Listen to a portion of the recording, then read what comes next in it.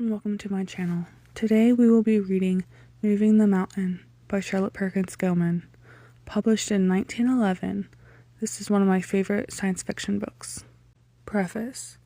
One of the most distinctive features of human mind is to forecast better things. We look before and after and pine for what is not.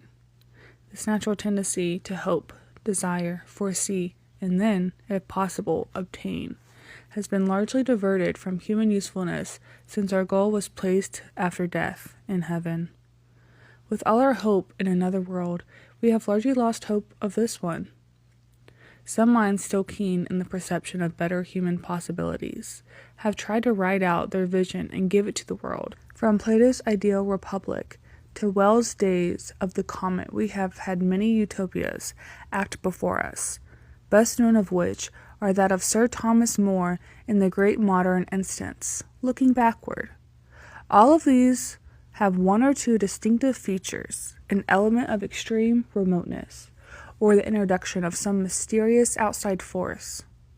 Moving the Mountain is a short distance utopia, a baby utopia, a little one that can grow. It involves no other change than a change of mind, the mere awakening of people, especially the women, to existing possibilities. It indicates what people might do, real people, now living, in 30 years, if they would. One man truly aroused and redirecting his energies can change his whole life in 30 years. So can the world. Chapter 1. On a gray, cold, soggy Tibetan plateau stood glaring at one another two white people, a man and a woman. With the first, a group of peasants, with the second, the guides and carriers of a well-equipped exploring party. The man wore the dress of a peasant, but around him was a leather belt, old, worn, battered, but a recognizable belt of no Asiatic pattern, showing a heavy buckle made in twisted initials. The woman's eye had caught the sunlight on this buckle before she saw the heavily bearded face under the hood was white. She pressed forward to look at it. "Where did you get that belt?" she cried, turning for the interpreter to urge her question. The man had caught her voice, her words.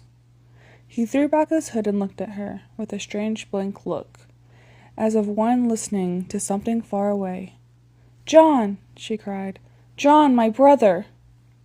He lifted a groping hand to his head, made a confused noise that ended in almost a shout of, "Nellie?" reeled and fell backward. When one loses his mind, as it were, for 30 years and finds it again, when one wakes up, comes to life, recognizes oneself an American citizen 25 years old. No, this is what I find it so hard to realize. I am not 25. I am 55. Well, as I was saying, when one comes to life again, like this, and has to renew an acquaintance with one's own mind, and a sudden, swarming rush of hurrying memories, that is a good deal of pressure for a brain so long unused.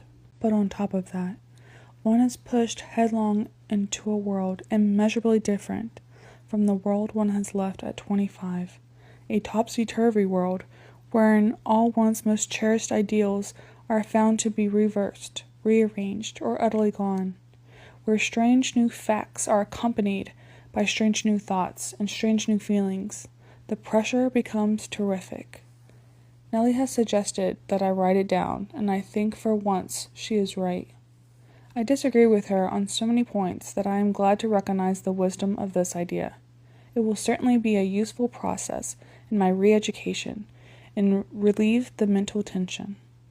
So it began with my first life, being now in my third. I am the only son of a Methodist minister of South Carolina. My mother was a Yankee. She died after my sister Ellen was born, when I was 7 years old. My father educated me well. I was sent to a small southern college and showed such a talent for philology that I specialized in ancient languages, and after some teaching and taking of various degrees, I had a wonderful opportunity to join an expedition into India and Tibet. I was eager for a sight of those venerable races, those hoary scriptures, those time-honored customs. We were traveling through the Himalayas, and the last thing I remember was a night camp. and a 6-month-old newspaper from home. We had rejoicingly obtained it from a party we had met in the past. It was read and reread by all of us, even the advertisements, even the editorials, and in one of these I learned that Mrs. Eddy had been dead some time, and in another religion had burst forth and was sweeping the country, madly taken up by the women. That was my last news item. I suppose it was this reading and these discussions we had that made me walk into sleep that night.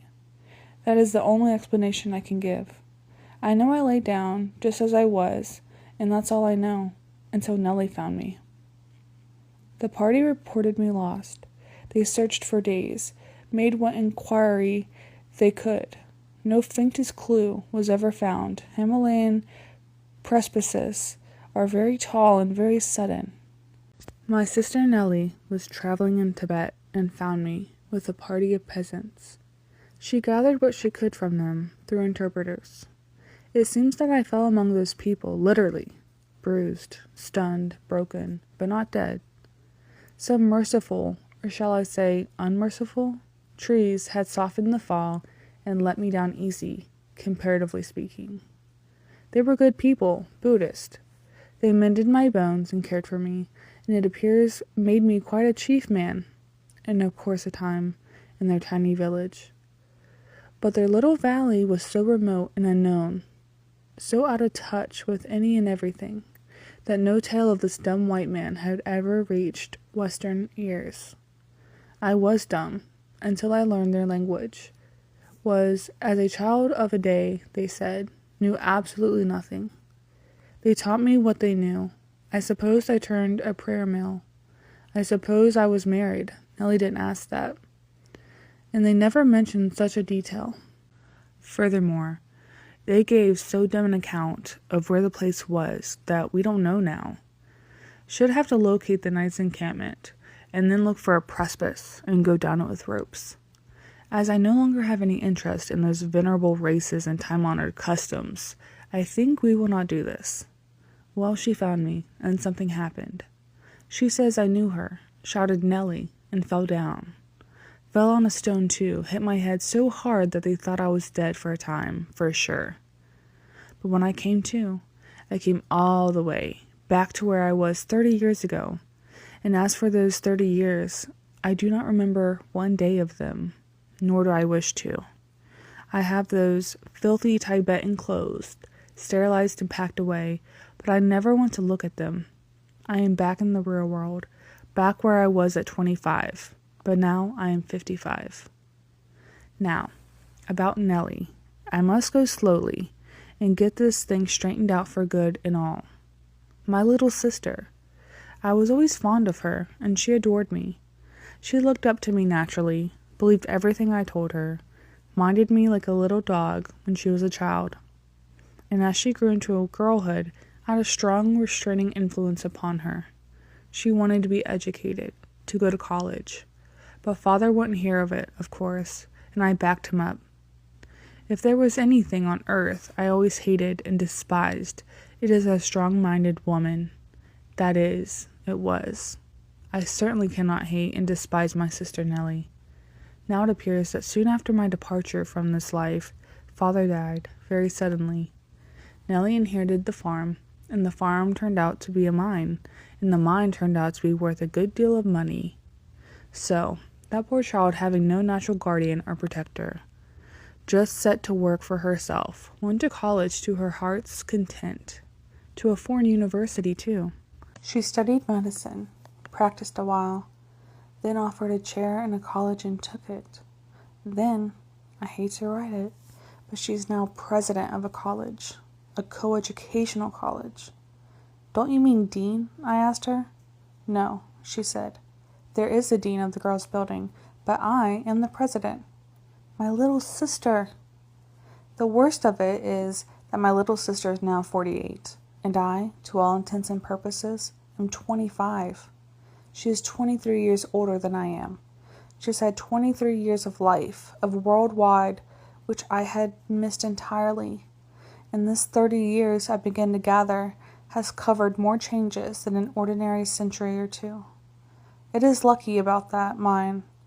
At least I shall not have to worry about money, I said to her, when she told me about the increased fortune. She gave me one of those little queer smiles, as if she had something up her sleeve, and said, "No, you won't have to worry about money in the least." Having all the medical skills of hers in the background, she took excellent care of me up there on those dreary plains and hills, brought me back to the coast by easy stages, and home on one of those new steamers. But I mustn't stop to describe the details of each new thing I notice. I have sense enough myself, even if I'm not a doctor, to use my mind gradually, not to swallow too fast, as it were.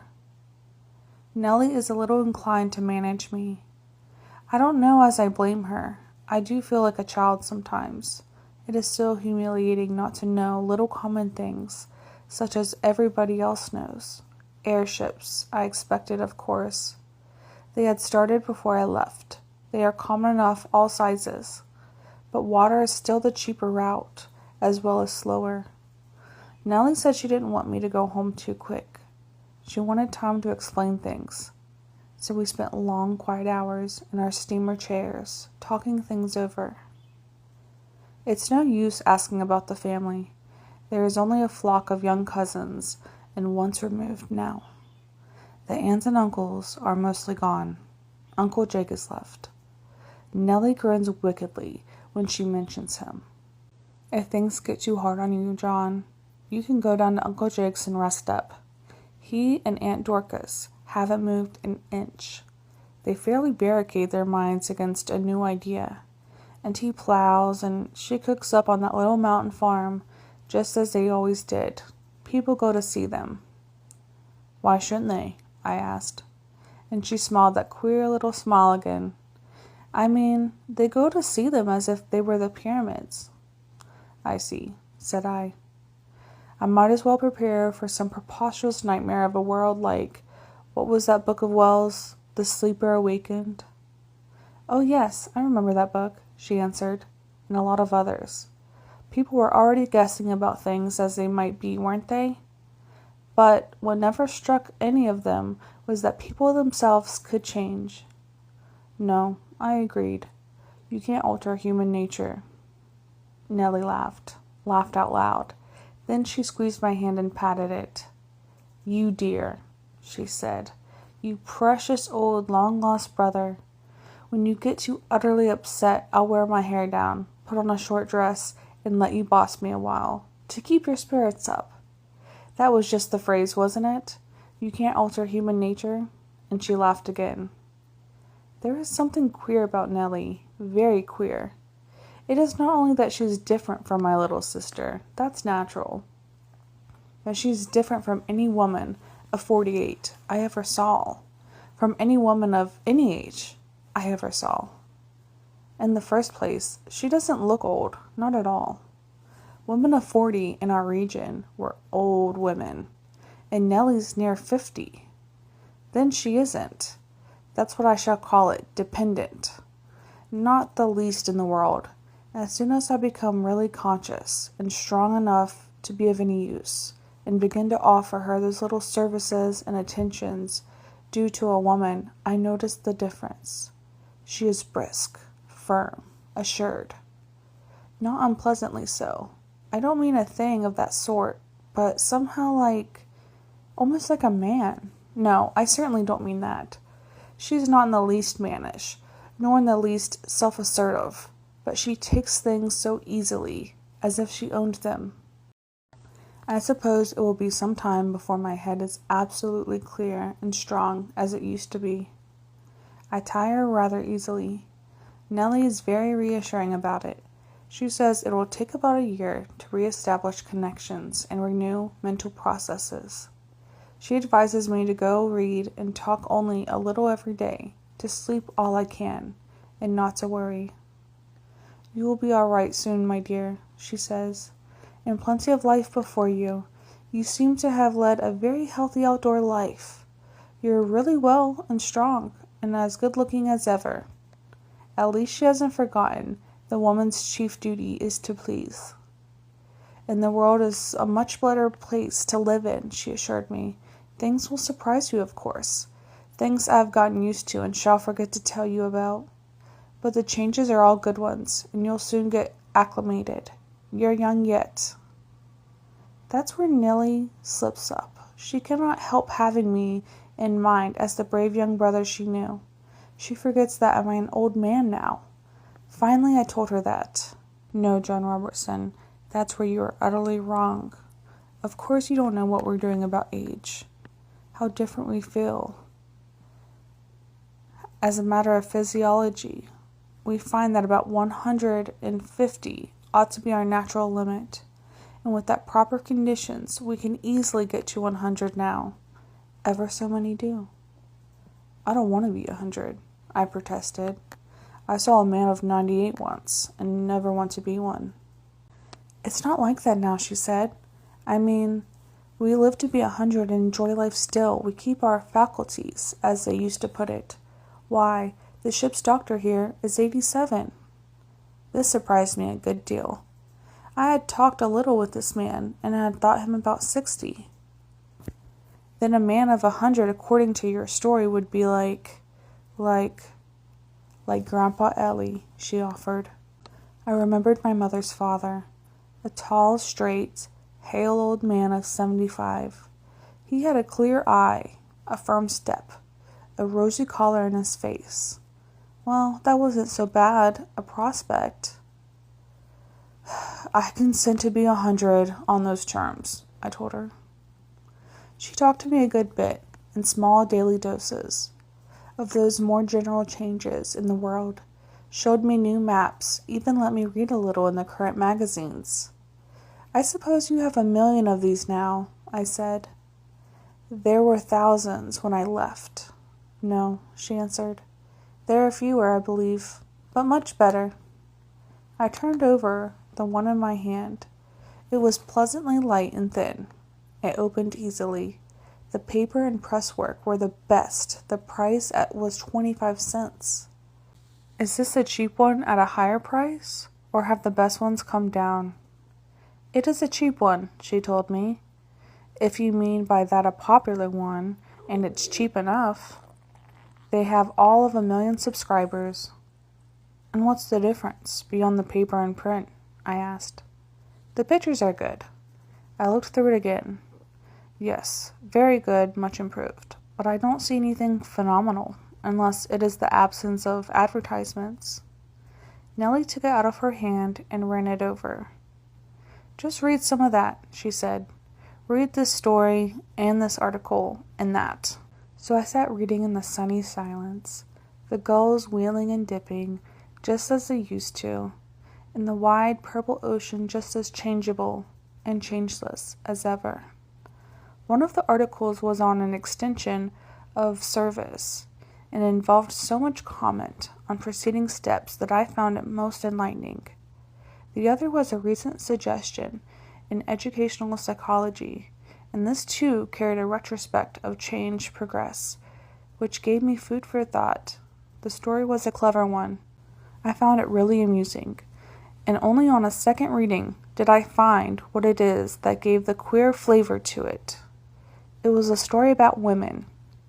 2 women who were in business partnership with their adventures, singingly and together. I looked through it carefully. They were not even girls. They were not handsome. They were not in the process of being married. In fact, it was not once mentioned whether they were married or not, ever had been, or ever wanted to be. Yet, I found it amusing. I laid the magazine on my rug-bound knees and meditated. A queer, sick feeling came over me, mental, not physical. I looked through the magazine again. It was not what I should have called a woman's magazine. Yet, the editor was a woman, most of the contributors were women, and in all the subject matter I began to detect allusions and references of tremendous import. Presently, Nellie came to see how I was getting on. I saw her approaching, a firm, brisk figure, well and becomingly dressed, with a tailored trimness and convenience, far indeed from the slim, graceful, yielding girl I had once been so proud to protect and teach. "How soon do we get in, lady manager?" I asked her. "Day after tomorrow," she answered back promptly. Not a word about going to see or asking anyone. "Well, ma'am, I want to sit down here and tell me things right now. What am I to expect? Are there no men left in America?" She laughed. "No men? Why, bless you. There are as many men as there are women, and a few more, I believe. Not such an overplus as there used to be, but some to spare still. We had 1.5 million extra in your day, you know." "I'm glad to learn we're allowed to live," said I. "Now, tell me the worst. Are the men doing all the housework?" "You call that the worst, do you?" inquired Nellie, cocking her head to one side and looking at me affectionately. "Well, I guess it was pretty near the worst. No, dear, men are doing just as many kinds of business as they ever were." I heaved a sigh of relief and chucked my magazine under the chair. I'd begun to think there weren't any men left. "And they still wear trousers, don't they?" She laughed outright. "Oh, yes. They wear just as many trousers as they did before." "And what do women wear?" I demanded suspiciously. "Whatever clothing their work demands," she answered. "Their work? What kind of work do they do?" "All kinds. Anything they like." I groaned and shut my eyes. I could see the world as I left it, with only a small portion of malcontents and a large majority of contented and happy homes, and then I saw this awful place I was coming to, with strange masculine women and subdued men.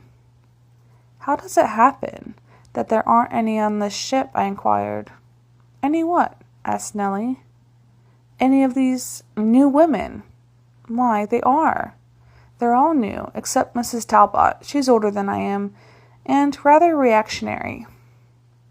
This Mrs. Talbot was a stiff, narrow-minded old lady, and I had liked her the least of any on board. "Do you mean to tell me that pretty Mrs. Exeter is one of the new kind?" "Mrs. Exeter owns and manages a large store, if that's what you mean." "And those pretty boarding girls?" "They do house decorating, have been abroad on business." "And Mrs. Green and Mrs. Sandwich?" "One of them is a hat designer, one is a teacher. This is toward the end of the vacation, and they're coming home, you see." "And Miss Elwell?"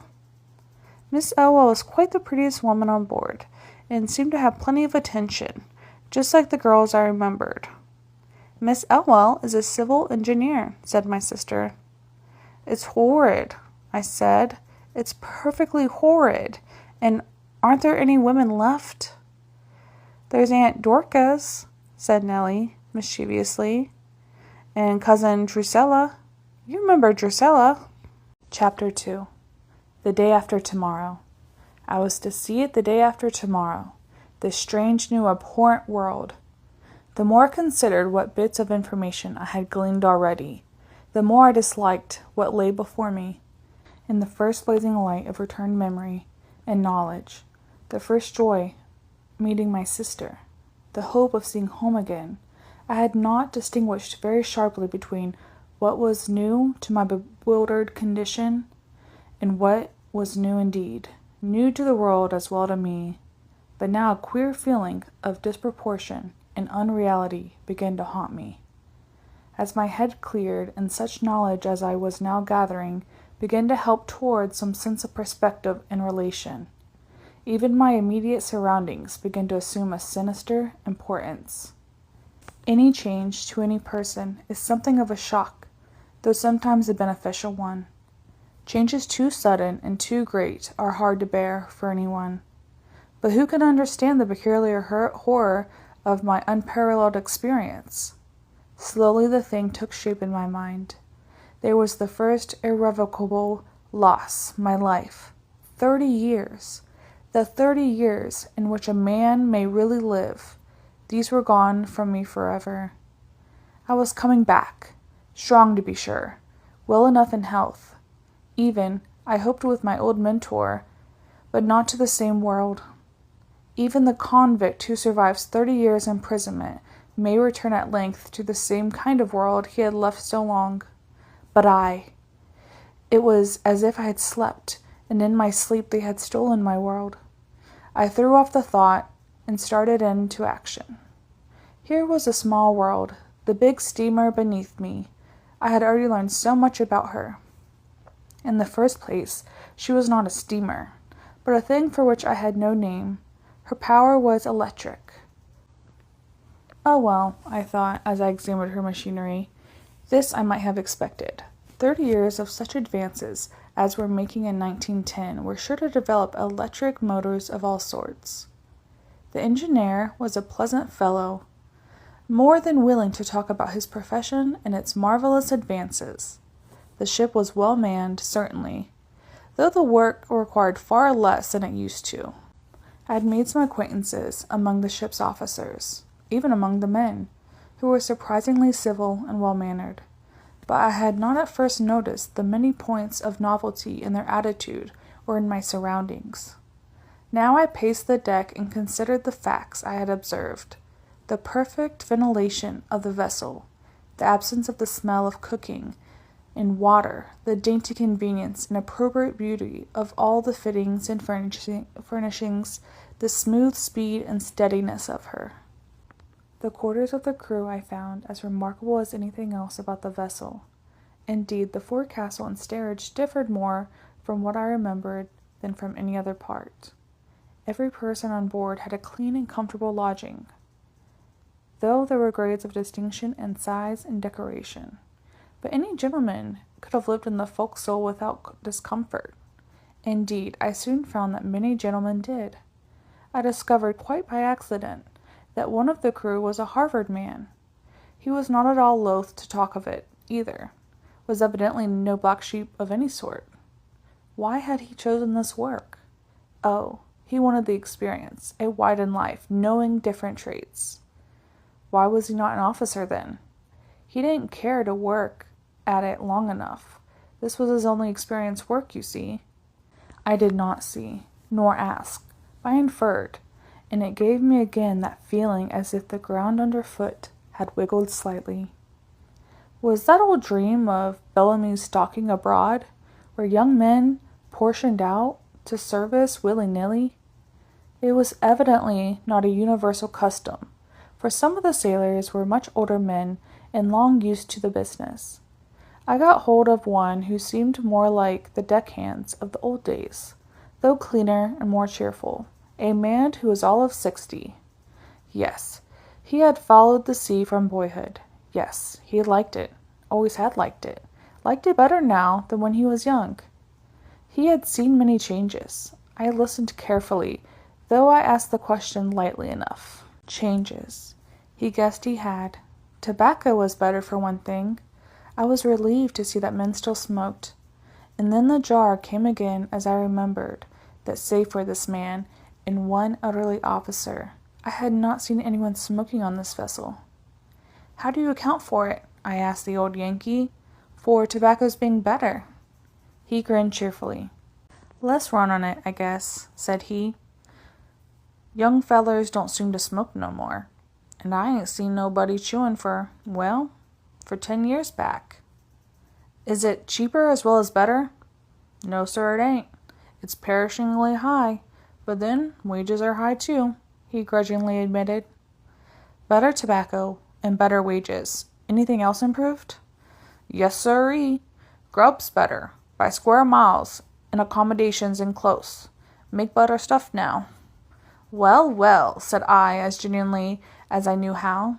That's very different from my young days. Then everybody older than I always complained about the manner of things, and told me how much better and cheaper things were when they were young.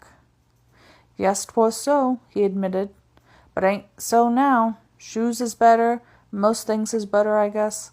Seems like water running uphill, don't it, sir? It did. I didn't like it. I got away from the old man and walked by myself, like Kipling's cat. Of course, I said to myself impatiently.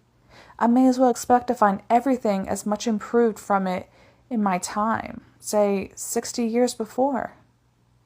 That sort of progress goes faster and faster. Things change, but people... And here's where I got this creepy sense of unreality. At first, everything was so strange to me, and my sister was so kind and thoughtful, so exquisitely considerate of my feelings and condition, that I had failed to notice this remarkable circumstance. So were the other people. It was like being in a house party of very nice persons. Kind, cheerful, polite. Here I suddenly realized that I had not seen a grouchy face, heard an unkind remark, felt, as one does, feel through silk and broadcloth, the sense of discontent and disapproval. There was one, the somewhat hard-faced old lady, Miss Talbot, of whom I had hopes. I sought her, and laid myself out to please her by the little attentions which are so grateful to an elderly woman from a young man. Her accepting these as a commonplace, her somewhat too specific inquiries about my health, suddenly reminded me that I was not a young man. She talked on while I made again the effort of readjustment, which was so hideously hard. Gone in a night, all my young manhood, gone untasted. Do you find it difficult to concentrate your attention? She was saying, a steely-eye fixed upon my face. I beg your pardon, madam. I fear I do. You were saying... I was saying that you will find many changes when you get back. I find them already, Mrs. Talbot. They rather loom up. It is sudden, you see. Yes. You've been away a long time, and I understand. In the Far East? Mrs. Talbot was the first person who had asked me a question. Evidently hers were the manners of an older generation, and for once I had to admit that the younger generation had improved. But I recalled the old defensive armor against the old assaults. Quite a while, I answered cheerfully. Quite a while. Now, what should you think would impress me most in the way of change? The women, she answered promptly. I smiled and replied, bowing. I find them still charming. Her set face broke into a pleased smile. You do my heart good, she cried. I haven't heard a compliment in 15 years. Good heavens, madam, what are your men thinking of? It's not the men's fault, it's the women's. They won't have it. Are there many of these new women? There's nothing else except for a few old ones like me. I hastened to assure her that a woman like her would never be called old, and she looked as pleased as a girl. Presently, I excused myself and left her, with relief. It was annoying beyond measure to have the only specimen of the kind of woman I used to like turn out to be personally the kind I had never liked. On the opposite deck, I found Miss Elwell, and for alone at once.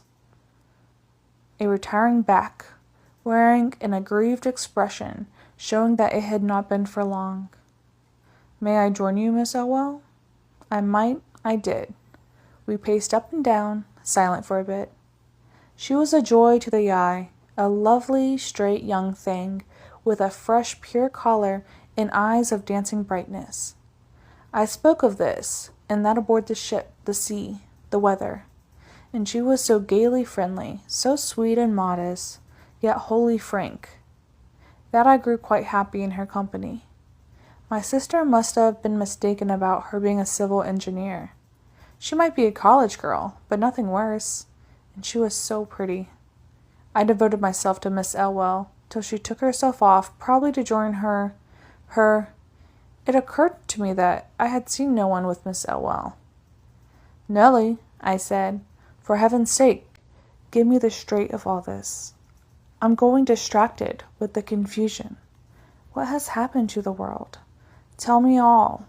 I can bear it, as the extinct novels used to say, but I cannot bear this terrible suspense. Don't you have novels any more? Novels? Oh yes, plenty. Better than ever were written. You'll find it splendidly worthwhile to read quite a few of them while you're getting oriented. Well, you want kind of a running historical sketch? Yes. Give me the outlines, just the heads, as it were. You see, my dear, it is not easy to get readjusted, even to the old things, and there were so many new ones. We were in our steamer chairs, most people dozing after their midday meal. She reached over and took my hands into hers and held it tight. It was comforting. This one live visible link between what was forever past and this uncertain future.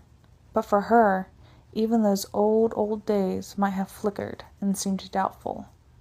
I should have felt like one swimming under the water and not knowing which way is up. She gave me solid ground underfoot at any rate. Whatever her place might be in this new world, she had talked to me only of the old one. In these long, quiet, restful days, she had revived in my mind the pleasant memories of our childhood together. Our little southern home, our patient, restrained northern mother, and the fine education she gave her schoolless little ones. Our high-minded and alas narrow-minded father, handsome, courteous, and flexible. Under Nellie's gentle leading, my long unused memory cells had revived like rain-washed leaves, and my past life had, at last, grown clear and steady. My college life, my old chum Granger, who had visited us once, our neighbors and relations, little gold-haired cousin Drusilla, whom I, in 10 years' proud seniority, had teased as a baby, played with, kissed goodbye, a slim, startled little figure when I left for Asia. Nellie had always spoken of things as I remembered them, and avoided and quietly refused to discuss the new aspects. I think she was right at first. "Come out with it," said I. "Come, have we adopted socialism?" I braced myself for the answer. "Socialism? Oh, why, yes. I think we did, but that was about 20 years ago." "And it didn't last? You proved the impractical folly of it? You've discarded it?" I sat up straight, very eager. "Why, no," said Nellie. "It's very hard to put these new things into old words. We've got beyond it." "Beyond socialism? Not anarchy?" "Oh, bless you, no, indeed. We understand the better what socialism meant, that's all. We have more, much more, than it ever asked. But we don't call it that." I did not understand. "It's like this," she said. "Suppose you had left a friend in the throes of a long courtship, full of ardor, of keen joy and keener anticipation. Then, returning, you say to your friend, 'Do you still have courtship?' And he says, 'Why, no, I'm married.' It's not that he has discarded it, proved it impractical folly. He had to have it. He liked it. But he's got beyond it." "Go on," I said. "I don't quite follow." She considered a bit. "Well, here's a more direct parallel. Back in the 18th century, the world was wild and about democracy. Democracy was going to do all these things for all the men. Then, struggles they acquired with some democracy set it going. It was a good thing, but it took time. It grew. It had difficulties. In the next century, there was less talk about all the heavenly results of democracy, and more definite efforts to make it work." This was clear.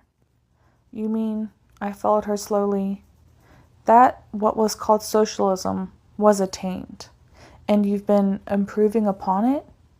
"Exactly, brother. You are on, as we used to say. But even that's not the main step."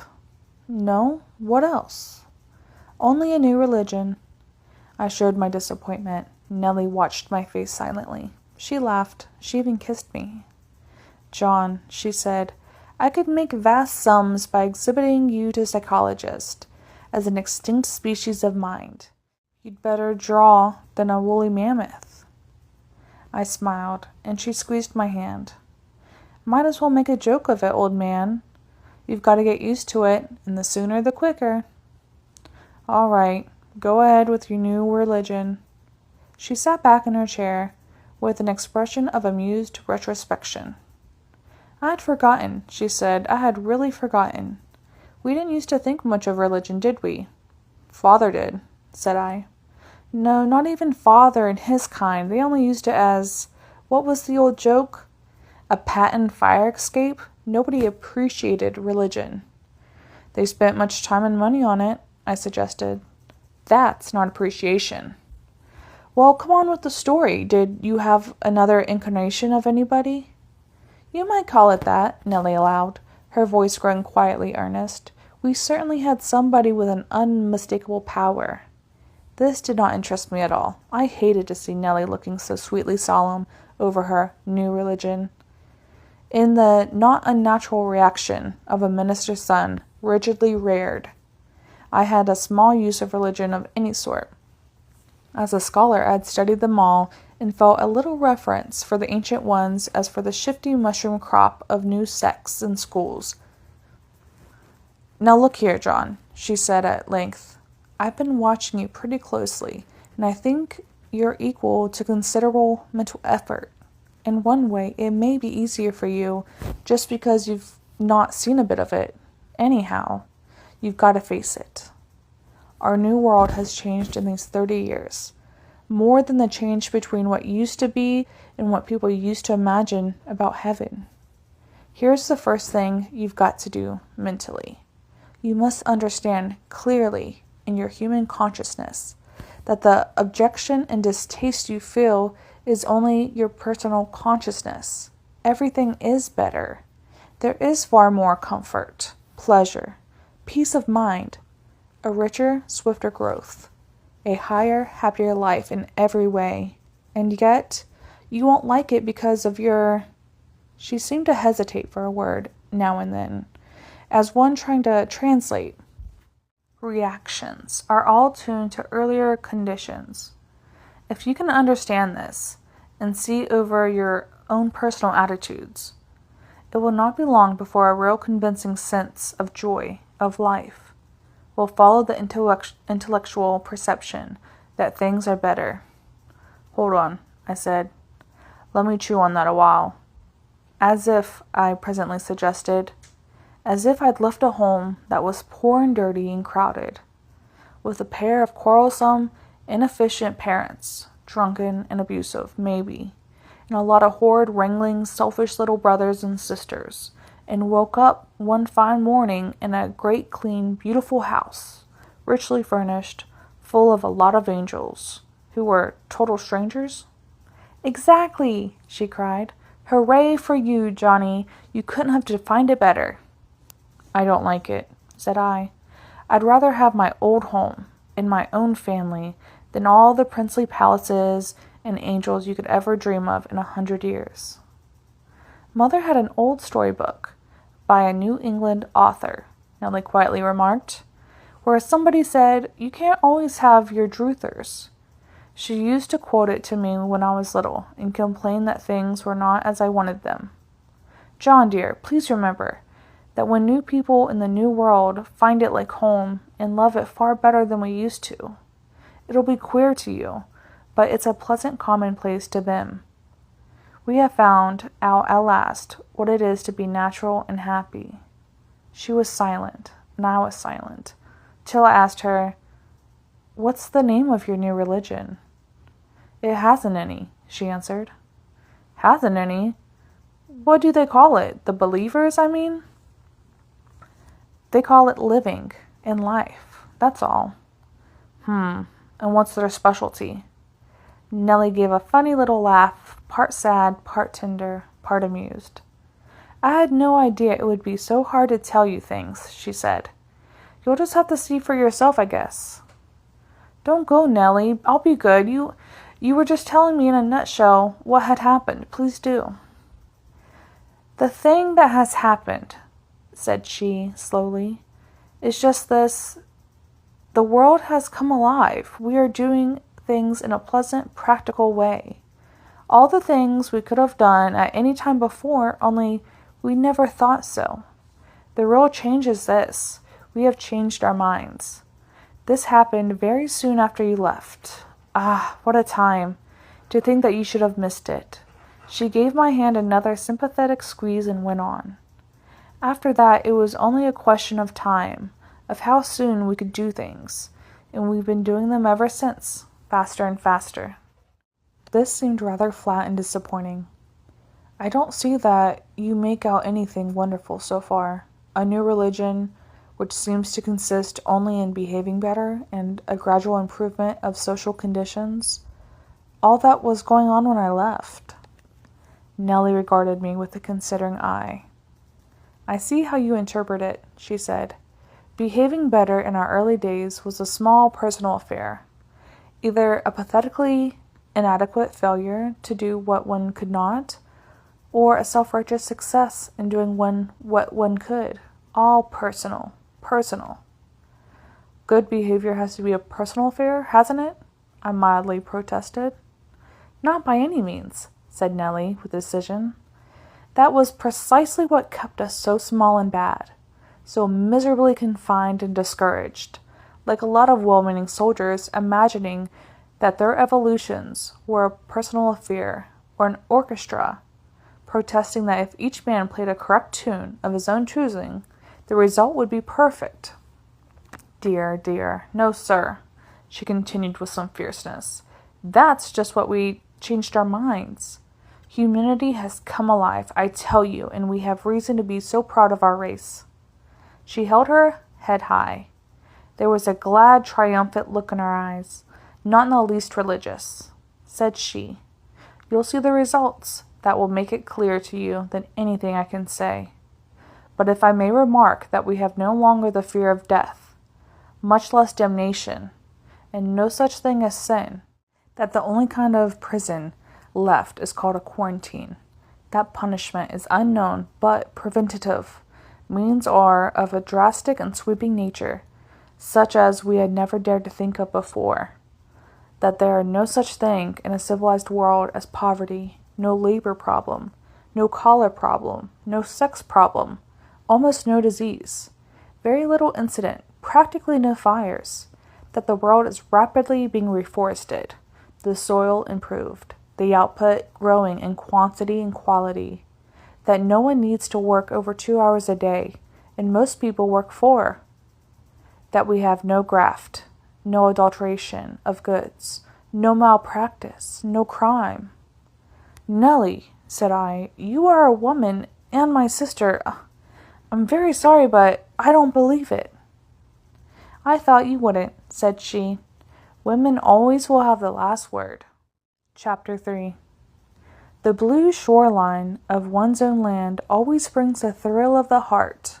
To me, buried exile as I had been, the heart leap was choking. Ours was a slow steamer, and we did not stop at the Montauk, where the mail and the swiftest travelers landed, nor in Jamaica Harbor with the immigrants. As we swept along the sunny level spaces of the South Shore, Nellie told me how Long Island was now the reception room of our country, instead of poor, brutal little Ellis Island. The shores are still mostly summer places, she said. One of the most convincing of our early lines of advance was started on the South Shore, and there are plenty of country clubs, home parks, and things like that, but the bulk of the island toward the western end is an experiment station in applied sociology. I was watching the bright shore hungrily. With a glass I could see many large buildings, not too closely yet. I should think it would spoil the place for homes, I said. Nellie had a way of listening to my remarks, kindly and pleasantly, but as if I were somehow a long way off, and she was trying to grasp what I said. In a way it did at first, she explained, but even then it meant just as many homes for other people, and now it means so much more. She hesitated a moment. You're in for a steady course of remarks from now on. Everybody will explaining things and bragging about them. We haven't outgrown some of the smaller vices, you see.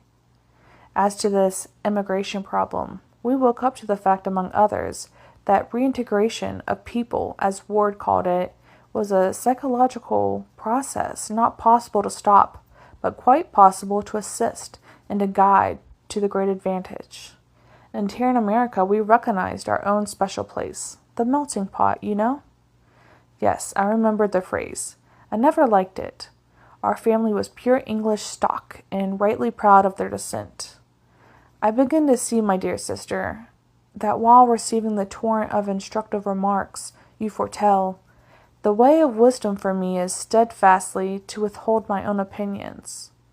Nellie laughed. You always had a long head, John. Well, whether you like it or not, our people saw their place in power at last and rose to it. We refuse no one. We have discovered as many ways of utilizing human waste as we used to have for waste products of coal tar. You don't mean to say idiots and criminals, I protested. Idiots, hopeless ones, we don't keep any more, she answered gently.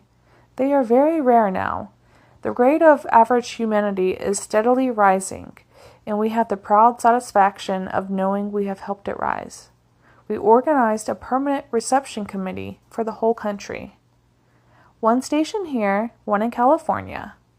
Anybody could come, but they had to submit to our handling when they did come. We used to have a physical examination, didn't we? A rudimentary one. What we have now is a compulsory socialization. I stared at her.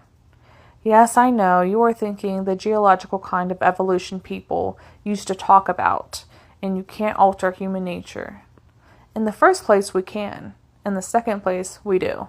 In the third place, there isn't much alteration needed as we used to think. Human nature is a pretty good thing. No immigrant is turned loose on the community till he or she is up to a certain standard, and the children we educate. We always did, didn't we? Always did? Why, brother, we didn't know what that word meant in your time. I shall be glad to follow that up, I assured her. Education was improving even in the old days, I remember. I shall be glad to see the schools. Some of them you won't know when you do see them, said Nellie. On Long Island, we have an agricultural and industrial stations, like, I think we had something like it in our Western colleges, which it was the fashion to look down upon. We have a graded series of dwellings where the use of modern conveniences is taught to the newcomers. Suppose they won't learn. They used to prefer to live like hogs, as I remember. Again, Nellie looked at me as if I were speaking to her from a distance. We used to say so, and I suppose we used to think so, but some of us... But now we know better. These people are not compelled to come to our country, but if they come, they know what they have to do, and they do it. You may have noticed that we have no steerage. I had noticed. They have decent surroundings from the first step. They have to be antiseptically clean, they and all their belongings, before entering the ship. But what an awful expense, I ventured. Suppose you keep cattle, John, and knew how to fatten and improve them, and suppose your ranch was surrounded by strays, mavericks, anxious to come in. Would you call it an expense to add to your herd? You can't sell people, no, but you can profit by their labor. That sounds like the same old game. I should think your socialism would have put an end to that. Socialism did not alter the fact that wealth comes from labor, she replied. All these people work. We provide the opportunity for them. We train them to a higher efficiency, especially the children. The very best and wisest of us are proud to serve there, as women used to be proud when they were invited to help receive some personage. We receive humanity and introduce it to America. What they produce is used to cover the expense of their training, and also to lay up a surplus for themselves. They must produce more than they used to, observed I dryly. They do, said Nellie. You might as well finish this thing up, I said. Then when people talk to me about immigration, I can look intelligent and say, I know about that. And really, I'm interested. How do you begin with them? When they come into Jamaica Harbor, they see a great crescent of white piers, each with its gate. We'll go and see them some day, splendid arches, with figures on them, like the ones they used to put up for the triumphs. There's the German gate, and the Spanish gate, and the English gate, and the Italian gate, and so on. There is a welcome in their own language, and instruction in ours. There is a physical examination, the most searching and thorough, microscopic, chemical. They have to come up on a certain standard before they are graduated, you see. Graduated? Yes, we have a standard of citizenship now, an idea of what people ought to be and how to make them so. Dear me, to think that you don't know about that. I shouldn't think they'll stand for it, all this examination and so on. No country on earth offers so much happiness to its people. Nowhere else. Yet, is there a good opportunity to be helped up? To have real scientific care? Real loving study and assistance? Everybody likes to be made the most of. Everybody, nearly, has the feeling that they might be something better if they had a chance. We give them the chance. Then I should think you'd have all their creation on your hands at once. And depopulate the other nations? They had something to say about that. You see, this worked all sorts of ways. In the first place, when we got the worst and the lowest people, that left an average of better ones at home, people who could learn more quickly. When we proved what good stuff human nature was, rightly treated, they all took heart of grace and began to improve their own. Then, as our superior attractions steadily drew off the lower classes, that raised the value of those who remained. They were better paid, better thought of at home. As more and more people came to us, the other nations got rather alarmed and began to establish counter-attractions to keep their folks at home. Also, many other nations had better things than we did, you remember. And finally, most people love their own country better than any other, no matter how good. Now, the balance of population is not seriously altered. Still, with such an influx of low-grade people, you must have a torrent of increasing population in your hands. Again, the odd listening look, her head a little on the side. I have to keep remembering, she said. Have to recall what people wrote and said and thought in the past generation. The idea was that people had to increase like rabbits and would eat up the food supply. So wars and all the manner of cruel conditions were necessary to keep down the population. Wasn't that it? You are 20 years out, my dear, I rejoiced to assure her. We had largely passed that, and we were beginning to worry about decreasing birth rate among the more intelligent. It was only the lowest grade that kept on like rabbits, as you say. But it's that sort you seem to have been filling with.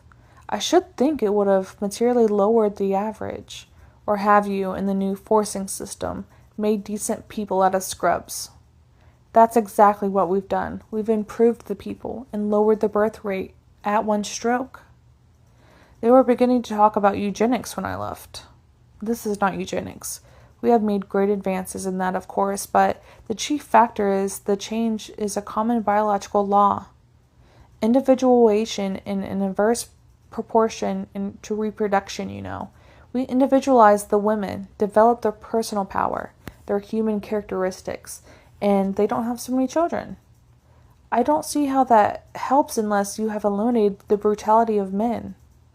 My dear brother, the brutality of men lowered the birth rate. It didn't raise it. One of the most undifferentiated peasant women would have had a baby every year if she was married to a saint. And she couldn't have more than a polyandry unless it were twins. No, the birth rate for women was to settle, and they have. Out of fashion to have children at all? No, John, you needn't sneer. We have better children than that were ever born on earth before, and they grade higher every year. But we are approaching a balanced population. I didn't like the subject, and turned to the clear skyline of the distant city. It towered as of old, but seemed not so close-packed. Not one black cloud, and very few white ones. You've ended the smoking nuisance, I'm glad to see. Has steam gone too? We use electricity altogether in all our cities now. It occurred to us that to pipe a leaking death in every bedroom, to thread the city with poison, fire, explosion was foolish. Defective wiring was used to cause both death and conflagration, was it? It did, she admitted. But it is not defective anymore. Is the coal all gone? No, but we burn it at the mines by a process which does not waste 90% of the energy and transmit the power. For all of New York? Oh, no. New York has enough water power, you see. The tide mills are enough for this whole region. They solved the tide mill problem, did they? Yes. They are innumerable mechanical advances, of course. You'll enjoy them. We were near enough to see the city clearly. What a splendid waterfront, I cried. Why, this is glorious. It surely was. The wide shores swung away, glittering in the pure sunlight. Staten Island lay behind us, a vision of terraced loveliness. The Jersey shore shone clear, no foul pall of oil smoke overhanging. The Brooklyn banks were banks of palaces, and Manhattan itself towered royally before us, all bordered with the broad granite piers. Marginal mile after mile of smooth-running granite embankment, quoted Nellie. Broad steps of marble descending for the people to enter the water. White pillared piers. Look at the water! I cried suddenly. It's clear! Of course it's clear, she agreed laughingly. This is a civilized country, I tell you. I looked and looked. It was blue and bright in the distance. It was a clear, soft green beneath us. I saw a fish sleep. So far I'm happy with you anyhow, said I. That certainly is a big step and looks like a miracle. New York Harbor, clean. How about customs? I asked as we drew in. Gone. Clean forgotten. With a lot of other foolishness. The airships settled that. We couldn't plant custom houses in the air, you see, along 10,000 miles of coast and border. I was watching the shore. There were plenty of people about, but strangely gay of aspect in gray-colored raiment. I could see the amusement piers, numbers of them, some evidently used as gymnasia, and some there were dancing. Motor cars of all descriptions ran swiftly and quietly about. Airships, large and small, floated off to the north and west mostly. The water was freckled with pleasure boats. I heard singing and music. Some new holiday? I ventured. Not at all, said my sister. It is afternoon. She watched me. It is afternoon, she repeated. Let that sink in. It sank in. Slowly. Do you mean that no one works in the afternoon? No one, except those who don't work in the morning. Some kinds of work can't stop, of course, but most kinds can. I told you before, no one has to work more than 2 hours a day. Most people work 4. Why? She saw my unbelievingly stare. Because we like to. Also because we are ambitious, she went on. I told you of the gain we've made in the civilized world. Not all of it civilized. We are still missionaryingly, and while there is a need to help anywhere on earth, most of us work overtime. Also, it lays up public capital. We are planning some vast undertakings and gives a wider margin for vacations. I was thinking in a hazy way of a world that was not tired, not driven, no nose on any grindstone. Of a people who only had to work 2 hours, and worked 4. Yet there was every evidence of increased wealth. Suddenly, Nellie gave a joyous little cry. Why, there's Owen! She waved her little veil. And there's Gerald and Hallie. She fairly danced with pleasure. I could see a big grayish man madly waving his hat down there, and 2 young folks hopping up and down and flourishing handkerchiefs. Oh, how good of him, she cried. I never dreamed they'd be here. Nellie, I said sternly, you never told me you were married. Why should I? She asked innocently. You never asked me. I had not. I had seen that she signed her name Ellen Robertson, and I knew she was president of a college. How could I imagine her married? Married she evidently was, and even her long-lost brother was forgotten for a moment as the big man engulfed her in his gray overcoat, and the tall son and daughter added their arms to the group. But it was only a moment, in the big brotherly grasp of my new relation's hand, the cordial nephewly grip, and the affectionate niece's kiss gave me a new and unexpected sense of the joys of homecoming. These were people, real people, as warm and kind and cheery as people ever were, and they greeted me with evident goodwill. It was Uncle John in no time, and Hallie in especial seized upon me as her own. I know Mother's got you all broken in by this time, she said, and that you are prepared for all manner of amazing disclosures. But Mother never told us how handsome you are, Uncle John. In vain is the net spread in sight of any bird, murmured young Gerald. Don't listen to him, uncle. I am perfectly sincere, she protested, leaning over to hug her mother again, and turning back to me with a confiding smile. Why, should I doubt such evident good judgment? Said I, and she slipped her hand into mine and squeezed it. Nellie sat there looking as proud and happy and motherly as anybody could, and a great weight rolled off her heart. Some things were left of my old world anyway. We talked gaily and excitedly on our way of immediate plans, rolling smoothly along broad open streets. A temporary conclusion was to stop at Hallie's apartment for the time being, and I was conscious of a distinct sense of loss to think of my new-found niece being already married. How still is it? I presently observed. Is that because it's afternoon too? Oh no, they assured me. We aren't as noisy as we used to be. These children don't know anything about what we used to have to put up with, said Owen. They never were in New York while it was screaming. You see, there are no horses. All surface vehicles are rubber-tired. The minor delivery and the freight all goes underneath on those silent monorails. The great city spread about us, clean as a floor, quiet as a country town by comparison with what I remembered, yet full of the stir and murmur of moving crowds. Everyone we passed or met looked happy and prosperous, and even my inexperienced eye caught a difference in costuming. There's no masquerade on, is there? I asked. Oh no, we all wear what we please, that's all. Don't you like it? Hallie asked. Generally, there appeared the trim short skirt I had noticed as so appropriate on shipboard. Here and there, a sort of Florentine gown, long, richly damasked, sometimes a Greekish flow of drapery. The men mostly knickerbockered. I couldn't deny that it was pleasant to the eye, but it worried me a little nonetheless. There's no hurry, John, said Nellie, always unobtrusively watching me. Some things you'll just have to get used to. Before I wholly accept this sudden new brother, I presently suggested, I'd like to know his name. Montrose. Owen Montrose. At your service, he said, bowing his fine head. Also, Jared Montrose and Hallie Robertson. Dear, dear, I protested. So it's come to that, hasn't it? It's come to that, and we still love each other, Nellie cheerfully agreed. But it isn't final. There's a strong movement on foot to drop hereditary names altogether. I groaned.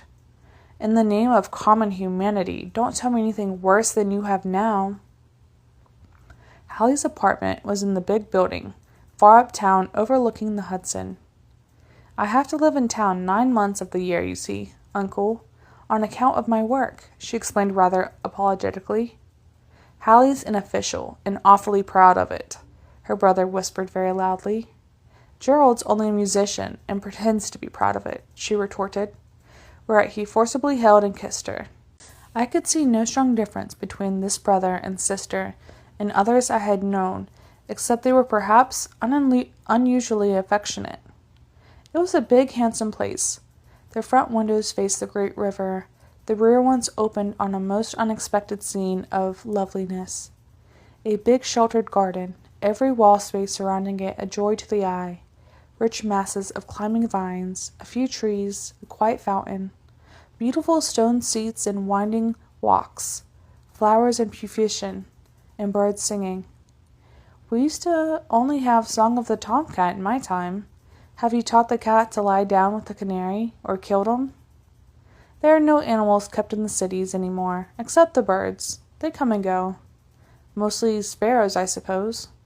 No, the sparrow went with the horse, Owen replied, and the mouse, and the fly, and the croton bug went with the kitchen. I turned with a gesture of despair. No homes left? I didn't say home, I said kitchen. Brace up, old man. We still eat, and better food than you ever dreamed of in your hungriest youth. That's a long story, Nellie here suggested. We mustn't crowd him. Let's get washed and rested, and we'll have some food you're boasting of. They gave me a room with the river window, and I looked out the broad current, changed only in its lovely clearness. Changeless, I started and seized the traveling glass still on its strap. The high cliffs reached away to the northward, still wooded, though sprinkled with buildings. The waterfront was green-parked, white-piered, rimmed with palaces, and the broken slopes terraced and garlanded in rich foliage. White cottages and larger buildings climbed and nestled along the sunny slopes, as on the cliffs of Capri. It was a place one would go far to see. I dropped my eyes to the nearer shore. Again the park, the boulevard, the gracious outlines of fine architecture. It was a beauty, undeniably beautiful, but a strange world to me. I felt like at a play. A plain, ordinary American landscape ought to not look like a theater curtain. Chapter 4. They called me to supper. Most of us have our heartiest meal in the middle of the day, said my sister.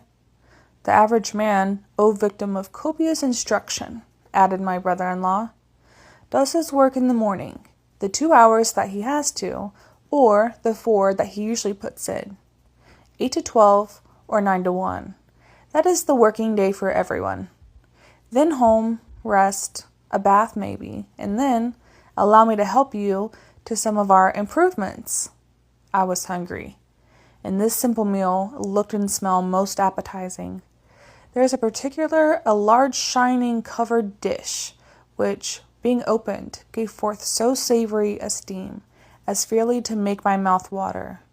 A crisp and toothsome bread was by my plate. A hot drink, which they laughingly refused to name, proved most agreeable. A suave, cool salad followed. Fruits, some of which were new to me, the most delicate little cakes, closed the meal. They would not tell me a thing, only saying, "Have some more," and I did. Not till I had eaten, with continuous delight, 3 helpings from the large dish, did I notice that it stood alone, so to speak. Nellie followed my eye with her usual prompt intelligence. "Yes," she said, "this is all, but we can send for other things in the twinkling of an eye. What would you like?" I leaned back in my chair and looked at her reproachfully. "I would like some of that salad. Not very much, please. And some of those products yonder, and one particular brown little cake, if I can hold it." Nellie smiled demurely. "Oh," she said mildly remarked, "I thought for a moment that our little supper seemed a scant to you." I glared at her, retorting, "Now I will not utter the grateful praises that were rising to my lips. I will even try to look critical and dissatisfied." And I did, but they all laughed. "It's no manner of use, Uncle John," cried my pretty little niece. "We saw you eat it." "It, indeed," I protested. "What is this undeniably easy-to-take concoction you have stuffed me with?"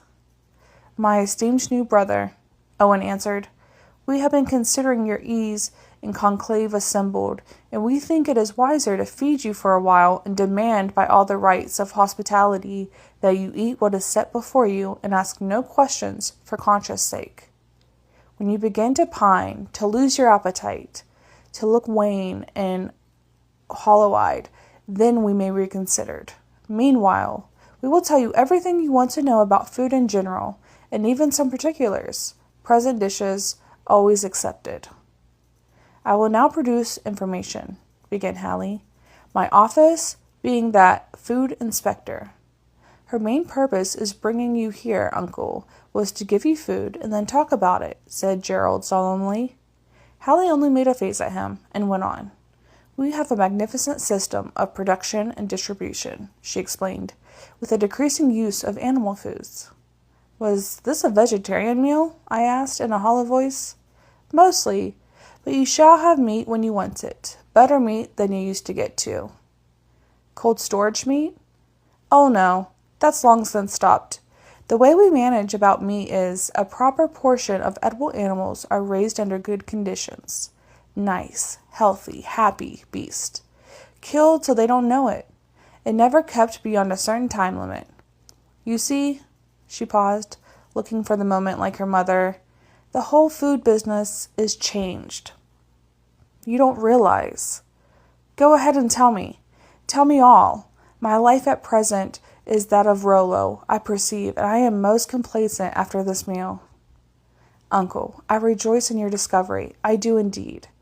You are an uncle after my own heart, said Gerald. So my fair niece, looking like any other charming girl in a pretty evening frock, began to expound her specialty. Her mother begged to interrupt for a moment. Let me recall to him things as they were, which you hardly know, you happy child. Don't forget, John, that when we were young, we did not know what good food was. I started to protest, but she shook her finger at me. No, we didn't, my dear boy. We knew what we liked, as the people said at the picture show, but that did not make it good in itself or good for us. The world was ill-fed. Most of the food was below par. A good meal was injurious, some absolutely poison. People sold poison for food in 1910. Don't forget that. You may remember the row that was beginning to be made about it. I admitted recalling something of the sort, though it had not been particularly interested me at the time. Well, the row went on and gained in force. The women woke up. If you have said that once since we met, my dear sister, you've said it 40 times. I wish you would make a parenthesis in this food discussions and tell me how, when, and why the women woke up.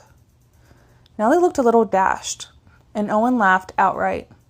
You stand up for your rights, John, he said, rising and slapping me on the shoulder. Let's go in the other room and settle down for a chin. It's our fate. Hold him till he sees our housekeeping, said Gerald. I stood watching while they rapidly placed our dishes, which I now noticed were very few, in a neat square case which stood on the side of the table. Everything went in and out of sight. Paper napkins from the same receptacle wiped the shining table. Then a smooth-running dumbwaiter took it out of sight. This is housework, said Nellie mischievously. I refused to be impressed. Come back to our mutants, I insisted. You can tell me about your domestic slight out of hand in due season. So we lounged in the large and pleasant parlor, the broad river before us, rimmed with starry lamps, sparkling everywhere in the lights of tiny pleasure craft, and occasionally the blaze and the wash of larger boats. I had a sense of pleasant well-being. I had eaten heartily, very heartily, yet was not oppressed. My newfound family pleased me well. The quiet room was beautiful in color and proportion, and as my eyes wandered idly over it, I noted how few in number and how harmonious were its contents, giving a sense of peace and spaciousness. The air was sweet. I did not notice then, as I did later, that the whole city was sweet-aired now, at least by comparison with the cities used to be. From somewhere came the sound of soft music, grateful to the ear. I stretched myself luxuriously with, Now then, Nellie, let her go. The women woke up. Some women were waking up tremendously before you left, John Robertson, only I dare say you never noticed it. They just kept on, faster and faster, till they all did. About all. There are still some dodos left, even yet, but they don't count, discredited grandmothers. And being awake, I gently suggested. In being awake, she paused for an instant, seeking an expression, and Gerald's smooth bass voice put it in. They saw their duty, and they did it. Exactly, his mother agreed, with a proudly loving glance at him. That's just what they did. And in regard to the food business, they recognized at last that it was their duty to feed the world, and that it was miserably done.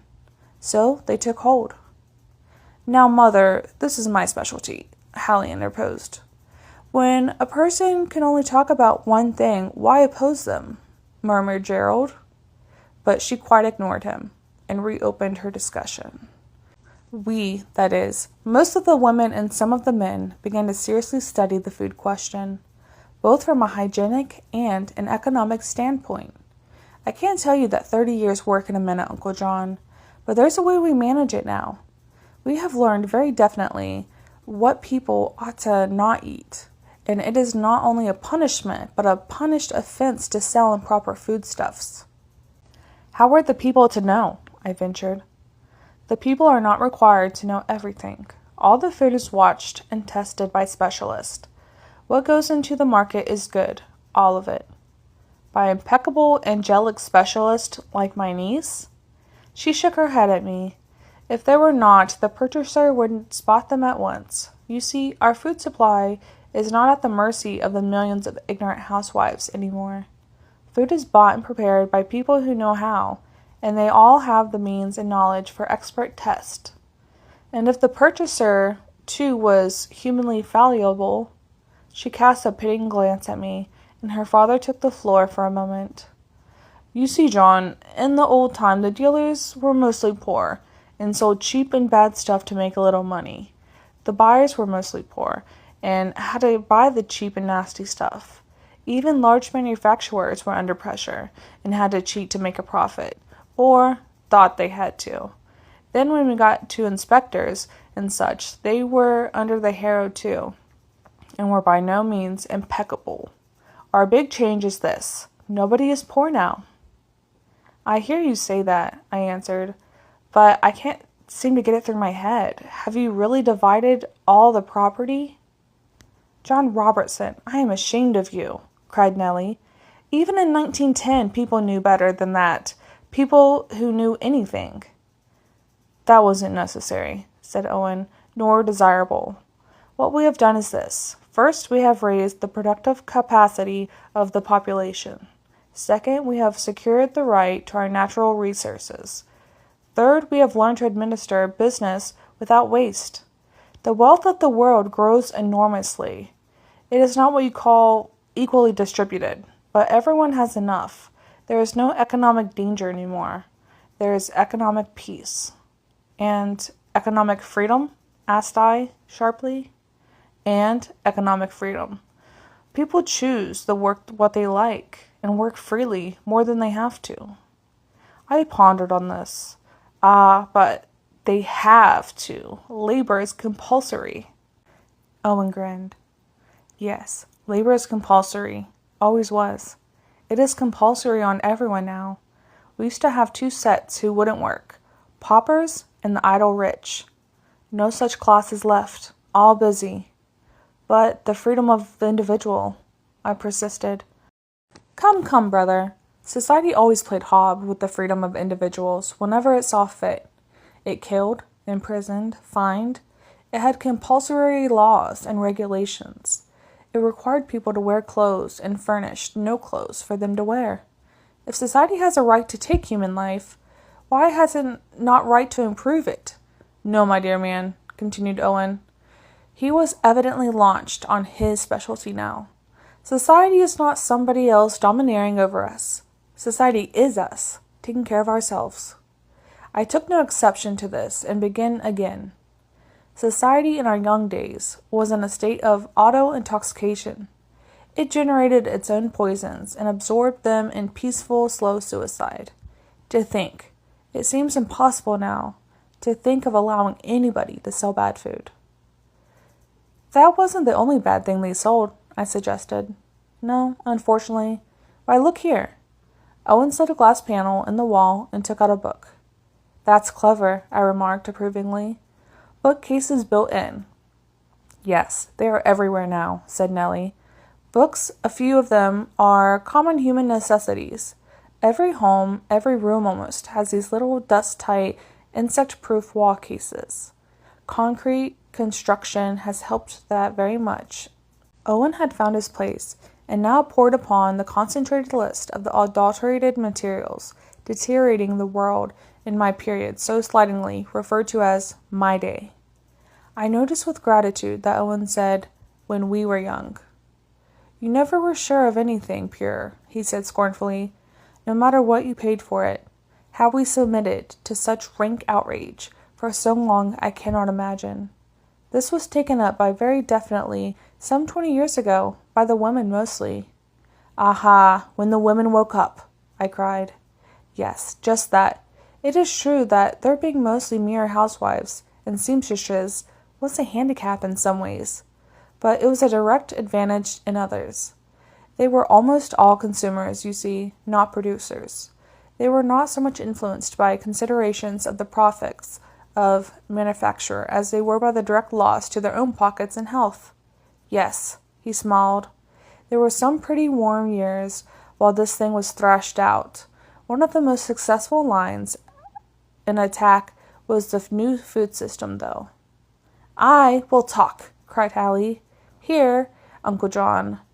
Up here, and fed him to repletion, and have him completely at my mercy. And then you have people butt in and do all the talking." "Go it, little sister. You're dead right," agreed Gerald. "You see, Uncle, it's one thing to restrain and prevent and punish, and another thing to substitute improvements." "Kindergarten methods?" I ventured. "Yes, exactly.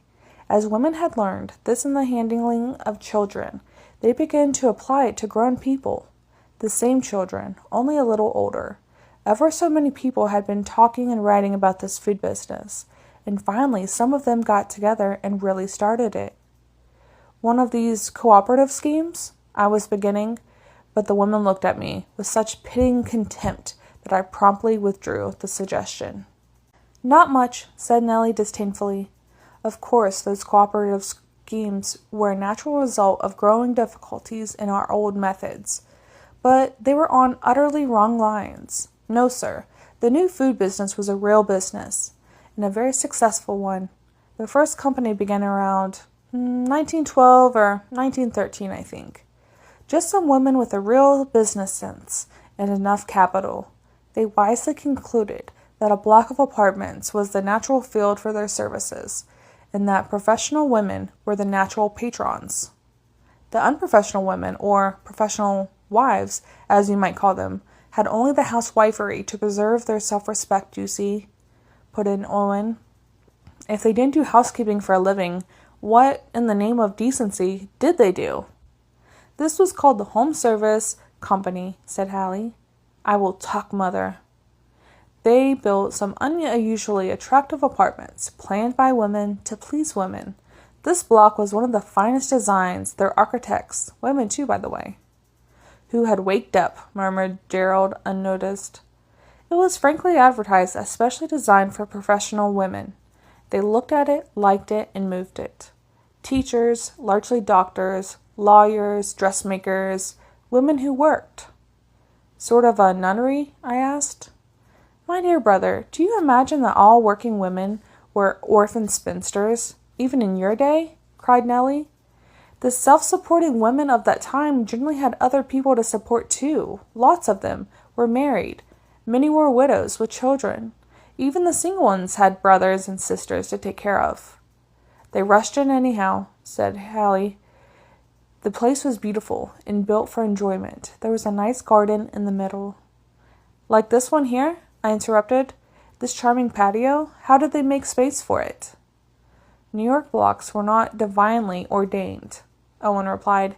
"It occurred to the citizens at last that they could bisect those 200 by 800 foot oblongs, and they did. Wide, tree-shaded, pleasant ways to run between the old avenues, and the blocks remaining are practically squares." "You noticed the irregular border of grass and shrubbery as we came up, didn't you, Uncle?" asked Gerald. "We forgot to speak about it because we are used to it." I did recall now that our ride had been not through monotonous stone-faced right-angled ravines, but along pleasant fronts of gracious-bearing buildings, whose skyline was a pleasure and street-line bordered greenly. "You didn't live here, and don't remember, maybe," Owen remarked, "but the regular thing uptown was one of those lean, long blocks, flat-faced and solid, built to the sidewalk's edge. If it was a line of private houses, they were bordered with the gloomy little stone-paved areas, and ornamented with ash cans and garbage pails. If the avenue end was faced with tall apartments, their lower margin was infested with a row of little shops, meat, fish, vegetables, fruit, with all their litter and refuse and flies and constant traffic. Now a residence block is a thing of beauty on all sides. The really necessary shops are maintained, but planned for in the building, and made beautiful. The fly-tainted meat markets no longer exist.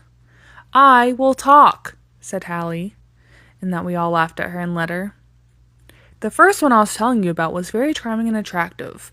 There were arrangements on the top floor for nurseries and child gardens, and the roof was for children all day. Evenings the grown-ups had it. Great care was taken by management in letting this part to the best professionals in child culture. There were big rooms too, for meetings and parties, places for billiards and bowling and swimming. It was planned for real human enjoyment, like a summer hotel. But I thought you said this place was for women, I ventured. Oh, Uncle John, and it has never occurred to you that women like to amuse themselves? Or that professional women have men relatives and men friends? There were plenty of men in the building, and plenty more to visit. They were shown how nice it was, you see, but the chief card was the food and service. This company engaged, at high wages, first-class houseworkers, and the residents paid for them by the hour. And they had a food service which was beyond the dreams of homes, of boarding houses. Your professional women must have been millionaires, I mildly suggested. You think so because you do not understand the food business, Uncle John. Nobody did in those days. We were so used to the criminal waste of individual housekeeping, with its pitiful low standards, and to monotonous low-grade restaurant meals, with their waste and extortion, that it never occurred to us to estimate the amount of profit there was really going in the business. These far-seeing women were pioneers, but not for long. Dozens are claiming first place now, just as they were early women's clubs. They established in that block a meal service that was so wonderful for excellence and for cheapness too, and people began to learn. I was impressed, but not convinced, and she saw it. Look here, Uncle John. I hate to use figures on a helpless listener, but you drive me to it. Then she reached for the bookcase and produced her evidence, sparingly, but with effect. She showed me that the difference between the expense of hiring separate service and the same number of people patronizing a service company was sufficient to reduce expenses to the patrons and leave a handsome payment for the company. Owen looked on, interpreting my ignorance. You never kept house, old man, he said, nor thought much about it, I expect, but you can figure this out for yourself easily enough. Here were 100 families, equal to, say, 500 persons. They hired 100 cooks, of course, paid them something like $6 a week, call it $5 on average. There's 500 a week, just for cooks, $26,000 a year. Now, as a matter of fact, our learned daughter tells us this, 10 cooks are plenty for 500 persons. At the same price would cost $1,300 a year. 10 are plenty and to spare, said Hallie, but we pay them handsomely. One chef at $3,000, 2 next best at $2,000 each, $4,000, 2 at $1,000 apiece, $2,000, 5 at $800, $4,000, and that's $13,000, half what we paid before, and the difference in service between a kitchen maid and a scientific artist. 50% saved on wages, and 500% added to skill, Owen continued. And you can go right on and add 90% saving in fuel, 90% in plant, 50% in utensils, and see how much it is? Hallie materials? Hallie looked very important. Even when they first started, when food was shamefully expensive and required all the manner of tests and examinations, the saving was all of 60%. Now it is fully 80%. That makes a good deal of all told, Uncle John, Gerald quietly remarked, handing me a piece of paper. You see, it does leave a margin of profit. I looked rather helplessly at the figures, also at Hallie. It is a shame, Uncle, to hurry you so, but the sooner you get these little matters clear in your head, the better. We have these great food furnishing companies now all over the country, and they have market gardens and dairies and so on of their own. There is a food bureau in every city, and a national food bureau in international relations. The best scientific knowledge is used to study food values and to improve old materials and develop new ones. There is a tremendous gain. But do people swallow things as directed by the government? I protested. Is there no chance to go and buy what you want to eat it when you want it? They rose to their feet with one accord. Gerald seized me by the hand. "Come on, Uncle," he cried. "Now is as good time as any. You shall see our food department.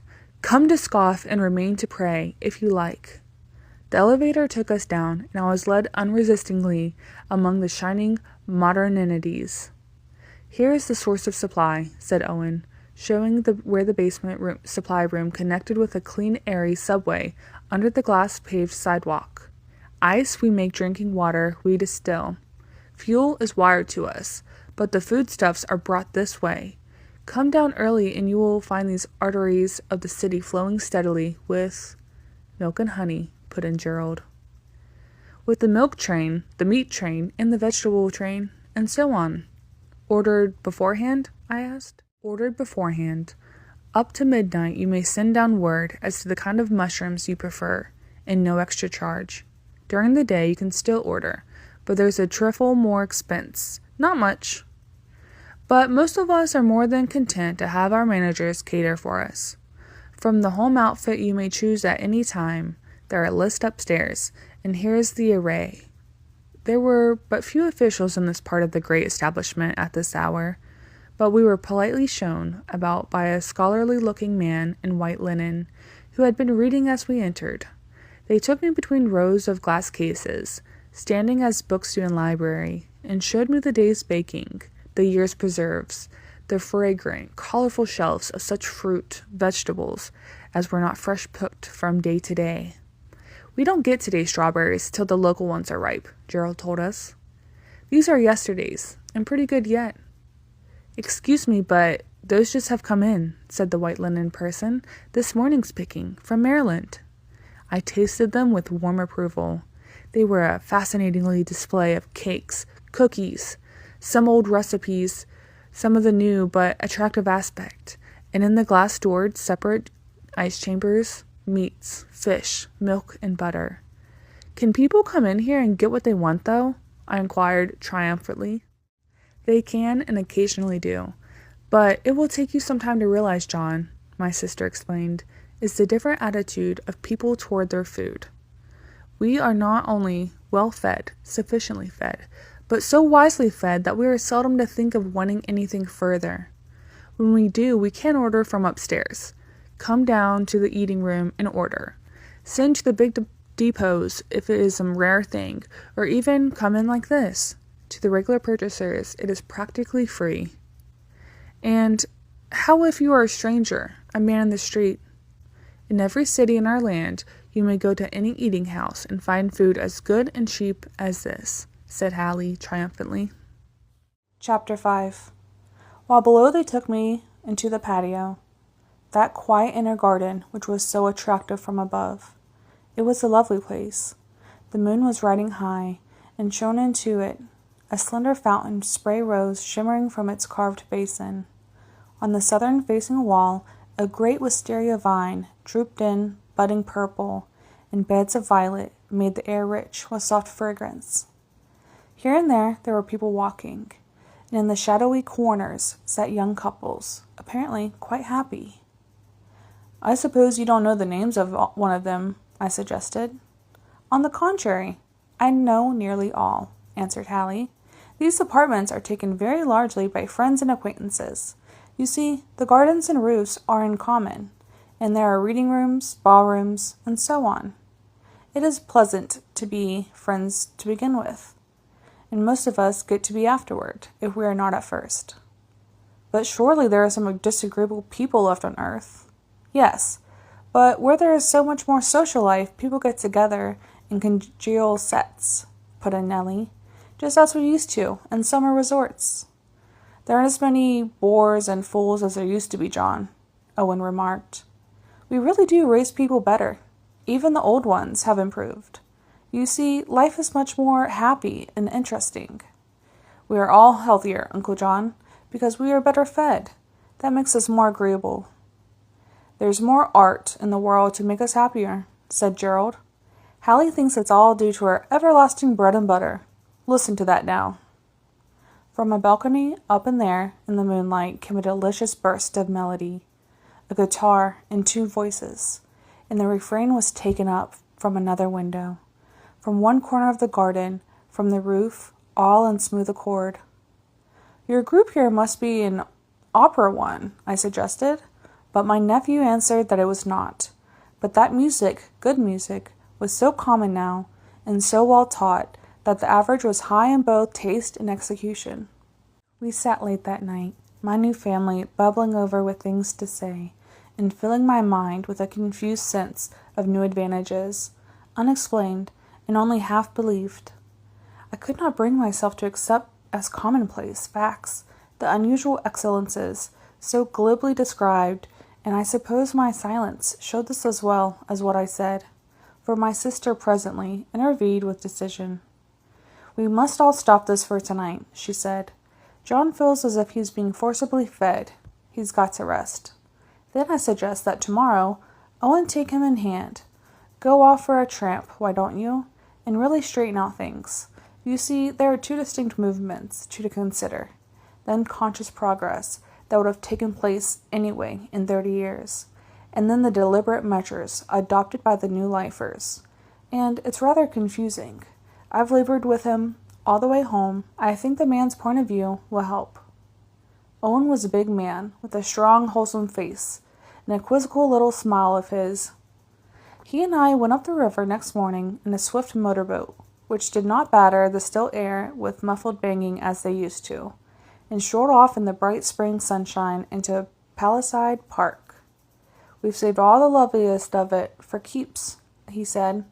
"Out here where the grass and trees are just as they used to be, you won't be bothered, and one expetor will be easier to handle than four at once.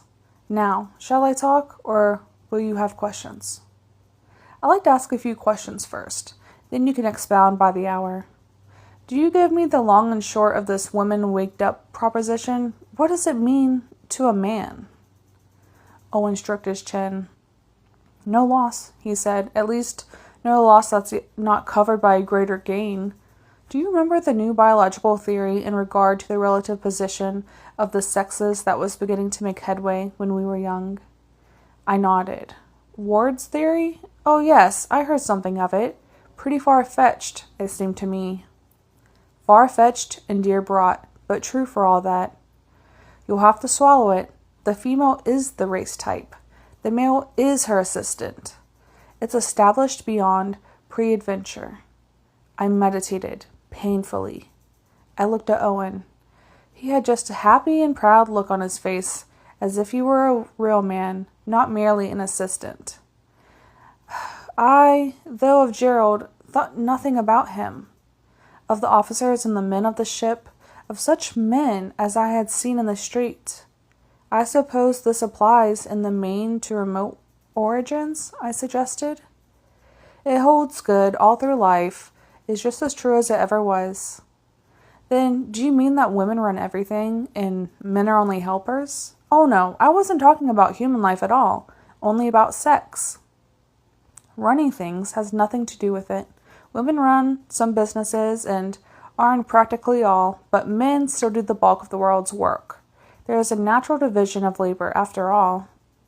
This was pleasant to hear, but he dashed my hopes. "Men do almost all the violent plain work, digging and hoeing and hammering. Women, as a class, prefer the administrative and constructive kinds. But all in that is open yet, and settling itself gradually. Men and women are working everywhere. The big change which Nellie is always referring to means simply that women waked up to a realization of the fact that they were human beings." "What were they before, pray?" "Only female beings." "Female human beings, of course," said I. "Yes, a little human, but mostly female. Now they are mostly human. It is a great change." "I don't follow you. Aren't there still wives and mothers?" "There are still mothers, far more than so they were before, as a matter of fact. But as to being wives, there's a difference." I was displeased, and showed it. "Well, is it polygamy, or polyandry, or trial marriages, or what?" Owen gazed at me with an expression very like Nellie's. "There it is," he said. "You can only think about women in some sort of relation to men, of a change in marriage relations as merely as a change in kind, whereas what has happened is a change in degree. We still have monogamous marriages. on a much purer and more lasting plane than a generation ago. But the word wife does not mean what it used to. Go on, I can't follow you at all. A wife used to be a possession. Wilt thou be mine, said the lover, and the wife was his. Well, whose else is she now? I asked with some sharpness. She does not belong to anyone, in the old sense. She is the wife of her husband, and that she is his true lover, and that their marriage is legally recorded, but her life and work does not belong to him. He has no right to her services any more. A woman who is in a business, like Hallie, for instance, does not give it up when she marries. I stopped him. What? Hallie isn't married? No, not yet. But that is her flat? Yes, why not? He laughed at me. You see, you can't imagine a woman having a home of her own. Hallie is 23. She won't marry for some years probably, but she has her position and is doing excellent work. It's only a minor introspectorship, and she likes it. Why shouldn't she have a home? Why doesn't she have it with you? Because I like to live with my wife. Her business and mine are in Michigan. Hallie's is in New York. And when she marries, she keeps being an inspector? I queried. Precisely. The man who marries that young woman will have much happiness, but he will not own her, and she will not be his wife in the sense of a servant. She will not darn his socks and cook his meals. Why should she? Will she not nurse his babies? No, she will nurse her babies. Their babies, not merely his. And keep on being an inspector? Yes, and keep on being an inspector for 4 hours a day and 2 shifts. Not a bit more difficult than cooking, my dear boy. But she will not be with her children. She will be with her children 20 hours of the 24, if she wants to. But Hallie's not specially good with children. You see, John, the women have specialized, even in motherhood. Then he went on at a considerable length to show how they had arisen a recognition of far more efficient motherhood than there is being given, that those women best fitted for the work had given an eager, devoted lives to it and built up some new science of human culture, that no woman was allowed to care for her children without proof of capacity. Allowed by whom? I put in. By the other women, the Department of Child Culture, the government. And the fathers, do they submit to this tamely? No, they cheerfully agree and approve. Absolutely the biggest thing that has happened, some of us think, is the new recognition of the importance of childhood. We are raising better people now. I was silent for a while, pulling up bits of grass and snapping small sticks into inch pieces. There was a good deal of talk about eugenics, I remember, I said at last. And what was that thing? Endowment of motherhood? Yes, man's talk, Owen explained. You see, John, we couldn't look at women but in one way in the old days. It was all a question of sex with us. Inevitably, we being males, our whole idea of improvement was in the better breeding. Our whole idea of motherhood was in each woman's devoting her whole life to her own children. That turbid facet of an Englishman, Wells, who did so much to stir his generation, said, I am wholly feminist. And he was. He saw women only as females and wanted them endowed so much. He was never able to see them as human beings and amply competent to take care of themselves. Now, our women are getting hold of this idea that they really are human creatures, simply blossomed forth in a new efficiency. They specialize the food business. Hallie's right about the importance of that. And then the women specialize the baby business. All women who wish to have babies. But if they wish to take care of them, they must show a diploma. I looked at him. I didn't like it. But what difference did it make? I had died 30 years ago, it appeared. A diploma for motherhood? I repeated. But he corrected me. Not at all. Any woman can be a mother, if she's normal. I said she had to have a diploma as a child culturist. Quite a different matter. I don't see the difference. No, I suppose not. I didn't once, he said. And every other mother was supposed to be competent to raise children, and look at the kind of people we raised. You see, we are beginning to learn, just beginning. You needn't imagine that we are in a state of perfection. There are more new projects up for discussion than ever before. We've only made a start. The consequences so far are so good that we are boiling over with propositions for future steps. Go on about the women, I said. I want to know the worst and become resigned. There's nothing very bad to tell, he continued cheerfully. When a girl is born, she is treated in all ways as if she were a boy. There is no hint made in any distinction between them except in the perfectly open physiological instruction as to their future duties. Children, young humans, grow up precisely the same conditions. I speak, of course, of the most advanced people. There are still backward places. There's plenty to do yet. Then the grown girls are taught of their place and power as mothers, and they have tremendously high ideals. That's what has done so much to raise the standard in men. It came hard, but it worked. I raised my head with keen interest, remarking, I've glimpsed a sort of iron hand and a velvet glove back of all this. What did they do? Owen looked rather grim for a moment. The worst of it was 20 or 25 years back. Most of the men are dead. That new religious movement stirred the socio-ethical sense to sudden power. It coincided with the women's political movement, urging measures for social improvements. Its enormous spread, both by preaching and literature, lit up the whole community with new facts, ideas, and feelings. Health, physical purity was made a practical idea. The young women learned the proportion of men with syphilis and gonorrhea and decided it was wrong to marry them. That was enough. They passed laws in every state requiring a clean bill of health with every marriage license. Diseased men had to die bachelors. That's all. And did men submit to legislation like that? I protested. Why not? It was so patently for the protection of the race, of the family, of the women and children. Women were solid for it, of course, and all the best men with them. To oppose it was almost a confession of guilt, and injured a man's chances of marriage. It used to be said that any man could find a woman to marry him, I murmured meditatively. Maybe he could once. He certainly cannot now. A man who has one of those diseases is so reported, just like the smallpox, you see. Moreover, it is registered against him by the Department of Eugenics. Physicians are required to send in list. Any girl can find out. It must have left a large portion of unmarried women. It did at first, and that was the very thing that was of great value to the world.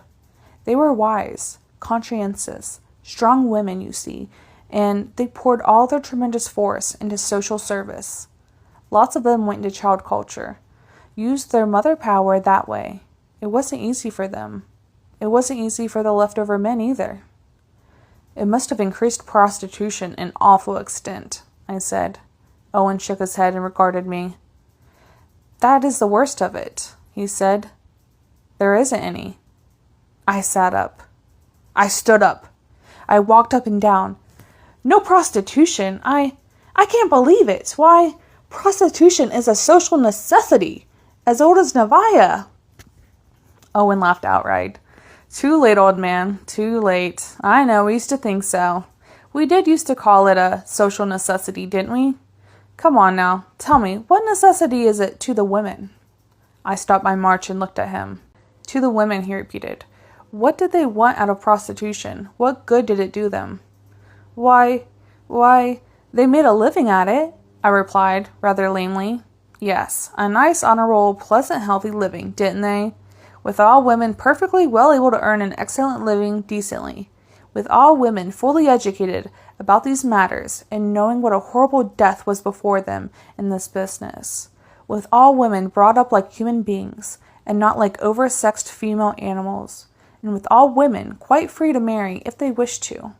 How many, do you think, would choose that kind of business? We never waited for them to choose it, remember? We fooled them and lied them and dragged them into it, and drove them in, forced them in, and kept them as slaves and prisoners. They didn't really enjoy the life, you know that. Why should they go into it if they do not have to? To accommodate us? Do you mean to tell me that There are no wantons among women, I demanded. No, I don't mean any such thing. There are various kinds of overdeveloped and morbidly developed women, as there are men, and we haven't weeded them out entirely. But the whole thing is now recognized as pathological, cases for medical treatment, or perhaps surgical. Besides, wantonness is not prostitution. Prostitution is a social crime of the worst order. No one thing did more harm. Women stamped it out. Legislated us all into morality, did they? I inquired sarcastically. Legislation did a great deal. Education did more. The new religion did most. Social opinion helped. You remember we men never really tried to legislate against prostitution. We wanted it to go on. Why, surely we did legislate against it. And it was of no use, I protested. No, we legislated against the women, but not against the men or the thing itself. We examined the women and fined them and licensed them, and never did anything against the men. Women legislators used very different measures, I assure you. I suppose it is for the good of the world, I presently admitted. But you don't quite think the men of this new and peculiar position of having to be good. Frankly, I don't. I'm willing to be good, but I don't like to be given no choice. Well, now look at it. As it was, we had one way, according to what we thought was good for us.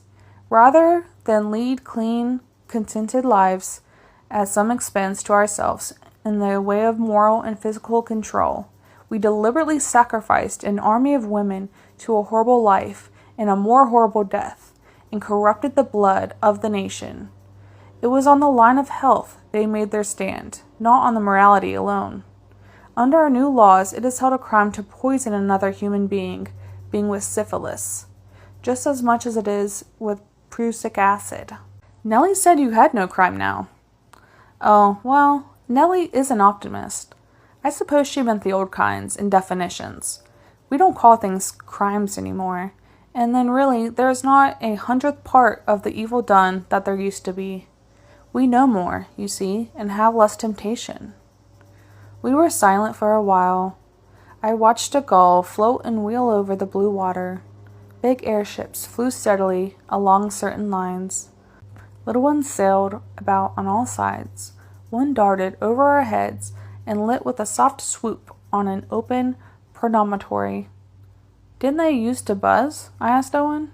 Of course, just as the first motorboats thumped and banged. We will not stand for unnecessary noise as we used to. How do you stop it? More interference with individual rights? More recognition of public rights. A bad noise is a nuisance, like a bad smell. We didn't used to mind it much, but the women did. You see, what women like has to be considered now. It was always considered, I broke in with some heat. The women of America were the most spoiled, pampered lot on earth. Men gave up to them in all ways. At home, perhaps, but not in public. The city and state weren't run to suit them at all. Why should they be? Well, women belong at home. If they push into a man's world, they ought to take the consequences. Owen stretched his long legs and looked up at a soft, brilliant blue above us. Why do you call the world man's? He asked. It was man's. It ought to be. Woman's place is in the home. I suppose I sound like an ancient history to you. And I laughed a little shamefacedly. We have rather lost that point of view, Owen guarded admitted. You see, and then he laughed. It's no use, John. No matter how we put it to you, it's a jar. The world's thought has changed, and you have got to catch up. Suppose I refuse. Suppose I really am unable. We won't suppose it for a moment, he said cheerfully. Ideas are not nailed down. Just take what you had and insert it with some new ones. Women are people, just as much as we are. That's a fact, my dear fellow. You'll have to accept it. And are men allowed to be people too? I asked gloomily. Why, of course. Nothing has interfered with our position as human beings. It is only our sex supremacy that we have lost. And do you like it? I demanded. Some men made a great deal of fuss, at first, the old-fashioned kind, and all the worst varieties. But modern men aren't worried in the least over their position. See here, John, you don't grasp this. Women are vastly more agreeable than they used to be. I looked at him in amazement. Fact, he said. Of course we loved our own mothers and daughters and sisters, more or less, no matter how they looked or what they did. And when we were in love, there was no limit to the glory of the beloved object. But you and I know that women were pretty unsatisfactory in the old days. I refused to admit it, but he went on calmly. The wife and mother was generally a tired, nervous, overworked creature. She soon lost her beauty and vigor, her charm and inspiration. We were forever chasing fine, handsome, highly desirable young girls, and forever reducing them to weary, worn-out women in the name of love. The gay outsiders were always a fresh attraction, as long as we couldn't have them. See here, John, can't you understand? Our old way of using women wasn't good for them, nor for us either, by the way, but it simply spoiled the women. They were hopelessly out of the running with us in all the human lines. Their business was housework, and ours was world work. There was very little real companionship.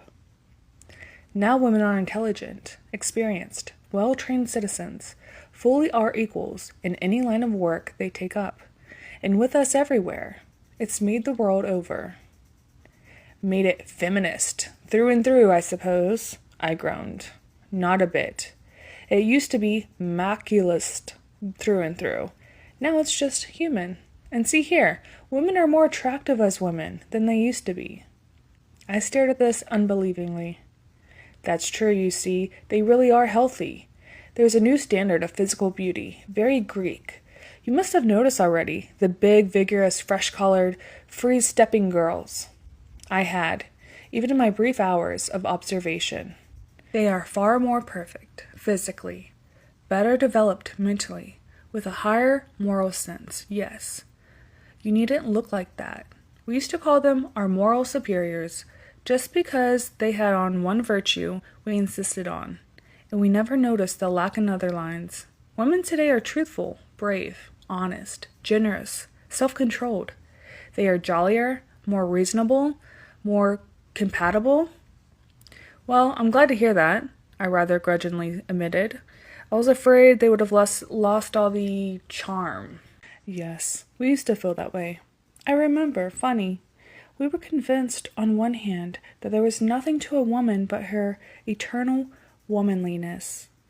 And on the other, we were desperately afraid her womanliness would disappear the moment she turned her mind to anything else.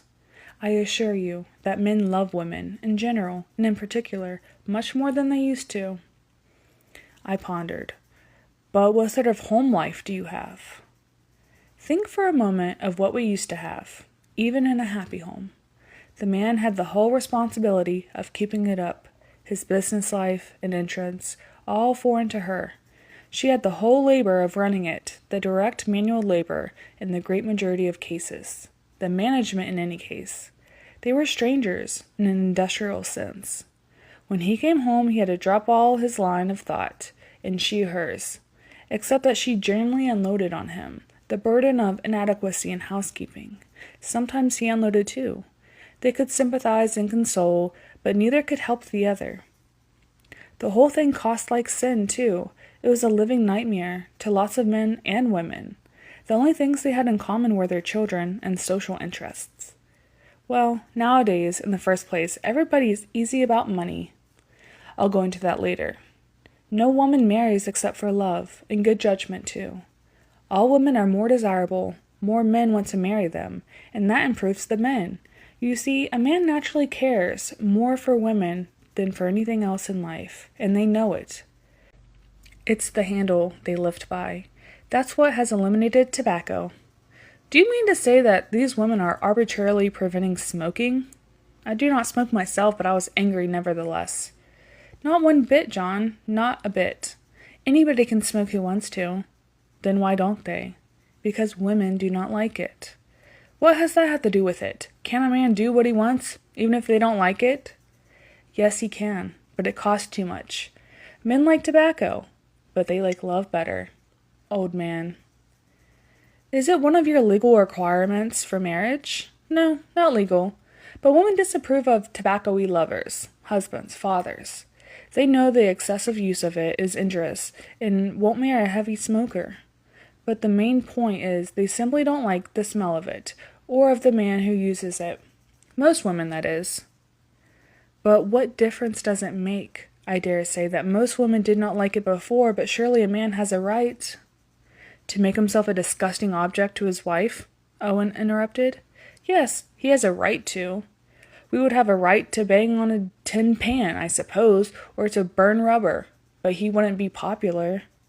It's tyranny, I protested. Not at all, he said. We had no idea what a nuisance we used to be, that's all, or how much women put up with that they did not like at all. I asked a woman once, when I was a bachelor, why she objected to tobacco, and she frankly replied that a man who did not smoke was much pleasanter to kiss. She was very fascinating, little widow. I confess, it made me think. It's the same with liquor, I suppose. Let's get it all told. Yes, only more so.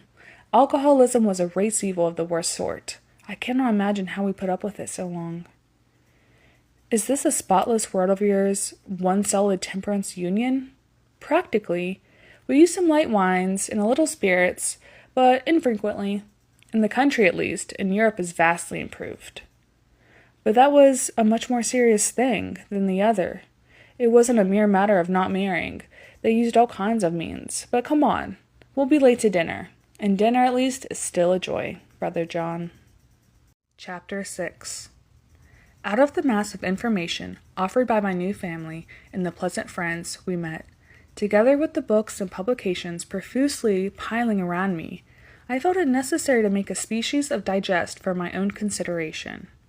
This I submitted to Nellie, Owen, and one or two others, adding suggestions and corrections, and thus established in my own mind a coherent view of what had happened. In the first place, as Owen repeatedly assured me, nothing was done, finished, brought to static perfection. 30 years isn't much, you see, he said cheerfully. I dare say if you had been here all along you wouldn't think it was such a great advance. We have removed some obvious and utterly unnecessary evils, and cleared the ground for new beginnings, but what we are going to do is an exciting thing. Now, you think of it so wonderful that we have no poverty. We think it is still more wonderful that a world, even partially sane people, could have been born poverty so long. We naturally discussed this point a good deal, and they brought up a little party of new economists to enlighten me. Dr. Harkness, sociologist, Dr. Alfred Brown, Department of Education, Mrs. Allerton, of the local transportation bureau, and a young fellow named Pike, who had written a little book on distinctive changes of 3 decades, which I found very useful. It was such a simple matter, after all, you see, the sociologist explained to me, in classroom manner. Suppose you are now considering the poverty of one family, an isolated family, sir. Now, if this family was poor, it would be due to the limitations of the individual, or of the environment.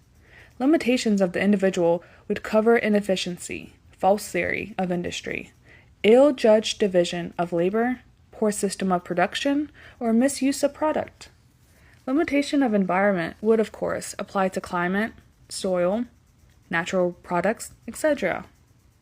No amount of wealth, intelligence, or virtue could make Iceland rich if it was completely isolated, nor England, for that matter, owing to the limitations of the environment. Here in this country, we have no complaint to make our natural resources. The soil is capable of sustaining an enormous population, so we have merely to consider the limitations of individuals, transferring our problem from the isolated family to the general public. What do we find? All the limitations enumerated. Inefficiently, nearly everyone below par in working power in the generation before last, as well as miserably educated, false theories of industry everywhere, idiotic notions to what was respectable and what wasn't, more idiotic notions of payment, worst of all, most idiotic ideas that work was a curse. Might as well call digestion a curse. Dear, dear, how benighted we were. Then there was an ill-judged division of labor, almost universal. that evil. For instance, look at this one point. Half the workers of the world nearly were restricted to one class of labor, and that in the lowest industrial grade. He means women and housework, John, Nellie interrupted. We never used to think of that part as our economic problem. It was a very serious part, the professor continued, forestalling the evident intention of Mr. Brown to strike in. But there were many others. The obvious utility of natural specialization in labor seemed scarcely to occur to us. Our system of production was archaic in the extreme. Practically no system was followed. You must give credit to the work of the Department of Agriculture, Dr. Harkness, urged Mr. Brown. The introduction of new fruits, the improvement of stocks. Yes, agreed Dr. Harkness. The rudiments were there, of course, but no real grasp of organized productivity. And as to misuse the product, why, my dear Mr. Robertson, it is a wonder anybody had enough to live on in those days, in a view of our criminal waste. The real turning point, Mr. Robertson, if we can put our finger on one, is where the majority of the people recognized the folly and evil of poverty, and saw it to be a thing of our own making.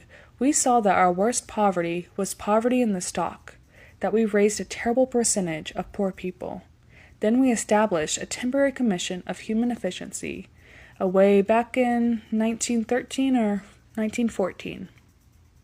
13, put in Mr. Pike, who sat back listening to Dr. Harkness with an air of repressed superiority. Thank you, said the sociologist. These young fellows have it all on their fingers' ends, Mr. Robertson. Better methods in education nowadays, far better. As I was saying, we established a commission of human efficiency. You will remember the dawning notions of scientific management we began to have in the first decade of the century, Mrs. Allerton quietly suggested. It occurred to us later that we applied to ourselves, and we did. The commission found that the majority of human beings were not properly reared, Dr. Harkness resumed, with a resultant low standard of efficiency, shockingly low, and that the loss was not merely to the individual, but to the community. Then society stretched out a long arm and took charge of the work of human culture, began to lift human standard. I won't burden you with the details online at present. It touched that one cause of poverty after all. The false theory of the industry was to be changed next. A few foreseeing humans were already writing and talking about work as an organic social function, but the sudden spread of it came through the new religion. And new voters, Dr. Harkness, my sister added. He smiled at her benevolently. A large, comfortable, full-bearded, rosy-old gentleman was Dr. Harkness, and evidently in full enjoyment of his present task.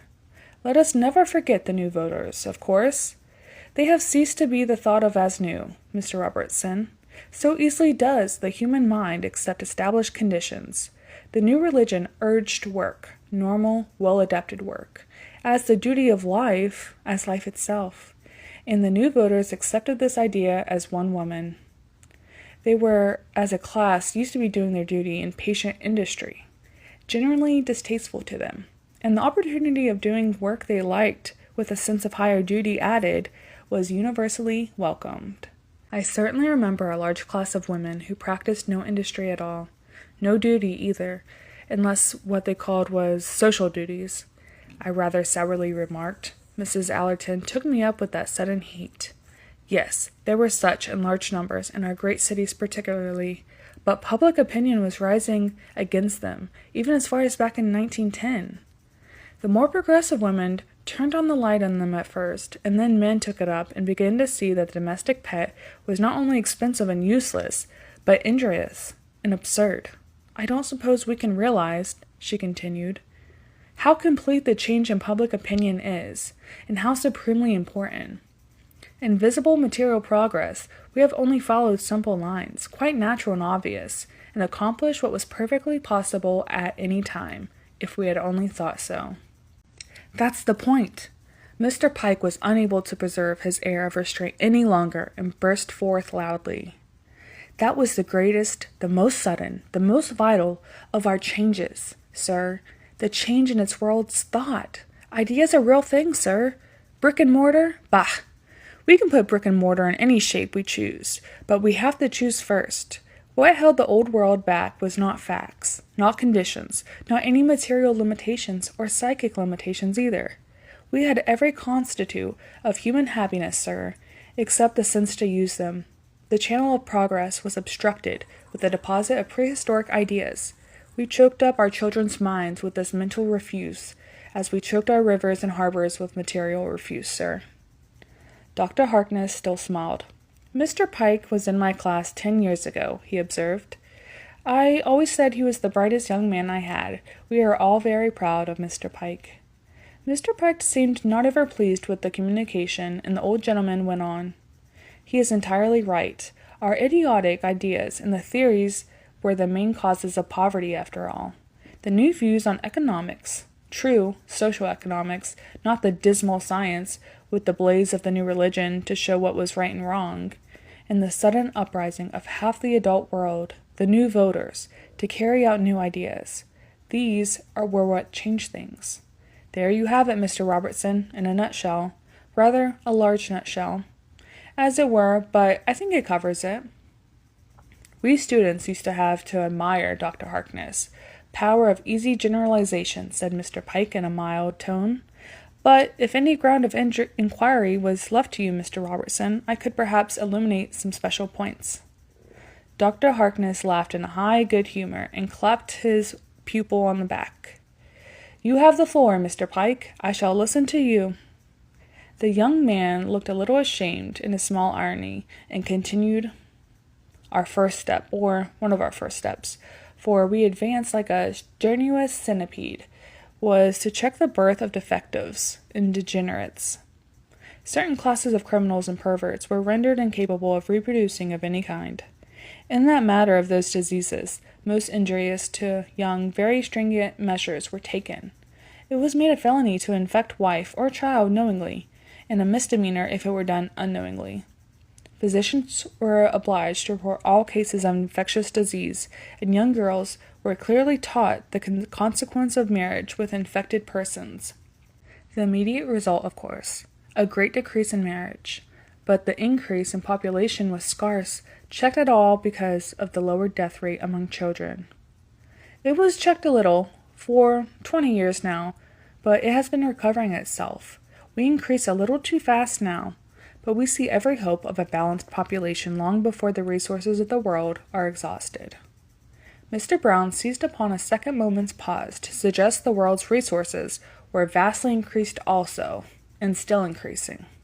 Let Pike rest a moment and get his breath, said he, warming to the subject. I want to tell Mr. Robertson that the productivity of the earth is gaining every year. Here's this old earth feeding us all, laying golden eggs, as it were, and we used to get those eggs by the operation. We uniformly exhausted the soil, uniformly. Now a man would think no more of injuring the soil that the soil feeds him than he would of hurting his mother. We steadily improve the soil. We improve the seed. We improve the methods of culture. We improve everything. Mrs. Allerton struck in here. Not forgetting the methods of transportation, Mr. Robertson. There was one kind of old-world folly which made great waste of labor and time. That was our constant desire to eat things out of season. There is now a true sense of what is really good eating. No one wants to eat asparagus that is not the best. An asparagus cut 5 or 10 days cannot be really good. We cannot carry things about unnecessarily, and the carrying we do is swift, easy, and economical. For slow freight we use waterways, wherever possible. You will be pleased to see all water routes that thread through the country now. And our roads? You haven't seen our roads yet. We lead the world. We used to be at the foot of the class as roads. Did we not? I asked.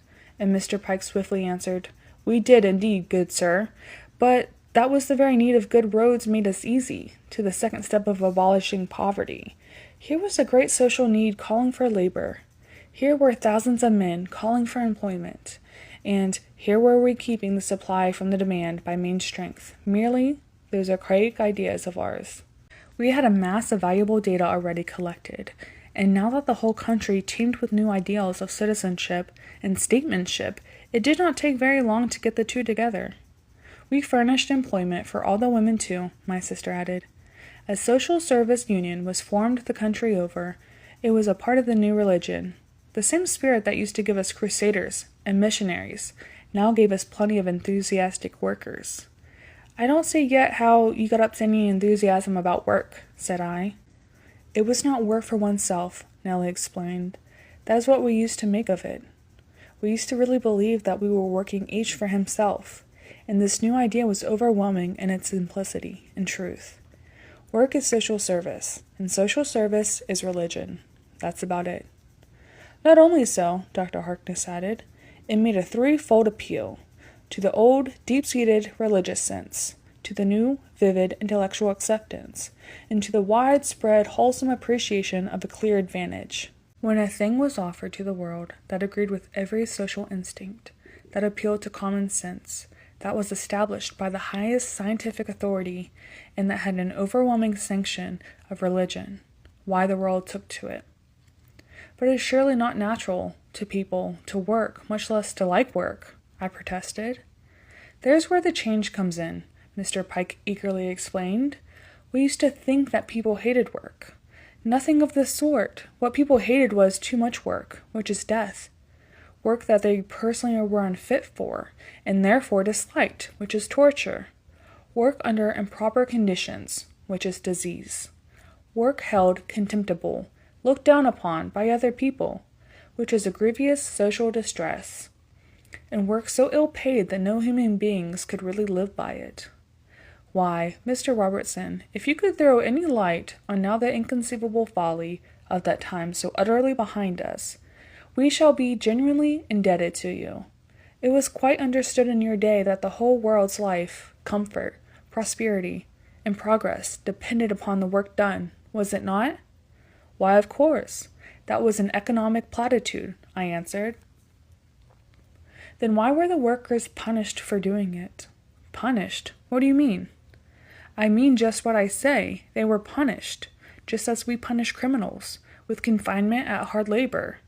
The great mass of the people were forced to labor for cruelly long hours at dull, distasteful occupations. Is that not punishment? Not at all, I said hotly. They were free to leave at any time an occupation they did not like. Leave for it for what alternative? To take up another, said I, perceiving that this, after all, was not much of an escape. Yes, to take up another under the same heavy conditions, if there was any opening, or to starve. That was their freedom. Well, what would you have? I asked. A man must work for his living, surely. Remember your economic platitude, Mr. Robertson, Dr. Harkness suggested. The whole world's life, comfort, prosperity, and progress depends upon the work done, you know. It was not their living they were working for. It was the world's.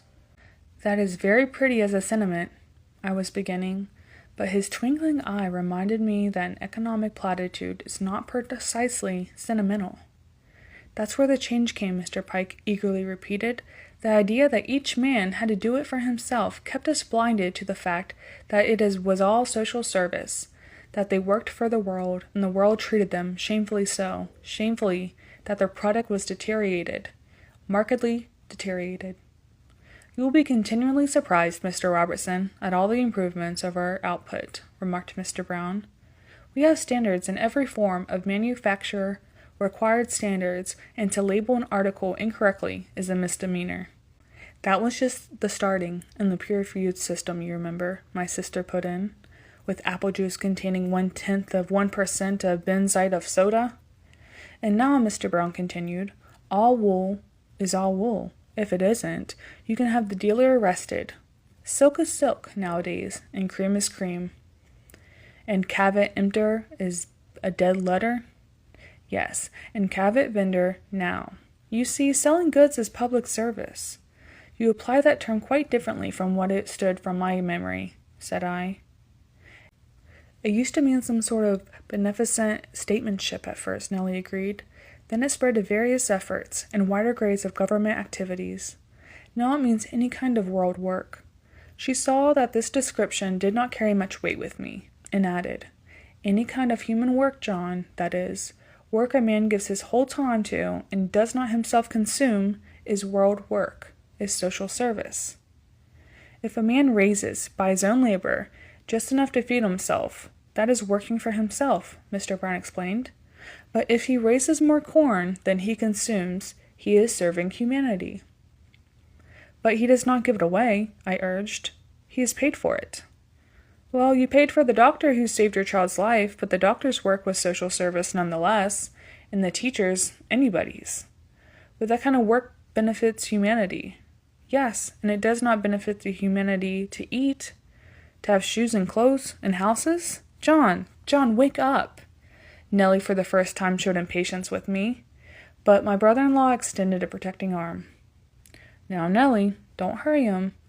This thing will burst upon him all at once. Of course, it's glaringly plain, but there was a time when you and I did not see it either. I was a little sulky. Well, as far as I gather, and I took out my notebook, people all of a sudden changed all their ideas about everything, and your demi-millennium followed. I wish we could say that, said Mrs. Allerton. We're not telling you of our present-day problems and difficulties, you see. No, Mr. Robertson, we have merely removed our most obvious and patently unnecessary difficulties, of which poverty was at least the largest. What we did, as we rather confusedly suggested, I'm afraid, was to establish such measures as to ensure better births and vastly better environment and education for every child, that raised the standard of the people, you see, and increased their efficiency. Then we provided employment for everyone under good conditions and improved the world in two ways at once. And who paid for this universal employment? I asked.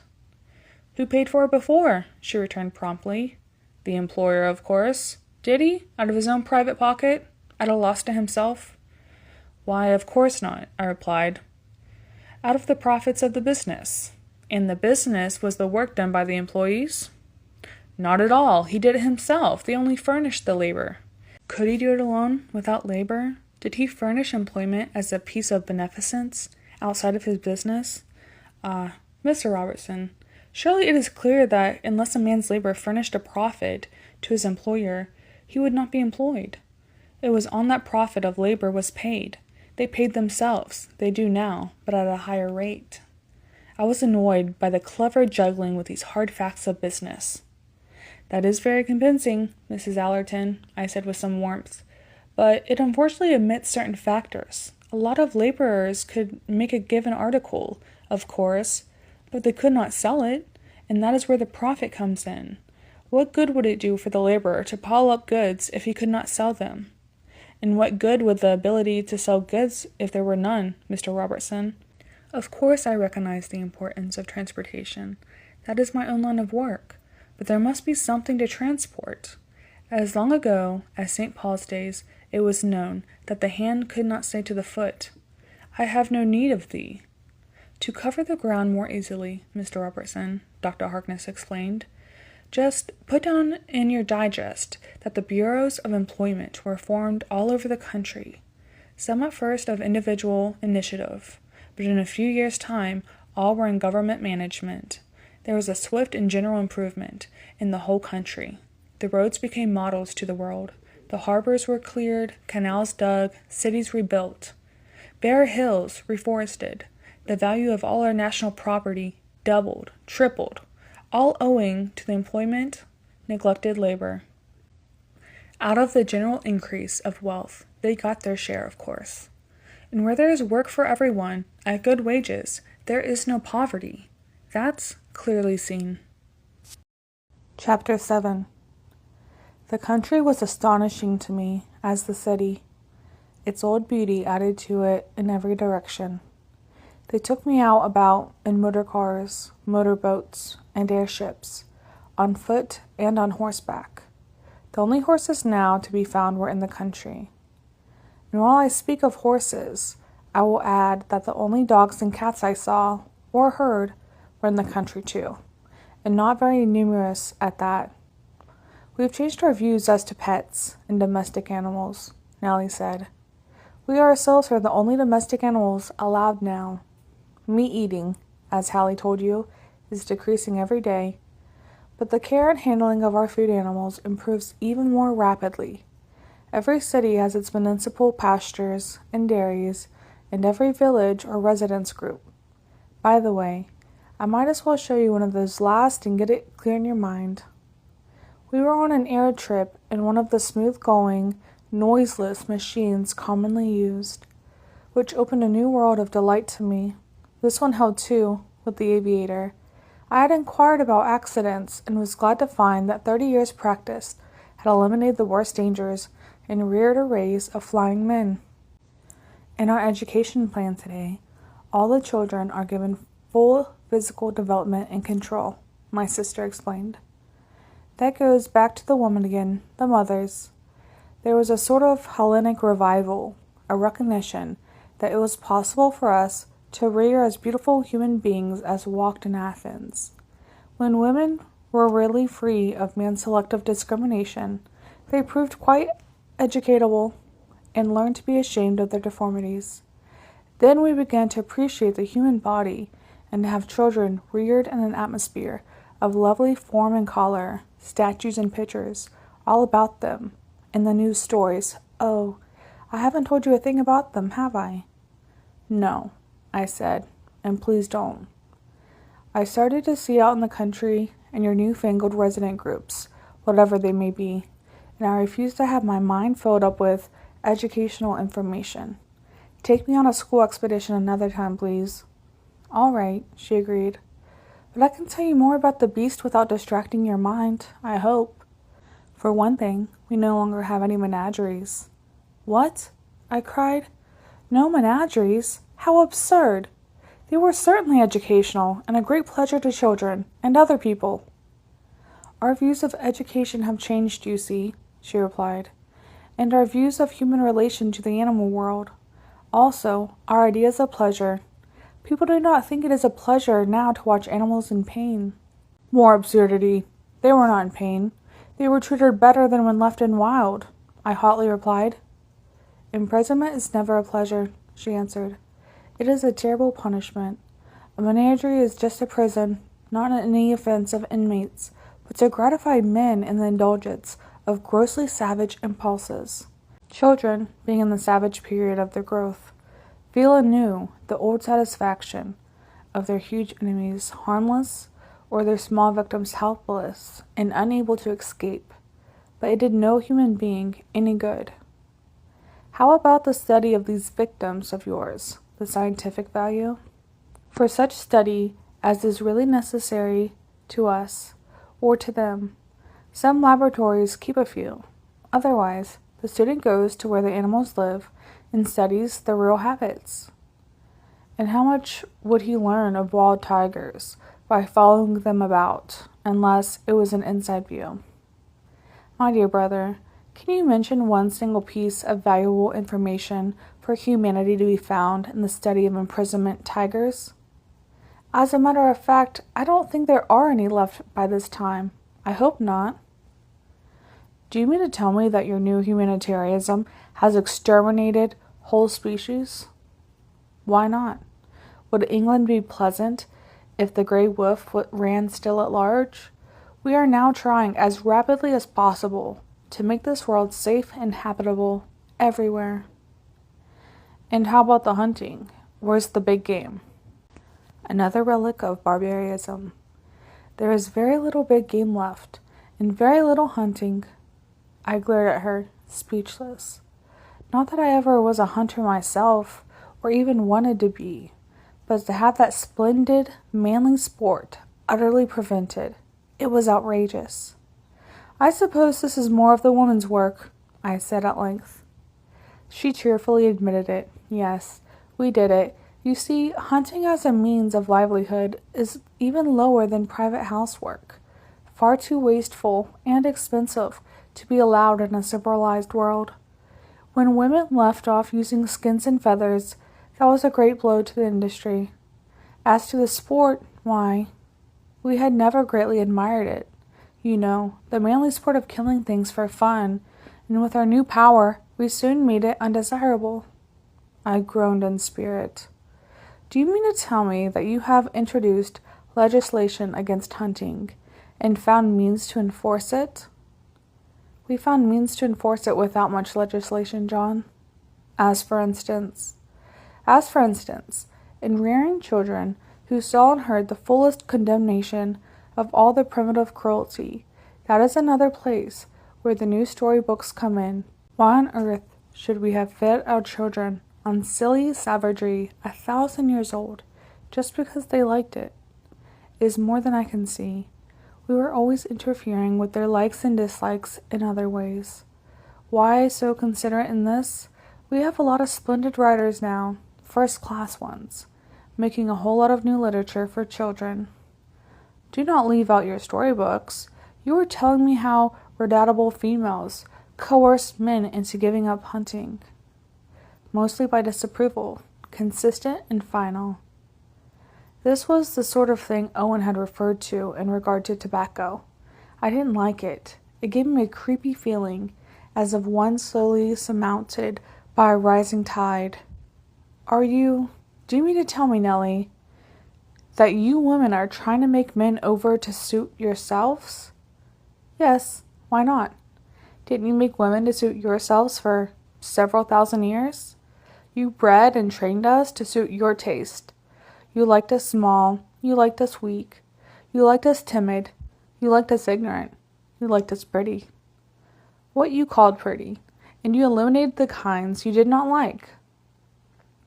How, if you so please?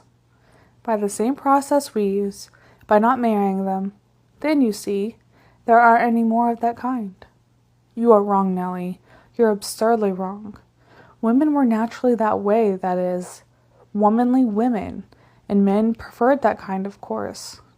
How do you know that women were naturally like this, without special education and artificial selection, and all manner of restrictions and penalties?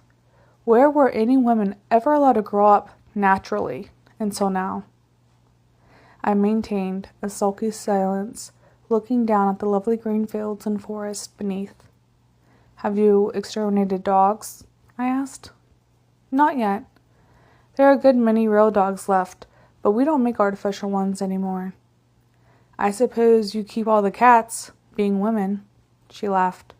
No, we keep very few. Cats kill birds, and we need the birds for our farms and gardens. They keep the insects down. Do you keep the mice down too?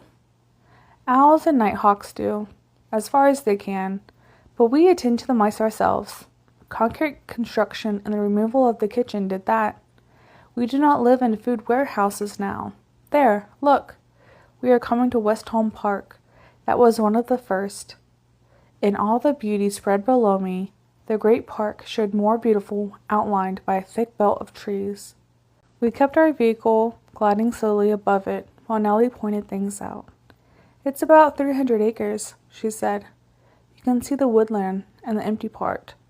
All that is left, that big patch, that is the pasturage. They keep their own sheep and cows. There are gardens and meadows. Up in the corner is the children's playground, bathing pool, and special buildings. Here's the playground for grown-ups, and their lake. This big spreading thing is the great guest house, and the general playhouse for the folks. Ballroom, billiards, bowling, and so on. Behind it is the plant for the whole thing.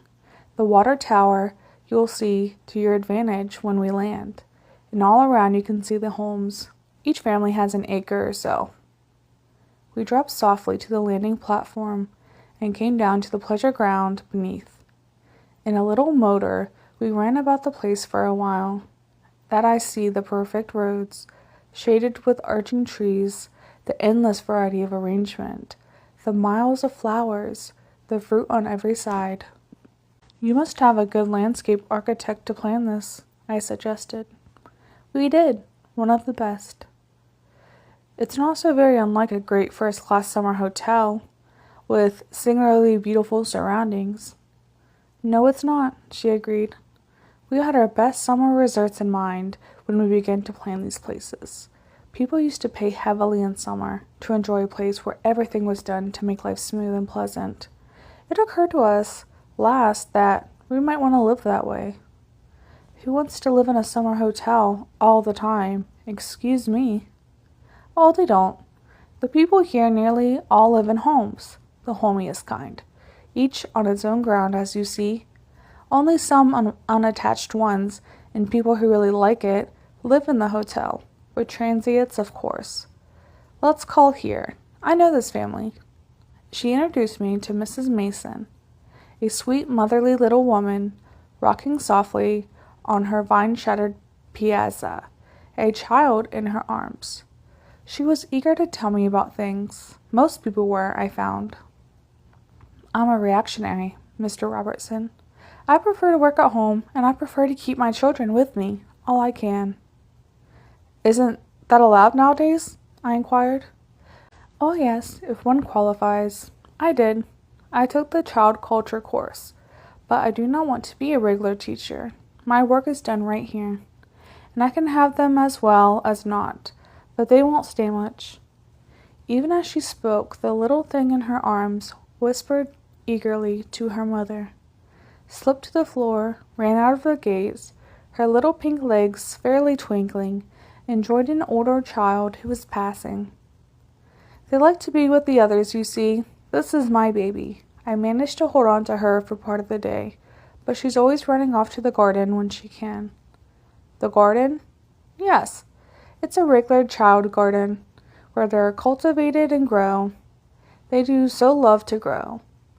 She showed us her pretty little house and her lovely work, embroidery. I'm so fortunate, she said, loving home as I do, to have work that's just as well done here. I learned that there were some 30 families living in grounds, not counting the hotel people. Quite a number found their work in the necessary activities of the place itself. We have a long string of places, you see, from the general manager to the gardeners and dairymen. It is really quite a piece of work to care for some 250 people, Mrs. Mason explained with some pride. Instead of a horde of servants and small tradesmen to make a living off these 30 families, we have a small corps of highly trained officers, added Nellie.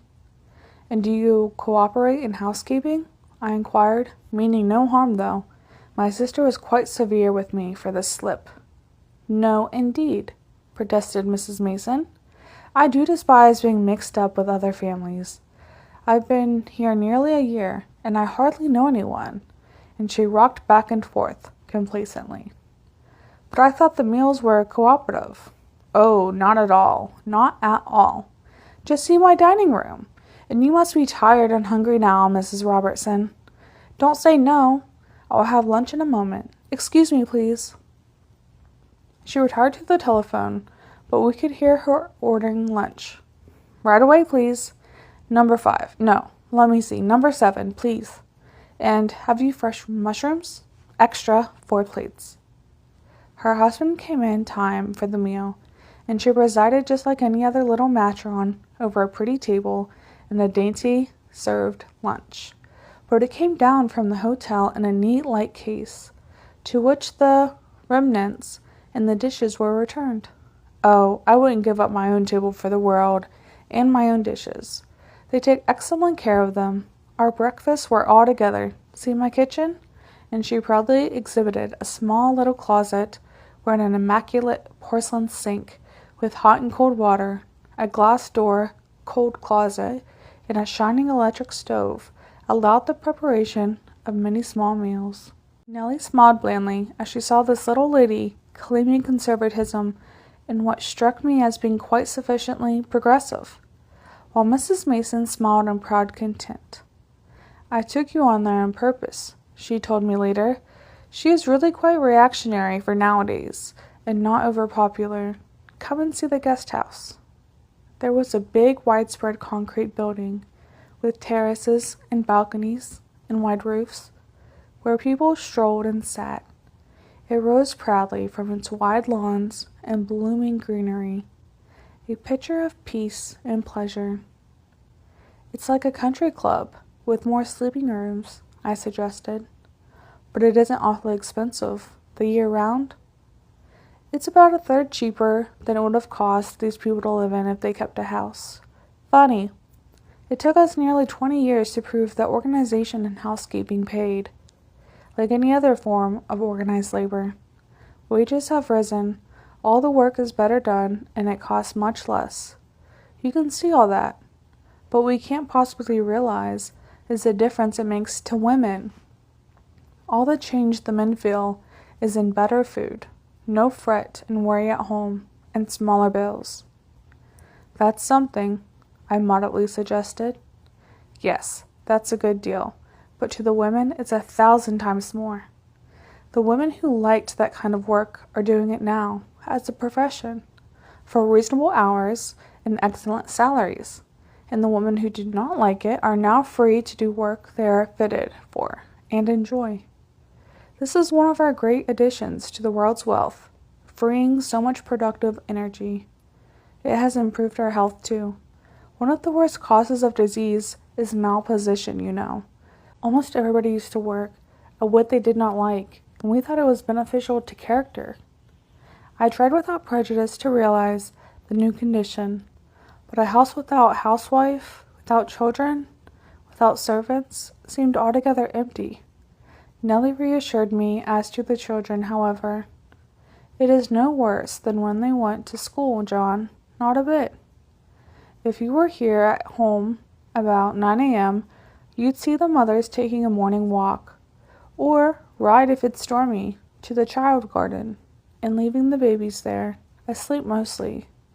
There are seldom more than 5 or 6 real little ones at a time in our groups like this. Do mothers leave their nursing babies there? Sometimes. It depends on the kind of work they do.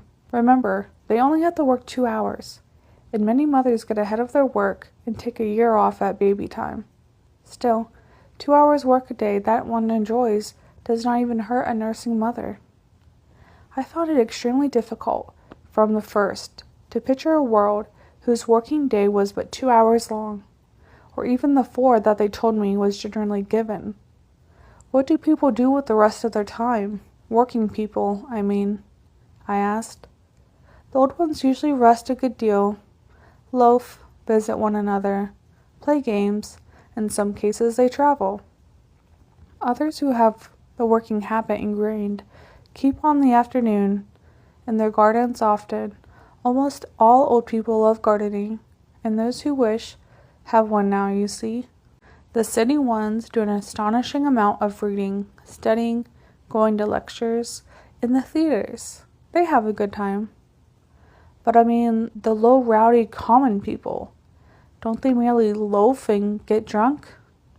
Nellie smiled at me good-humoredly. Some of them did for a while, but it became increasingly difficult to get drunk.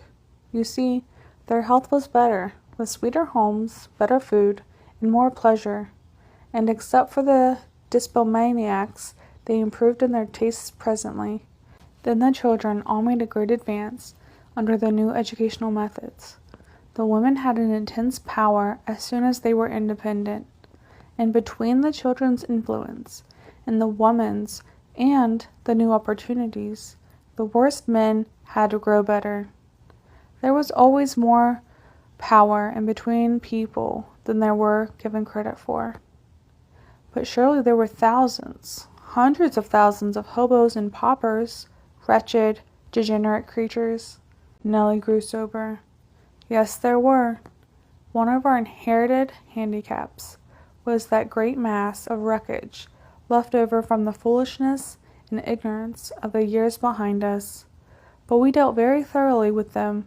As I told you before, hopeless degenerates were promptly and mercifully removed. A large class of perverts were incapacitated for parentage and placed where they could do no harm and could still have some usefulness and some pleasure. Many proved curable and were cured, and for the helpless residue, blind and crippled, through no fault of their own, a remorseful society provides safety, comfort, and care, with all of the devices for occupation and enjoyment that our best minds could arrange. There are remaining asylums, decreasing every year. We don't make that kind of people anymore.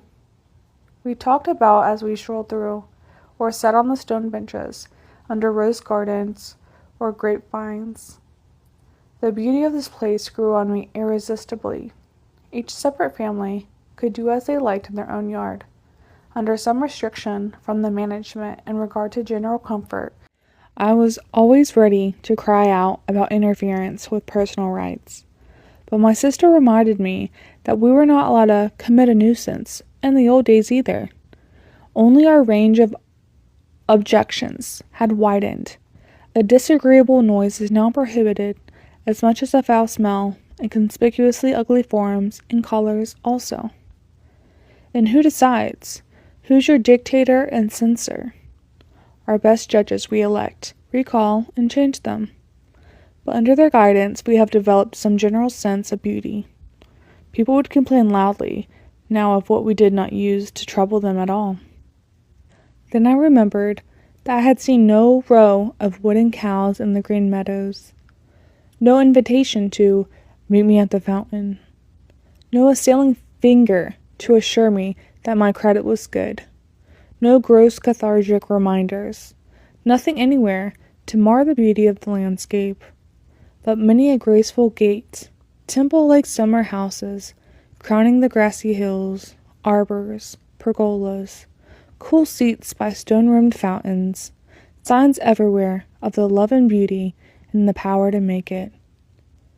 I don't see how yet you ever manage to pay for all this extra work everywhere. I suppose in a place like this it comes out of the profit made on food, I suggested.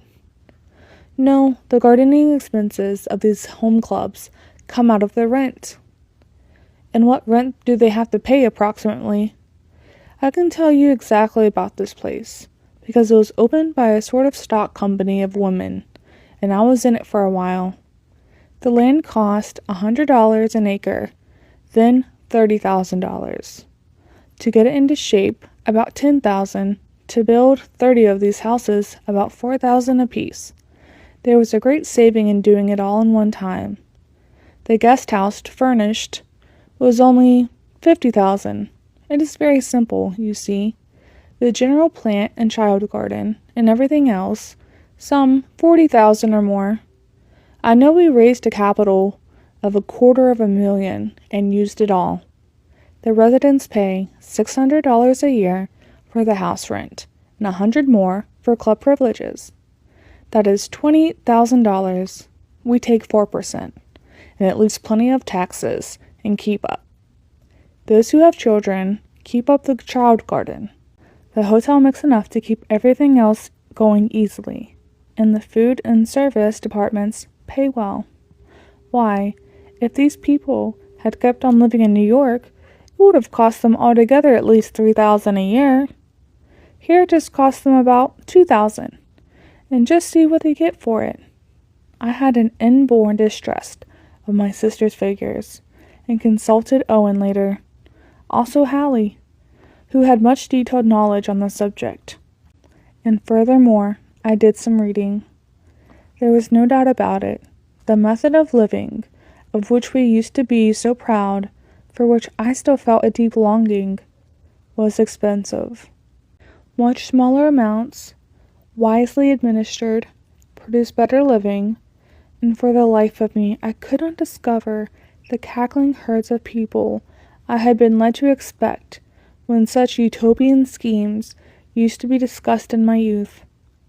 From the broad, shady avenues of this quiet place, we looked over green hedges or wire fences thick with honeysuckle and rose, into pleasant home-like gardens where families sat on broad piazzas, swung in hammocks, played tennis, ball, croquet, tetherball, and badminton, just as families used to. Groups of young girls, or young men, or both, strolled under the trees and disported themselves all together, as I remembered them to have done, and happy children frolicked in about their houses and gardens, all the more happier, it would appear, because they had their own place for that part of the day. We had seen the fathers come home in time for the noon meal. In the afternoon, most of the parents seemed to think it was the finest thing in the world to watch their children learning or playing together in that amazing garden of theirs, or to bring them home for more individual companionship. As a matter of fact, I had never seen, in any group of homes that I could recall, so much time given to children by so many parents, unless on a Sunday in the suburbs. I was very silent on the way back, revolving these things in my mind, point by point. It seemed so vividly successful, so plainly advantageous, so undeniably enjoyed by those who lived there. And yet, the old objections surged up continually. The noisy crowd all herding together to eat, I remembered Mrs. Mason, quiet dining room. They all had dining rooms, it appeared. That dreadful separation of children from their houses. I thought of all those parents, watching with intelligent interest their children's guarded play, or enjoying their companionship at home. The forced jumble with disagreeable neighbors. I recalled those sheltered, quiet grounds, each house with its trees and lawn, its garden, and its outdoor games. It was against all my habits, principles, convictions, theories, and sentiments. But there it was, and they seemed to like it. Also, Owen assured me it paid.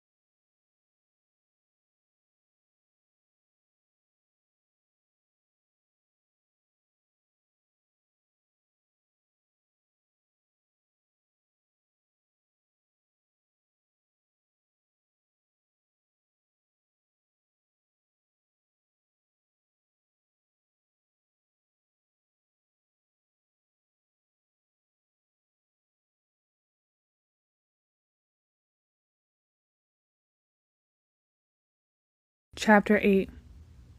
After all, it takes time for a great change in world thought to strike in. That's what Owen insisted on calling it.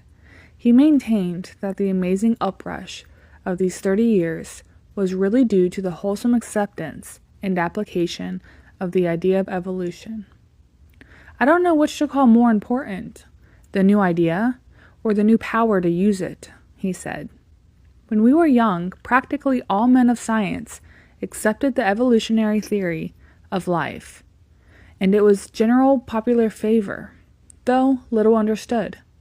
But the governing ideas of all our earlier time were so completely out of touch with life, so impossible of any useful application, that the connection between belief and behavior were rusted out of us. Between our detached religious ideas and our brutal ignorance of brain culture, we had made ourselves pre-eternally inefficient. Then, you remember the talk there was about mental healing, power and repose, the human machine, or was that a bit later? Anyway, people had begun to waken up to the fact that they could do things with their brains. At first, they used them only to cure diseases, to maintain an artificial peace of mind, and tricks like that. Then it suddenly burst upon us. 2 or 3 important books came along nearly at once, and hosts of articles, that we could use this wonderful mental power every day to live with. That all these scientific facts and laws had an application to life, human life. I nodded. I was getting quite fond of my brother-in-law. We were in a small, comfortable motorboat, gliding swiftly and noiselessly up the beautiful Hudson. Its blue cleanness was a joy. I could see fish, real fish, in the clear water when we were still. The banks were one long succession of gardens, palaces, cottages, and rich woodlands charming to view. It's the time that puzzles me more than anything, I said. Even more than the money. How on earth so much could be done in so little time? That's because you conceive of it as being done in one place after another, instead of in every place at once, Owen replied. If one city in 1 year could end the smoke at once, Owen replied. If one city in 1 year could end the smoke nuisance, so could all the cities on earth, if they chose to. We chose to, all over the country, practically at once. But you speak of evolution. Evolution is the slowest of slow processes. It took us thousands of dragging years to evolve the civilization of 1910. And you show me a 1940 that seems thousands of years beyond that. Yes, but what you call evolution was that of an unaided nature. Social evolution is a distinct process. Below us, you see, all improvements had to be built into the stock, transmitted by hereditary. The social organism is open to lateral transmission, what we used to call education. We never understood it. We thought it was supposed to supply certain piles of information, mostly useless, or to develop certain qualities. And what do you think it is now? I asked. We know now that the social process is to constantly improve and develop society. But the thing is that matters most is growth in the social spirit and body. You're beyond me now, Owen. Yes. Don't you notice that ever since you began to study our advance, what puzzles you most is not that the visible details about you, but a changed spirit in people. 30 years ago, if you showed a man that someone had dumped a ton of soot in his front yard, he would have been furious and had that man arrested and punished. If you showed him the numbers of men were dumping thousands and tons of soot all over his city every year, he would have neither been felt nor acted. It's the other way now. You speak as if man had really learned to love thy neighbor as himself, I said sarcastically. And why not? If you have a horse, on whose strength you absolutely depend on to make a necessary journey, you take good care of that horse and grow fond of him.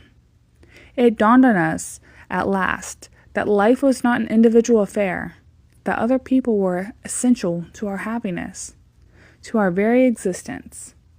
We are not what they used to call altruistic in this. We do not think of neighbors, brothers, others anymore. It is all ourself. I don't follow you. Sorry. Owen grinned at me. No matter, old chap.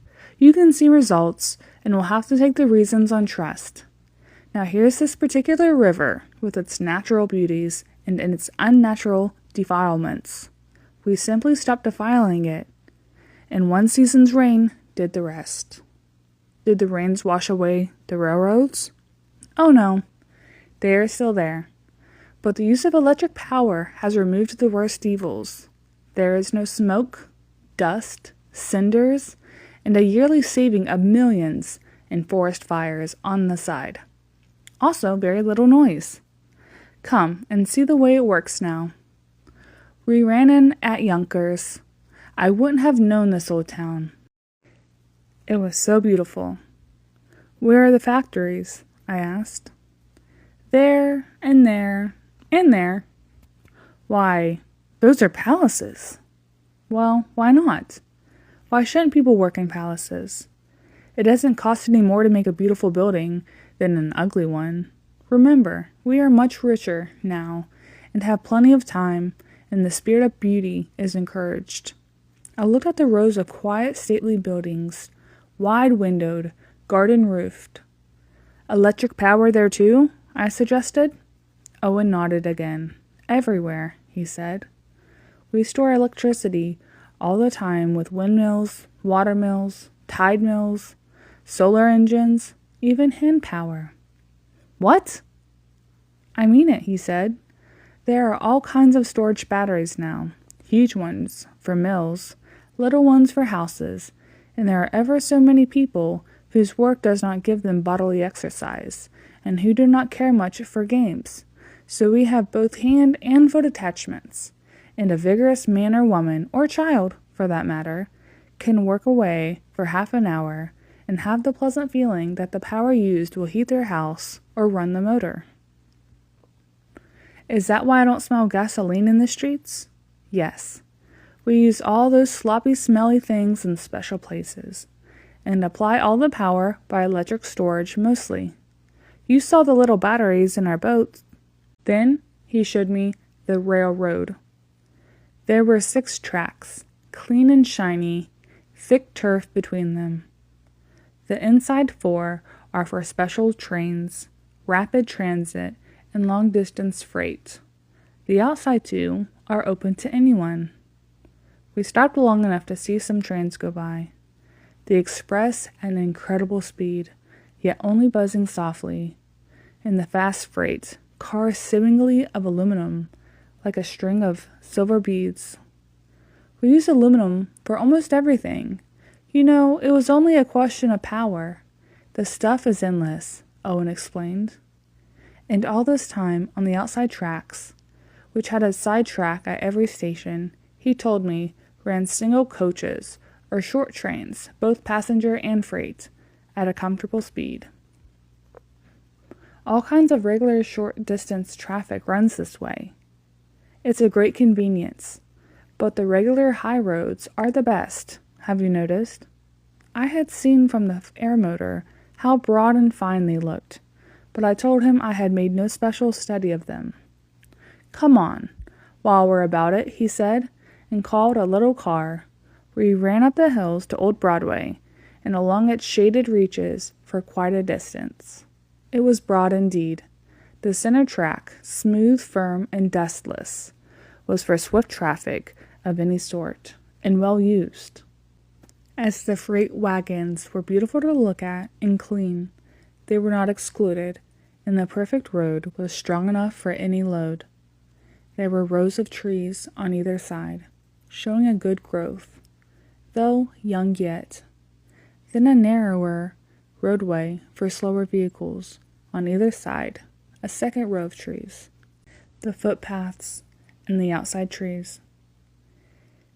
These are only about 25 years old. Don't you think they are doing well? They are a credit to the National Bureau of Highways and Arboriculture that I see you are going to tell me about. You are getting wise, Owen answered with a smile. Yes, that's what it does. It furnishes employment. I can tell you, In the early morning, these roads are alive with caretakers. Of course, the bulk of it is done by running machines, but there is a lot of pruning and trimming and fighting with insects. Among our richest victories in that line is the extermination of the gypsy moth, brown tail, elm beetle, and the rest. How on earth did you ever do that? Found the natural predator, as we did with the scale pest, also by raising birds instead of killing them, and by swift and thorough work in the proper season.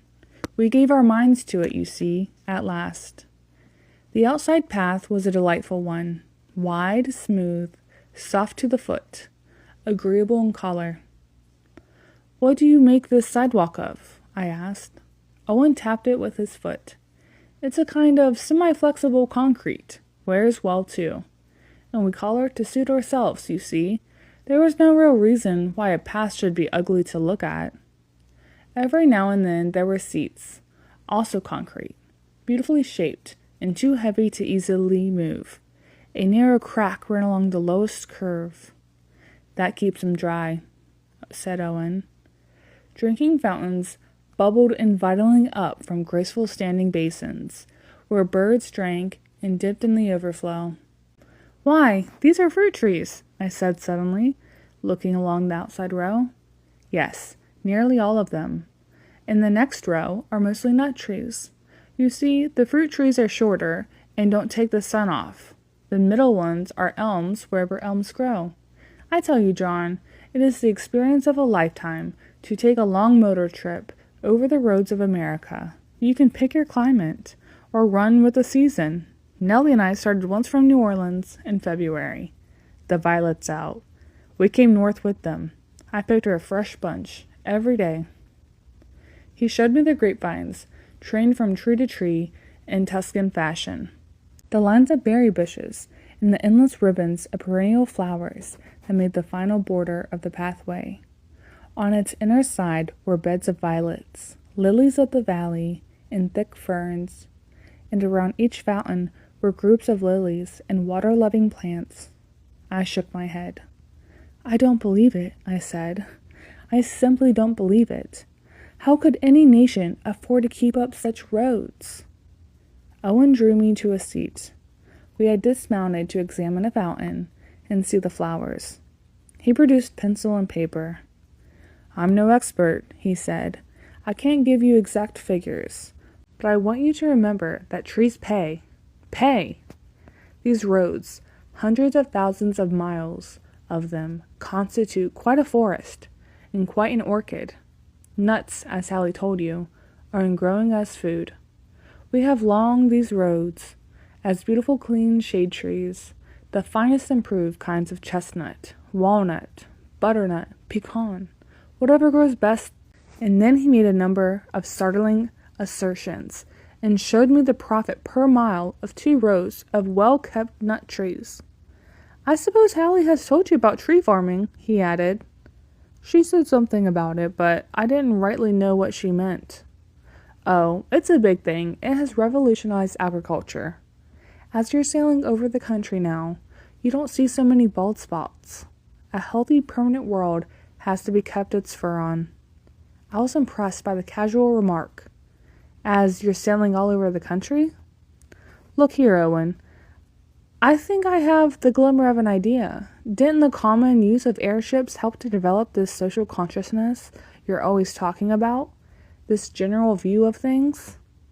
He clapped me on my shoulder. You're dead right, John. It did.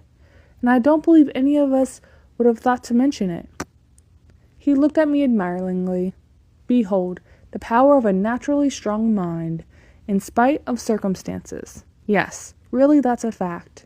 You see, few people are able to visualize what they have not seen.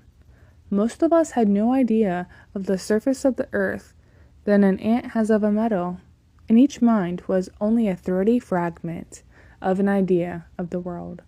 No real geographic view.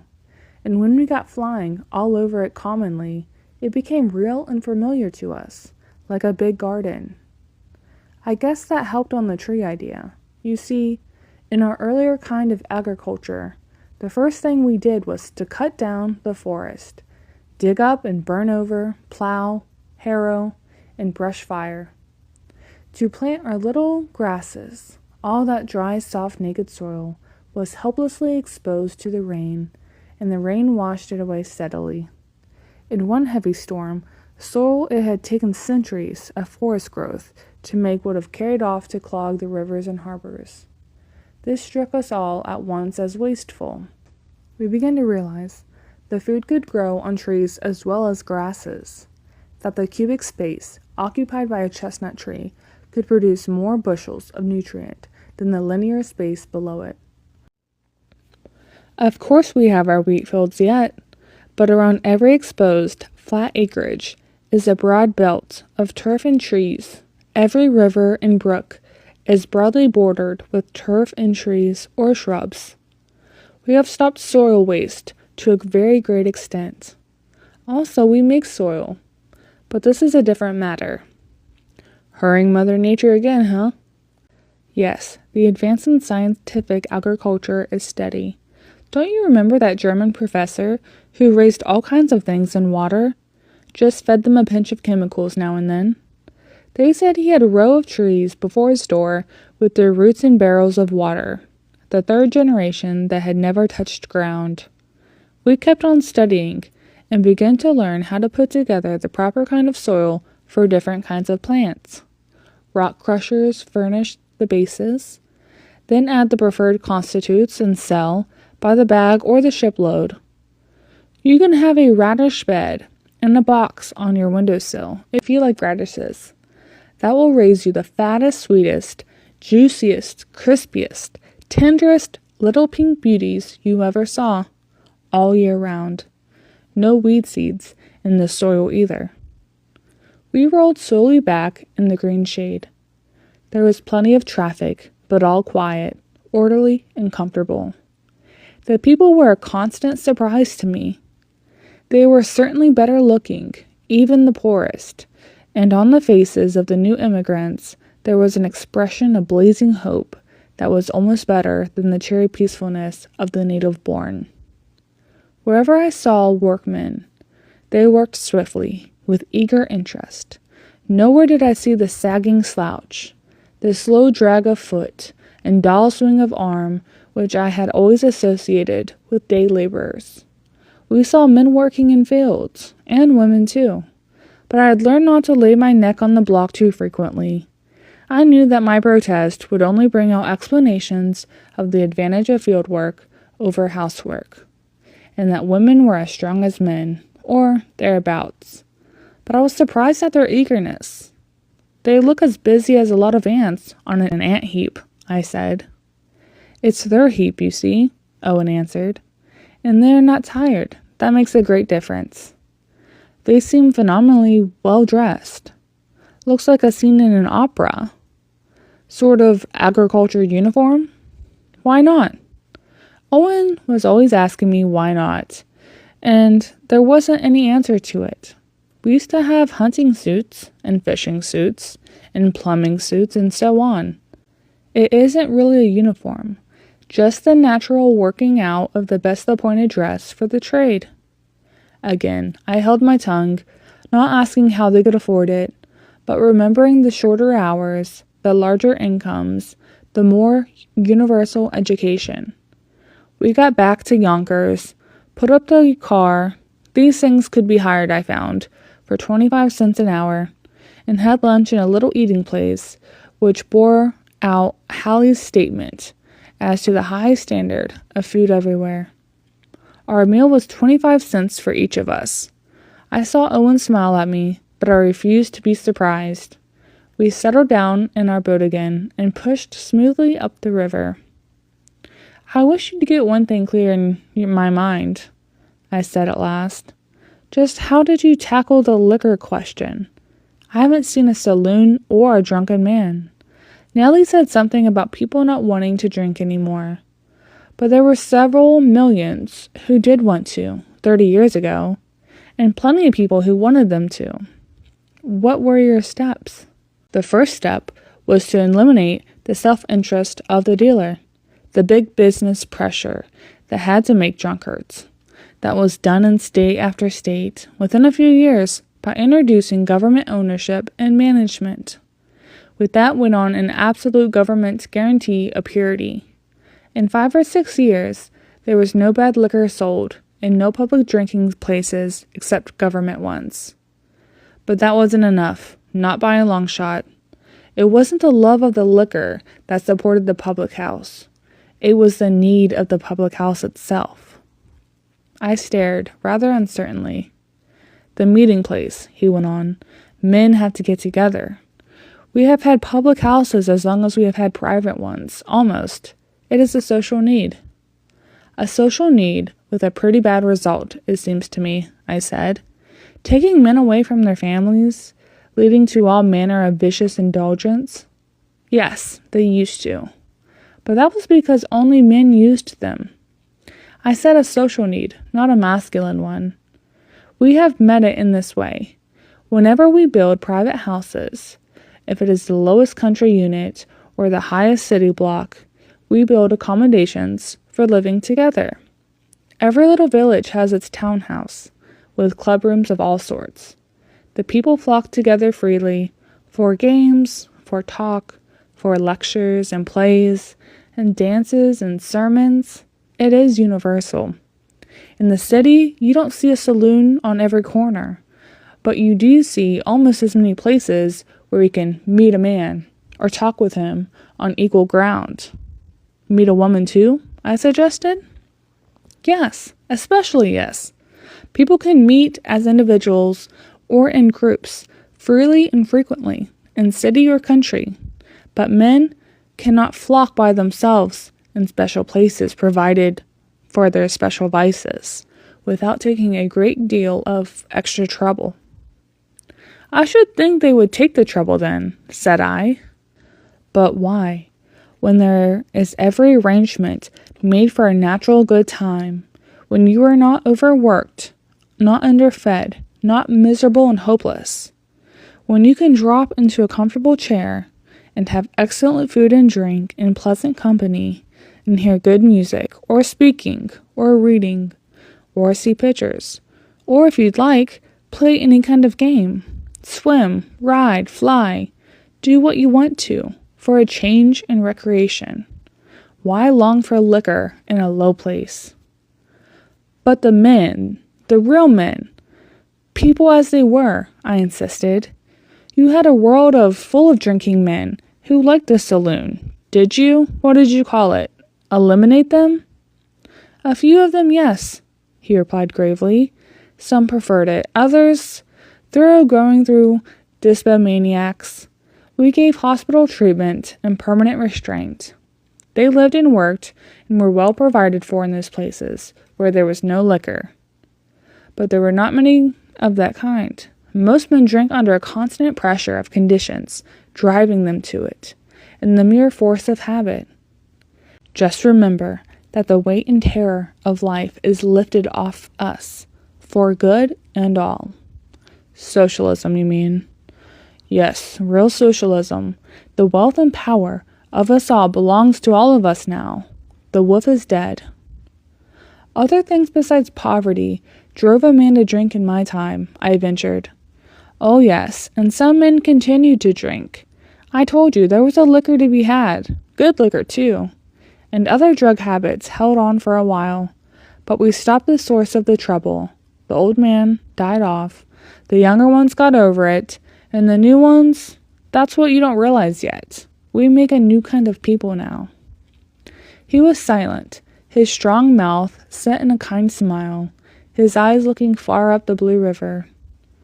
Well, what comes next? What's done it? I demanded. Religion? Education? Or those everlasting women? He laughed outright, laughed till the boat rocked. How do you hate to admit that it's their turn, John?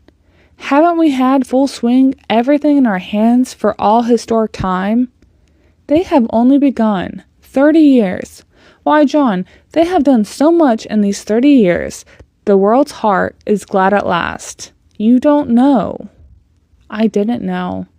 but I did feel a distinct resentment at being treated like an extinct species. They have simply stepped on to an eminence men have been all these years building, said I. We have done all the hard work, are doing it yet, for all I see. We have made it possible for them to live at all. We have made the whole civilization of the world. They just profit by it. And now you speak as if somehow they managed to achieve more than we have? Owen considered a while thoughtfully. What you say is true. We have done a great deal of work. We did largely make and modify our civilization. But if you read some of the newer histories, he stopped and looked at me as if I had just happened. Why, you don't know yet, do you? You speak as if history was a one-act play. I don't mean it's all done, of course, but we do now have a complete set treatment of the world's history, each nation of its own, some several of them. There's no dead level of agreement, I assure you, but our old androcentric version of life began to be questioned about 1910, I think, and new versions appeared, more and more of them. The big scholars took it up. There was a new research work, and we are not all so glib in our assurance that we did it all. You're getting pretty close to things I used to know something about, I remarked dryly. If you knew all that was known then, you wouldn't know this, John. Don't you remember what Lester Ward called the illusion of the near? How the most familiar facts were precisely those we often failed to understand. In all our history, ancient and modern, we had the underlying assumption that men were the human race and the people who did things, and that women were their women. And precisely, what have you lately discovered? That Horatio at the bridge was Horatia, after all? And that the world was conquered by Alexandra and a Napoleona? I laughed with some bitterness. No, said Owen gently. There's no question about the battles men did, the fighting, of course. But we have learned that the decisive battles of history were not so decisive as we thought of them. Man, as a destructive ancient, did not modify history, unquestionably. What did make history, make civilization, was constructive industry, and for many ages, women did most of that. Did women build the pyramids and the roads of Rome? No, nor many of other things, but they gave the world its first start in agriculture and the care of animals. They clothed it and fed it and ornamented it and kept it warm. Their ceaseless industry made rich the simple early cultures. Consider, without men, Egypt and Assyria could not have fought, but they could have grown rich and wise. Without women, they could have fought until the last man died alone, if food held out. But I won't bother you with this, John. You'll get all you want out of books better than I can give it. What I set out to say was the most important influence in weeding out intemperance was that of the women. I was in a very bad temper by this time. It was disagreeable enough to have this, or any part of it, true. But I could not understand was to see the big-hearted man speak in such a cheerful, matter-of-fact way. Have the men of today no pride? I asked. How can you stand it, being treated as inferiors by women? Women stood it for tens of thousands of years, he answered, being treated as inferiors by men. We went home in silence. Chapter 9. I learned to understand the immense material prosperity of the country much more easily than its social progress. The exquisite agriculture, which made millions of acres, from raw farms and ranches into rich gardens. The forestry, which had changed our straggling woodlands into great tree farms, yielding their steady crops of cut boughs, thinned underbrush, in full-grown trunks. Those endless orchid roads with their processions of workers making continual excursions in their special cars, keeping roadway and bordering trees in perfect order. All this one could see. There were, of course, far more of the wilder, narrower roads, perfect as the roadbed, but not parked, with all untrimmed nature to travel through. The airships did make a difference. To look down on the flowing outspread miles beneath gave a sense of unity and continuous beauty of our country, quite different from the strict views we used to get. An airship is a moving mountaintop. The cities were even more strikingly beautiful, in that the change was greater, the contrast sharper.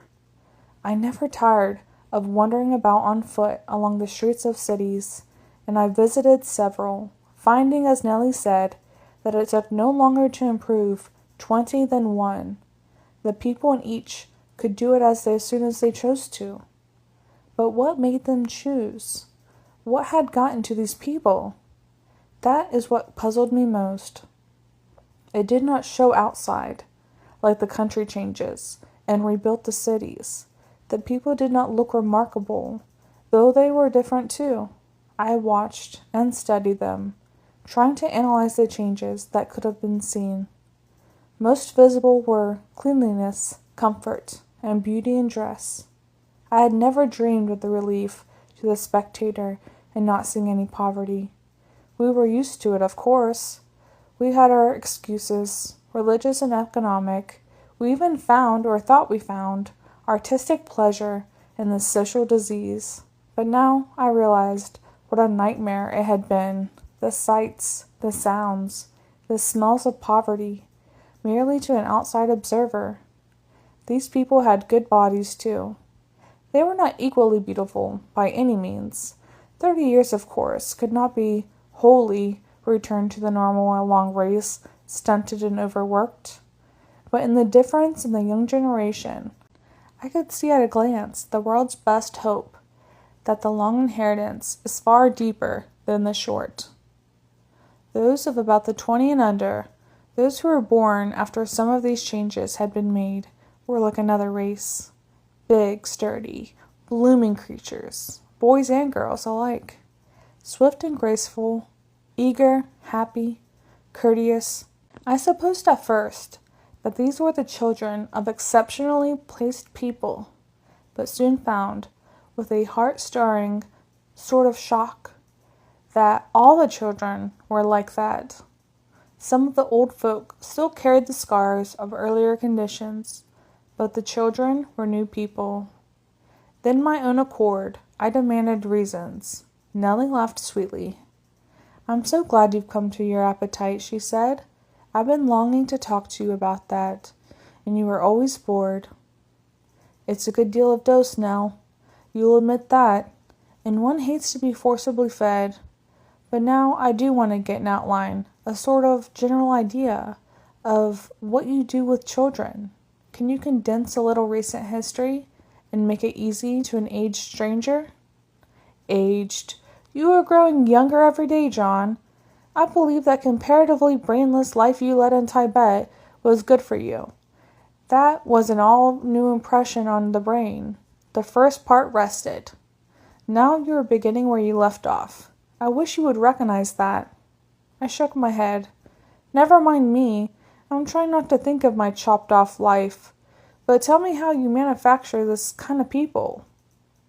My sister sat still, thinking for a little. "I want to avoid repetition if possible. Tell me just how much you have in mind already, but I refuse to be chastised. You put it all together straight. I want to get the whole of it, as well as I can." "All right, on your head be it. Let me see, first. Oh, there isn't any first, John. We were doing ever so much for children before you left, before you and I were born. It is the vision of the great child lovers, that children are people, and the most valuable people on earth. The most important thing to a child is its mother. We made new mothers for them. I guess that is a first. Suppose we begin this way. A. Free, healthy, independent, intelligent mothers. B. Enough to live on. Right conditions for child raising. C. Specialized care. D. The new social consciousness with its religion, its art, its science, its civics, and its industry, its wealth, its brilliant efficiency. That's your outline. I sat down these points in my notebook. An excellent outline, Nellie. Now for details on A. I will set my teeth till it's over. My sister regarded me with amused tenderness. How do you hate the new women, John? In the abstract. I haven't seen you averse to any of them in the concrete. At the time I refused to admit any importance to this remark, but I thought it over later, and to good purpose.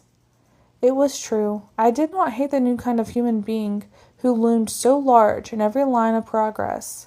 She jarred on every age-old masculine prejudice. She was not what women used to be, and yet, as Nellie said, the women I met I liked. Get on with your lesson, my dear, said I. I am determined to learn and not argue. What did your omnipresent new woman do to improve the human stock so fast? Then Nellie settled in earnest and gave me all I wanted, possibly more. They wakened as if to a new idea, to their own natural duty as mothers, to the need of a high personal standard of health and character in both parents. That gave us a better start, right away.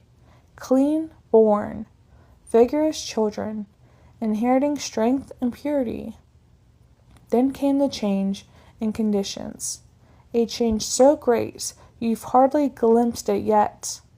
No more, never more again, please God, that brutal hunger and uncertainty, the black devil of want and fear. Everybody sure of the decent living. That one thing lifted the heaviest single shadow from the world and from the children. Nobody is overworked now. Nobody is tired, unless they tire themselves unnecessarily. People live sanely, safely, easily. The difference to children, both in nature and nurture, is very great. They all have proper nourishment and clothing, an environment from birth. And with that, as advanced in special conditions for child culture, we build for babies now. We, as a community, provide suitably for our most important citizens. At this point, I opened my mouth to say something, but presently shut it again. Good boy, said Nellie. I'll show you later. The next is the specialized care. That one thing is enough, almost, to account for it all. To think of all the ages when our poor babies had no benefit at all of the advance in human intelligence. We had the best and wisest specialist we could train and hire in every field of life, and the babies left utterly at the mercy of amateurs. Well, I mustn't stop to rage at past history. We do better now. John, guess the salary of the head of the baby gardens in a city. Oh, call it $1 million and go on, I said cheerfully, which somewhat disconcerted her. It's as big as a place as being head of Harvard College, she said, and better paid than what it used to be. Our highest and finest people study for this work. Real geniuses, some of them. The babies, all the babies, mind you, get the benefits of the best wisdom we have, and it grows fast. We are learning by doing it. Every year we do better. Growing up is an easier process than it used to be. I'll have to accept it for the sake of argument, I agreed. It's the last point I care for most, I think. All these new consciousnesses you were so glib about. I guess you can't describe that so easily. She grew thoughtful, rocking to and fro for a few moments. No, she said at length. It's not so easy, but I'll try. I wasn't very glib, really. I spoke of religion, arts, civics, science, and industry, wealth, and efficiency, didn't I? Now, let's see how they apply to the children. This religion, dear me, John, am I to explain the greatest sunburst of truth that ever was to in 2 minutes? Oh no, I said loftily. I'll give you 5. You've got to try anyway. So she tried. In place of revelation and belief, she said slowly, we now have facts and knowledge. We used to believe in God, variously, and teach the belief as a matter of duty. Now we know God as much as we know anything else. More than we know anything else, it is the fact of life. This is the base knowledge, underlying all other knowledge, simple and safe and sure. And we can teach it to children. The child mind opening to this lovely world is no longer filled with horrible or ridiculous old ideas. It learns to know the lovely truth of life. She looked so serenely beautiful and sat so still after she said this that I felt a little awkward. I don't mean to jar on you, Nellie, I said. I didn't know you were so religious. Then she laughed again happily. I'm not, she said, no more than anybody is. We don't have religious people anymore, John. It's not a separate thing, a body of doctrine, and a set of observations. It is what all of us have at the bottom of everything else, the underlying basis of fact of life. And it goes far, far indeed, to make strong good cheer you see in these children's faces. They have never been frightened, John. They have never been told any of those awful things we used to tell them. There is no struggle with church-going, no gagging over doctrines, no mysterious queer mess, only life. Life is now open to our children, clear, brilliant, satisfying, and yet stimulating. Of course, I don't mean that this applies equally to every last one. The material benefit does, but could be enforced by law where necessary. But this world wave of new knowledge is irregular, of course. It has spread wider and gone faster than any of the old religions ever did. But you can find people yet who believe things as almost as dreadful as Father did. I well remembered my father's lingering Calvinism and appreciated its horrors. Our educators have recognized a new duty to children, Nellie went on. To stand between them and the past, we recognize that the children mind should lift and lead the world, and we feed it with our newest, not our oldest, ideas.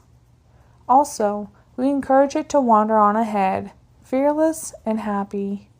I began to tell you the other day, and you snubbed me, John. You really did. That we have a new literature for children and have dropped the old. At this piece of information, I could no longer preserve the attitude of a patient listener. I sat back and stared at my sister, while the full awfulness of this condition slowly rolled over me. Do you mean, I said slowly, that children are taught nothing of the past? Oh, no, indeed. They are taught about the past from the earth's beginning. In the mind of every child is a clear view of how life on earth has grown. And our own history? Of course, from savagery to today, that is a simple story, endlessly interesting as they grow older. What do you mean, then, by cutting off the past? I mean that their stories, poems, pictures, and the major part of their instruction deals with the present and future, especially the future. The whole teaching is dynamic, not static. We used to teach mostly facts, or what we thought were facts. Now we teach processes. You'll find out if you talk to children anywhere. This I'm mentally determined to do, in due time, of course. I may as well say right here that I found children more delightful companions than they used to be. They were polite enough, even considerate, but so universally happy, so overflowing with purposes, so skillful in so many ways, so intelligent and efficient that it astonished me. We used to have a sort of race myth about happy childhood, but none of us seemed to study the faces of the children we saw about us. Even among well-to-do families, the discontented, careworn, anxious, repressed, or rebellious faces of children ought to have rooted our myth forever. Timid, browbeaten children, sulky children, darkly resentful, nervous, whining children, foolish, mischievous, hysterically giggling children, noisy, destructive, uneasy children. How well I remembered them. These new ones had a strange air of being persons, not subordinates and dependents, but equals. Their limitations frankly admitted, but not cast up at them, and their special powers fully respected. That was it. I am wandering far ahead of the day's conversation, but it led to wide study among children, analysis, and some interesting conclusions. When I hit on this one, I began to understand. Children were universally respected, and they liked it. In city or country, place was made for them, permanent, pleasant, properly appointed place, to use, enjoy, and grow up in. They had their homes and families just like before, losing nothing, but they added to this background their own wide gardens and houses, where part of each day was spent. From earliest infancy, they observed the idea that home was a place to come out from and go back to, the sweetest, dearest place, for there was a mother and father and one's own little room to sleep in. But the day hours were to go somewhere, to learn and do, to work and play, to grow in. I branched off from Nellie's startling me with her new literature for children idea. She went on to explain it further. The greatest artists work for children now, John, she said. In the child gardens and child homes, they are surrounded with beauty. I do not mean that we hire painters and poets to manufacture beauty for them, but that painters and poets, architects and landscape artists, designers and decorators of all kinds love and revere childhood and delight to work for it. Remember that half our artists are mothers, now a longing, loving, serving, giving spirit that has come into expression, a wider and more lasting expression than it was ever possible to put into donuts and embroidery. Wait till you see the beauty of our child gardens. Why don't you call them schools? Don't you have schools? Some. We haven't wholly outgrown the old academic habit. But for the babies, there was no precedent, and they do not go to school. You have some sort of central nursery? I ventured. Not necessarily central, John. And we have great numbers of them. How can I make it any more clear to you? See here. Suppose you were a mother, and a very busy one, like the old woman in the shoe. And suppose you had 20 or 30 permanent babies to be provided for. And suppose you were wise and rich, able to do what you wanted to do. Wouldn't you build an elaborate nursery for those children? Wouldn't you engage the very best nurses and teachers? Wouldn't you want the cleanest, quiet garden for them to play or sleep in? Of course you would. That is our attitude. We have at last recognized babies as a permanent class. They are always here, about a fifth of our population, and we as mothers have at last ensured to these, our babies, the best accommodation known to our time. It improves as we learn, of course. I said. I'll go and gaze upon these infant paradises later. At the sleeping hour, please. But how about the new literature you frightened me with? Oh, why, we have tried to treat their minds as we do their stomachs, putting in only what is good for them. I mean, The very littlest understand. As they grow older, they have a wider range. We have not expunged the world's past, my dear brother, but we do prepare them with all the wisdom, love, and power we have, the mental food for literature. Simple, lovely music is about them always. You must have noticed how universally they sing. I had and said so.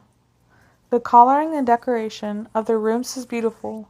Their clothes are beautiful and simple. You've seen that too?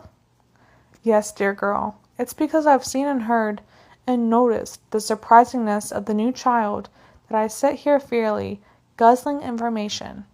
Pray proceed to the literature.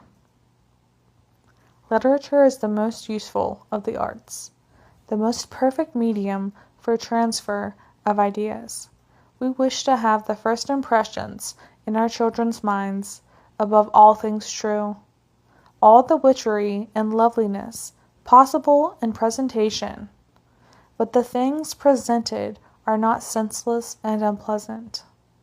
We have plenty of true stories, based on real events and on natural laws and processes, but the viewpoint from which they are written have changed. You'll have to read some to see what I mean, but the major difference is in our stories of the future, our future here on earth. They are good stories, mind.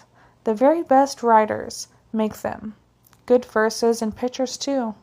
And a diet like that, while it is just as varied and entertaining as the once upon a time kind, leaves the child with a sense of that things are going to happen, and he or she can help. You see, we don't consider anything as done. To you as a new visitor, we point with pride, but among ourselves, we view with alarm. We are just as full of reformers and propagandists as ever, and overflowing with plans for improvement. These are the main characteristics of the new children literature. Truth and something better ahead. I don't like it, I said firmly. No wonder you judged it for so long. You feed it to these poor babies through a tube. This time my sister rebelled. She came firmly to my side and pulled my hair, precisely as she used to 40 years ago, and more. The little hairs at the crown which still troubled me in brushing because of pulling straight out so often. You shall no more oral instruction, young man, she said. You shall be taken about and shown things. You shall stop, look, listen, until you admit the advantages I have striven in vain to pump into your resisting intellect. You product of past methods. You're the product of the same methods yourself, my dear, I replied. But I'm quite willing to be shown. Always was something of a Missourian. No part of my re-education was pleasanter, and I'm sure none the less more important, than the next few days. We visited place after place, in different cities, or in the country, and everywhere was the same high standard of health and beauty, of comfort, fun, and visible growth. I saw babies and wee toddlers by the thousands, and hardly ever heard one cry. Out of the mass of experience, some vivid pictures remain in my mind. One was mother time in a manufacturing village. There was a big group of mills with water power, each mill a beautiful clean place, light, airy, rich in color, sweet with flowers about it, where men and women worked their 2-hour shifts. The women took off their work aprons and slipped into the neighboring garden to nurse their babies. They were in no haste. They were pleasantly dressed and well fed and not tired. They were known and welcomed by the women in charge of the child garden, and each mother slipped into a comfortable rocker and took in her arms that little rosy piece of herself, and the man she loved. It was a thing to bring one's heart into one's throat. The clean peace and quiet of it, time enough, the pleasant neighborliness and atmosphere of contented motherhood, those healthy, drowsy little mites, so busy with their dinner. Then they put them down, asleep for the most part, kissed them, and strolled back to the pleasant workroom for another 2 hours. Specialization used to be a terror when a whole human was held down to one motion for 10 hours. But specialization hurts nobody when it's done to not last so long. In the afternoons, some mothers took their babies home at once. Some nursed them and then went on out together for exercise or pleasure. The homes were clean and quiet. No kitchen work, no laundry work, no self-made clutter and dirt. It looked so comfortable that I couldn't believe my eyes. Yet it was just as common, everyday life. As the babies grew old enough to move about, their joys widened. They were kept in rooms of a suitable temperature and wore practically no clothes. This in itself, I was told, was the main cause of their health and contentment. They rolled and tumbled on a smooth mattress, pulled themselves up, and swung back and forth on a large, soft, horizontal ropes fastened within reach. Delightful little bunches of rose leaves and dimples and perfect happiness. Very early they had water to play in, clean, shallow pools kept at proper temperature, where they had splashed and gurgled in rapture, and learned to swim before they learned to walk sometimes. As they grew larger and more competent, their playgrounds were more extensive and varied. But the underlying idea was always clear in safety and pleasure, full exercise and development of every power. There was no quarreling over toys. Whatever they had to play with, they all had in abundance, and most of the time they did not have exchangeable objects, but these ropes, pools, sand, clay, and so on, materials common to all. And the main joy was in the use of their own little bodies, in as many ways as possible. At any time when they were not asleep, a procession of crawling toddlers could be seen creeping up a slight incline and sliding or rolling triumphantly down the other side. A sort of beautiful cellar door, this is. Strange that we always punish children for sliding down unsuitable things and never provided suitable ones. But then, of course, one could have not had machinery like this in a brief family. Swings, seesaws, all manner of moving things they had, with building blocks, of course, and balls. But as soon as it was easy to them, they had tools and learned to use them. The major joy of their expanding lives was doing things. I speak of them in an unbroken line, for that was the way they lived, each staged, lapped over to the next, and that natural ambition to be with older ones and to do what they did was the main incentive in their progress. To go on, to get further, higher, to do something better and more interesting, this was in the atmosphere. Growth, exercise, and joy. I watched and studied, and grew happy as I did so, which I could see the gratification to Nellie. "Aren't they ever naughty?" I demanded one day. "Why should they be?" she answered. "How could they be?" What we used to call naughtiness was only the misfit. The poor little things were in the wrong place, and nobody knew how to make them happy. Here there is nothing they can hurt, and nothing that can hurt them. They have earth, air, fire, and water to play with. "Fire?" I interrupted. "Yes, indeed. All children love fire, of course. As soon as they can move about, they are taught fire." "How many burn themselves?" "None. Never any more. Did you never hear a burnt child dreads the fire?" "We said that, but we never had the sense enough to use it. No proverb ever said a whipped child dreads the fire. We never safeguarded them, and the poor little things were always getting burnt to death in our barbarous homes."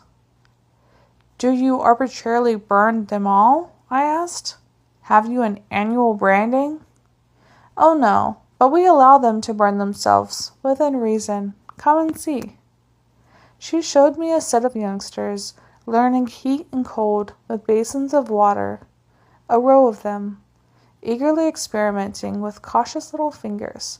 Very cold, cool, tepid water, Hot, very hot.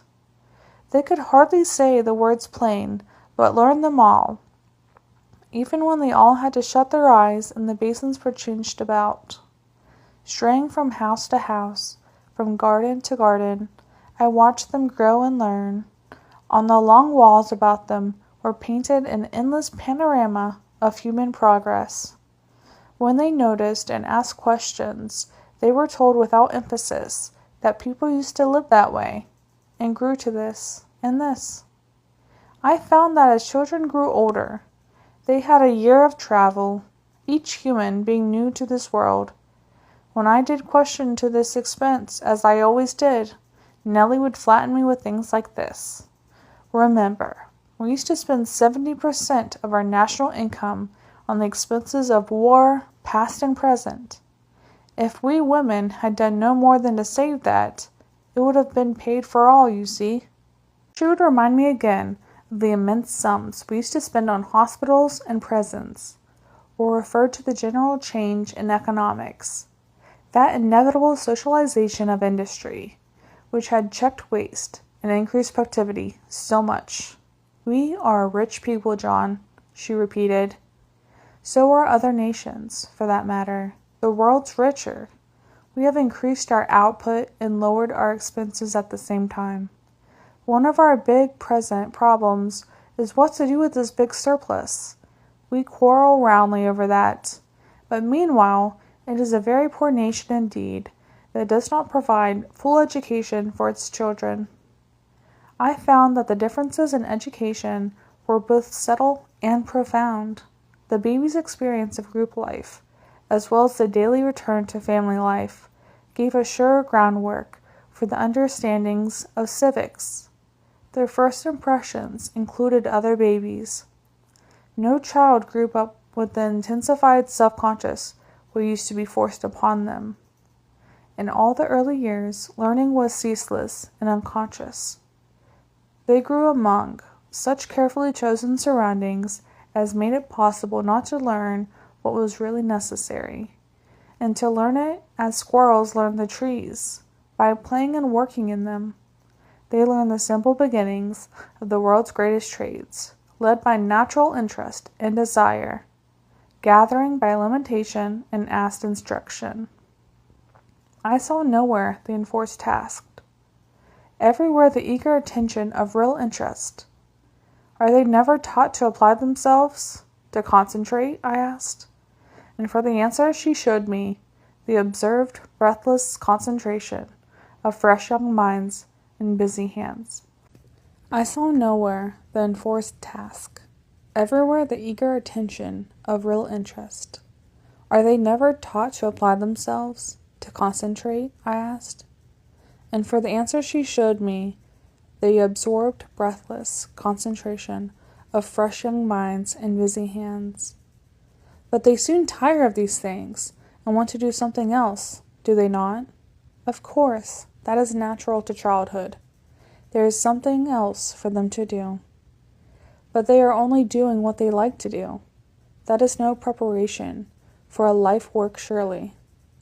We find it an excellent preparation for life work. You see, we all work at what we like now. That is one reason we do so much better work. I had talked on this line before with those who explained the workings of industrial socialism. Still, as a matter of education, I urged, is it not necessary for a child to learn to compel himself to work? Oh no, they told me, and to say truth convincingly showed me. Children like to work. If anyone does not, we know he is sick. And as I saw more and more of the children, and sat silently, watching for well-spent hours, I found how true this was. The children had around them the carefully planned stimuli of a genuinely educational environment. The work of the world was there, in words of one syllable, as it were, and among wise, courteous, pleasant people, themselves actually doing something, yet always ready to give information when asked. First, the natural appetite of the young brain, then every imaginable convenience for learning. Then the cautiously used accessories to encourage further effort. And then these marvelous teachers, who seemed to like their work too. The majority were women, and all of them nearly all mothers. It appeared that children had not lost their mothers, as at first one assumed, but each child kept his own and gained others. And these teaching mothers were somehow more motherly than average. Nellie was so pleased when I noticed this. She liked to see me going to school so regularly. I was not alone in it either. There seemed to be numbers of people who cared enough to watch children enjoying and playing. Nobody was worn out with childcare. The parents were not. The nurses and teachers had short shifts. It seemed to be considered a pleasure and an honor to be allowed with the little ones. And in all this widespread, costly, elaborate, and yet perfectly simple and lovely environment, these new little persons grew and blossomed with the divine unconsciousness which belongs to children.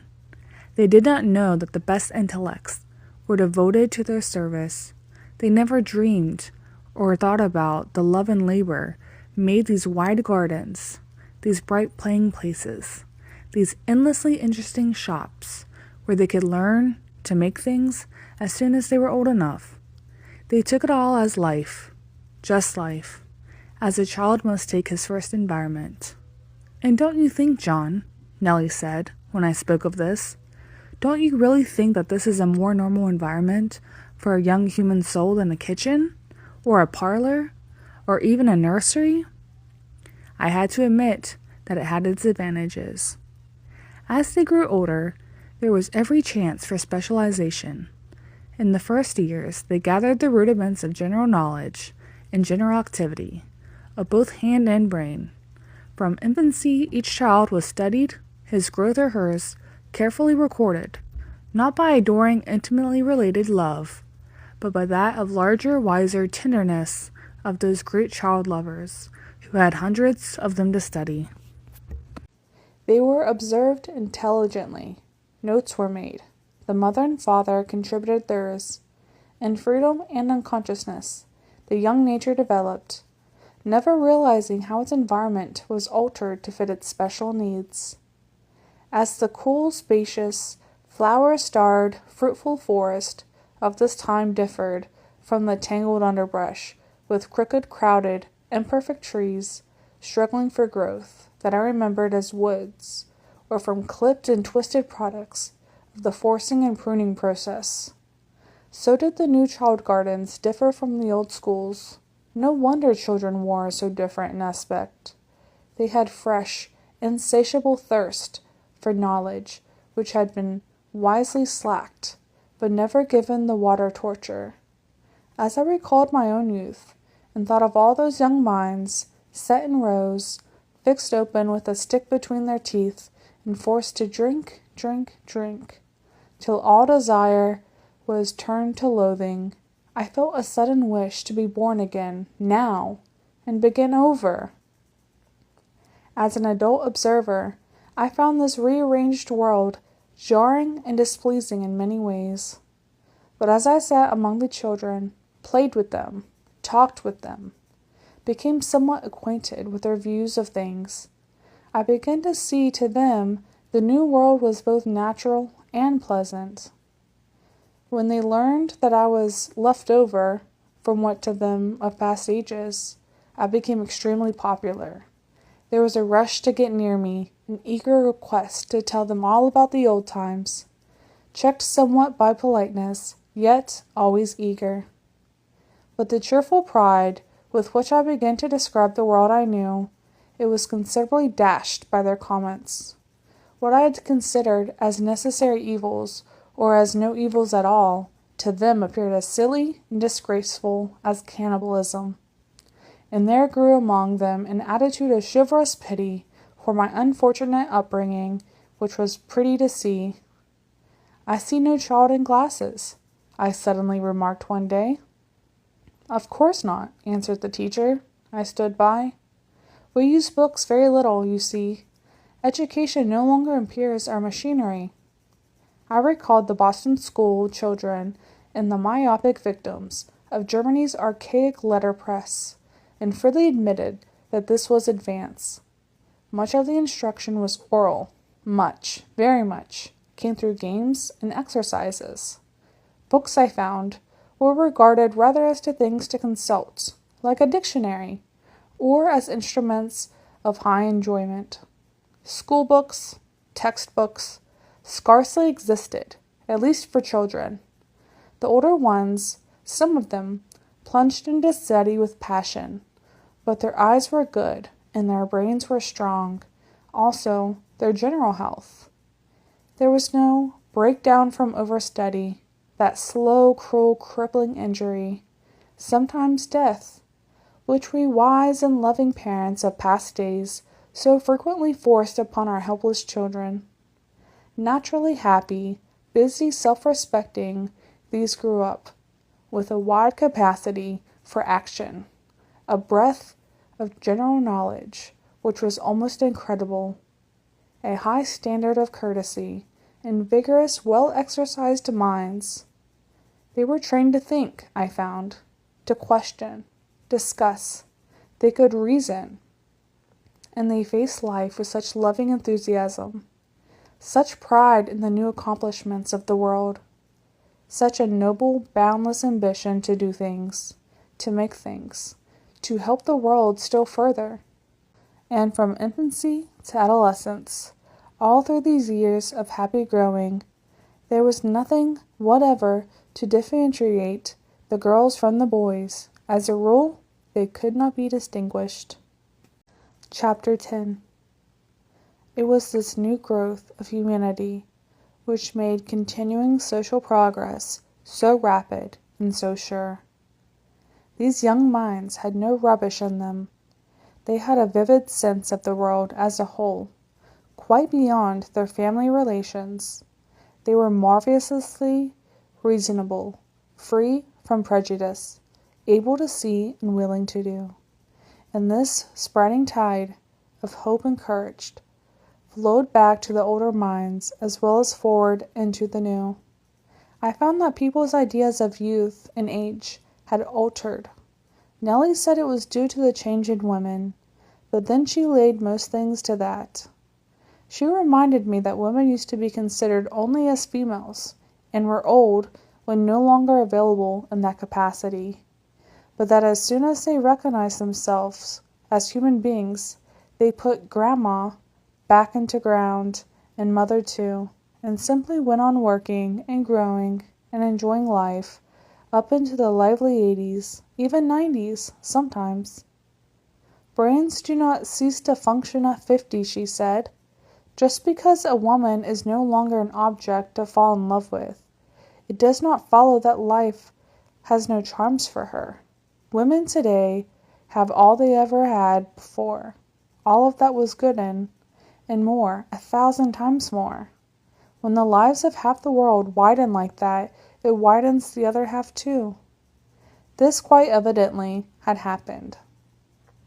The average mental standard was higher, the outlook broader.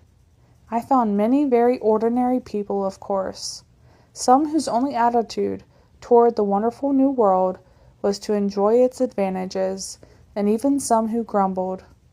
These were either old persons with bad digestions or new immigrants from very backward countries. I traveled about, visiting different places, consulting all manner of authorities, making notes, registering objections. It was all interesting, and grew more so as it seemed less strange. My sense of theatrical unreality gave way to a growing appreciation of the universal beauty about me. Art, I found, held a very different position from what it used to hold. It had joined hands with life again, was common, familiar, used in all things. There were pictures, many and beautiful, but the great word art was no longer so closely confined to its pictorial form. It was not narrow, expensive, requiring a special education, but part of the atmosphere in which all children grew, all people lived. For instance, the theater, which I remember as a $2 affair and mainly vulgar and narrow, was now the daily companion and teacher. The historic instinct with which every child is born was cultivated without check. The little ones played through all their first years of instruction, played the old Stone Age, most natural to them, the new Stone Age, the first stages of industry. Older children learned history that way, and as they reached years of appreciation, special dramas were written for them, in which psychology and sociology were learned without hearing their names. Those happy, busy, eager young things played gaily through wide ranges of human experience, and when these emotions touched them in later years, they were not strange and awful, but easy to understand. In every smallest village, there was a playhouse, not only in the child gardens, but for the older people. They each had their dramatic company, as some used to have their bands, had their musical companies too, and better ones. Out of this universal use of the drama rose freely from the special talent who made it the major business of their lives, and the higher average everywhere gave to these greater ones the atmosphere of real appreciation which a growing art must have. I asked Nellie how the people managed who live in the rural country, remote and alone. "We don't live that way anymore," she said. "Only some stubborn old people, like Uncle Jake and Aunt Dorcas. You see, the women decided that they must live in groups to have proper industrial and educational advantages, and they do." "Where do the men live?" I asked grimly. "With the women, of course. Where should they?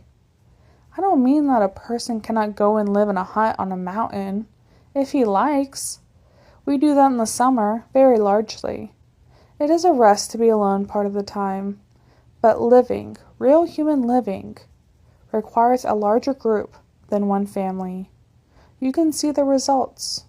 I could, and I did, though I would not always admit it to Nellie, in this beautiful commonness of good music, good architecture, good sculpture, good painting, good drama, good dancing, good literature, impressed me increasingly. Instead of those perpendicular peaks of isolated genius we used to have, surrounded by the ignorant, indifferent many and the excessively admiring few, those geniuses now sloped gently down to the average on long graduated lines of decreasing ability. It gave the commonest people a possible road upward development, and to the most developed a path of connection with the commonest people. The geniuses seemed to like it too. They were not so conceited, not so disagreeable, not so lonesome. People seemed to have a very good time, even at work. Indeed, very many found their work more fun than anything else. The abundant leisure gave a sort of margin to life which was a wholly new, to the majority at least. It was that spare time and the direct efforts of the government in wholesome educational lines which had accomplished so much in the first 10 years. Owen reminded me of the educational vitality even of the years I knew, of the university extension movement, the lectures in the public schools, the push of the popular magazines, the summer schools, the hundreds of thousands of club women, whose main effort seemed to improve their minds. "And the press," I said, "our splendid press. That was one of our worst obstacles, I'm sorry to say," he answered. I looked at him. "Oh, go ahead, go ahead. You'll tell me that public schools were an obstacle next." "They would have been, if we hadn't changed them," he agreed.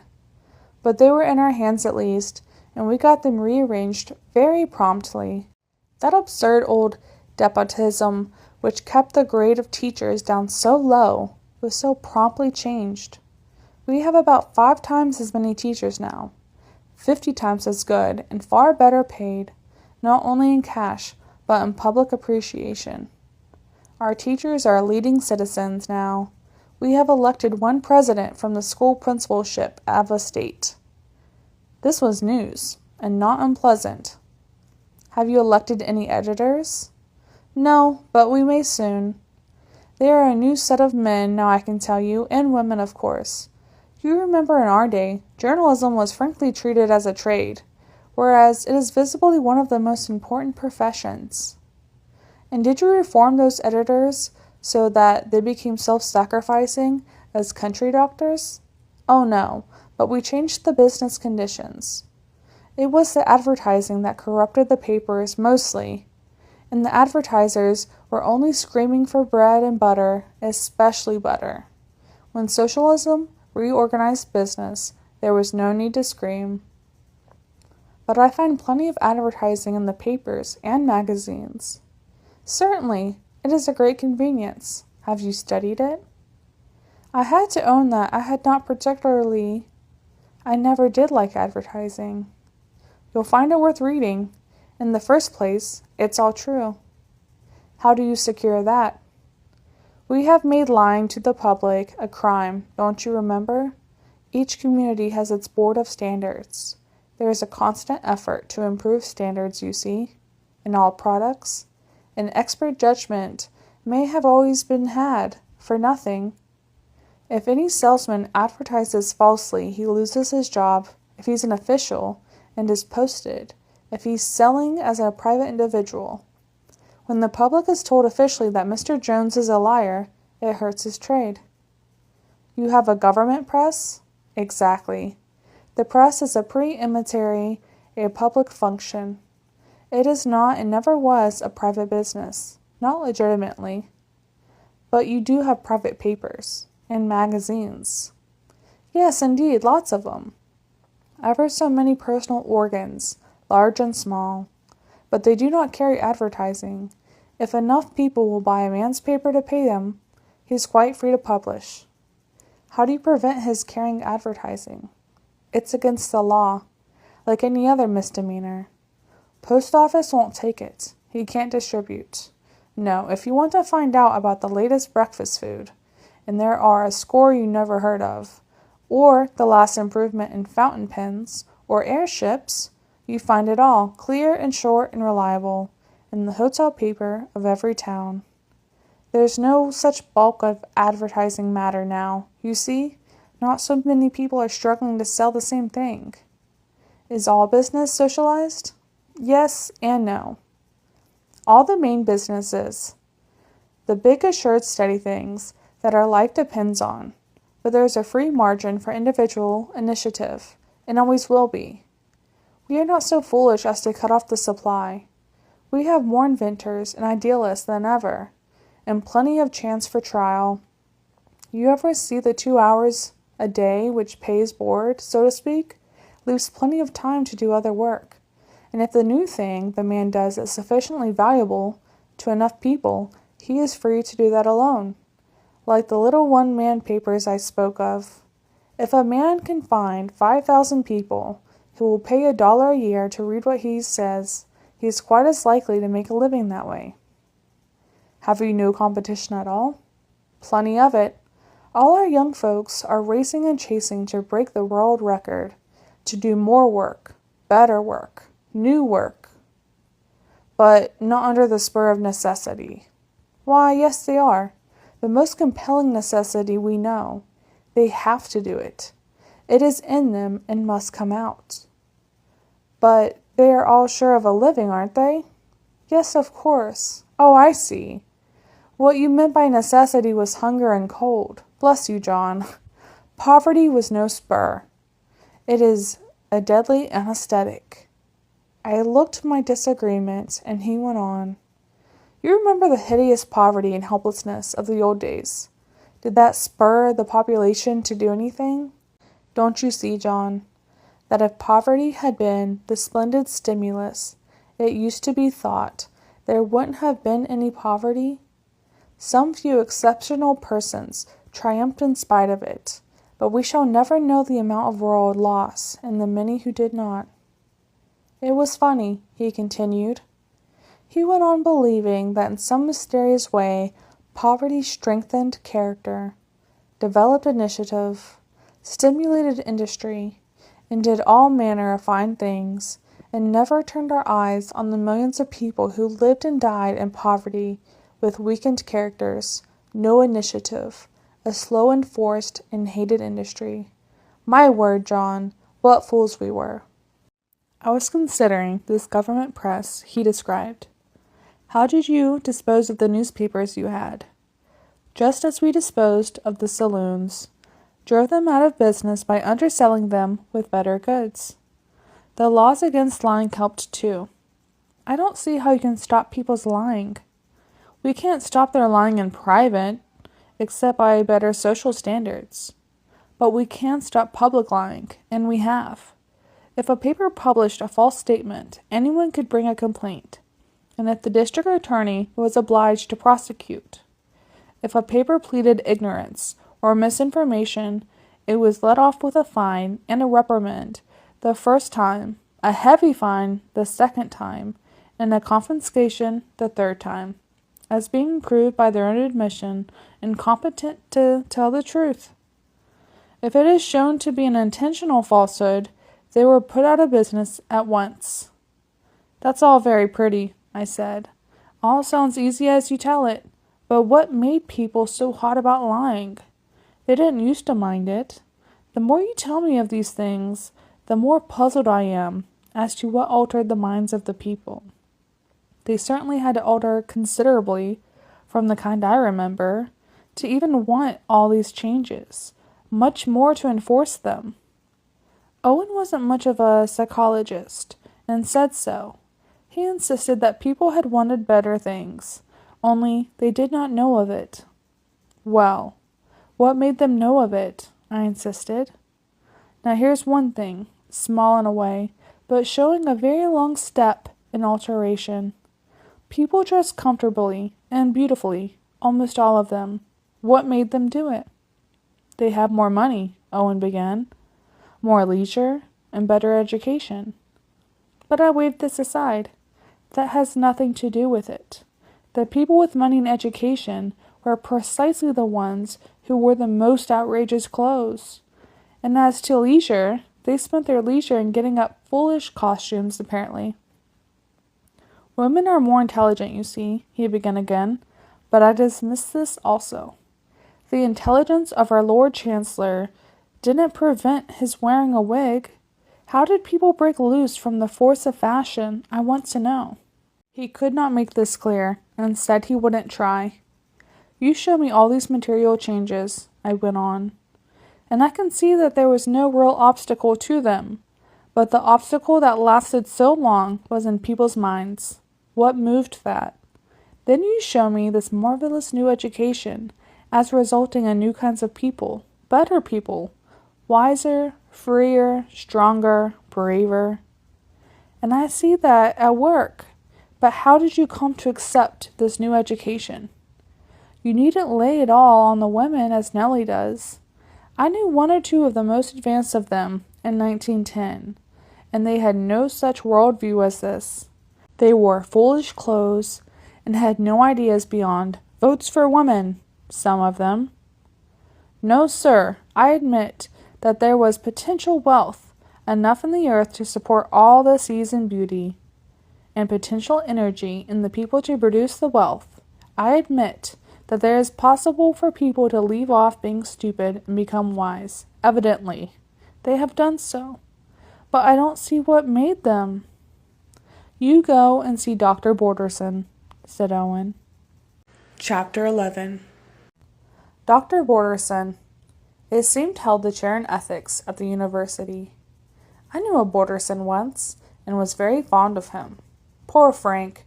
If he was alive, he would have more likely reached a prison or a hospital than a professorship. Yet, he was brilliant enough. We were great friends in college, and before. Let me see, 35 years ago. But he was expelled for improper conduct, and went from bad to worse. The last I heard of him was in a criminal case, but he had run away and disappeared. I well remember the grief and shame it was to me at the time to see such a promising young life ruined and lost so early. Thinking of this, I was shown into the study of the great teacher of ethics, and as I shook hands, I met the keen brown eyes of Frank Borderson. He had both my hands and shook them warmly. "Well, John, it is good to see you again. How well you look. How little you have changed. It's a good world you've come back to, isn't it?" "You are the most astonishing thing I've ever seen so far," I replied. "Do you really mean it? Are you a professor of ethics?" "When I used to be a godforsaken rascal, eh? Yes, it's really so. I've taught ethics for 20 years, and gradually pushed along to this position. And I was a good deal farther off than Tibet, old man." I was tremendously glad to see him.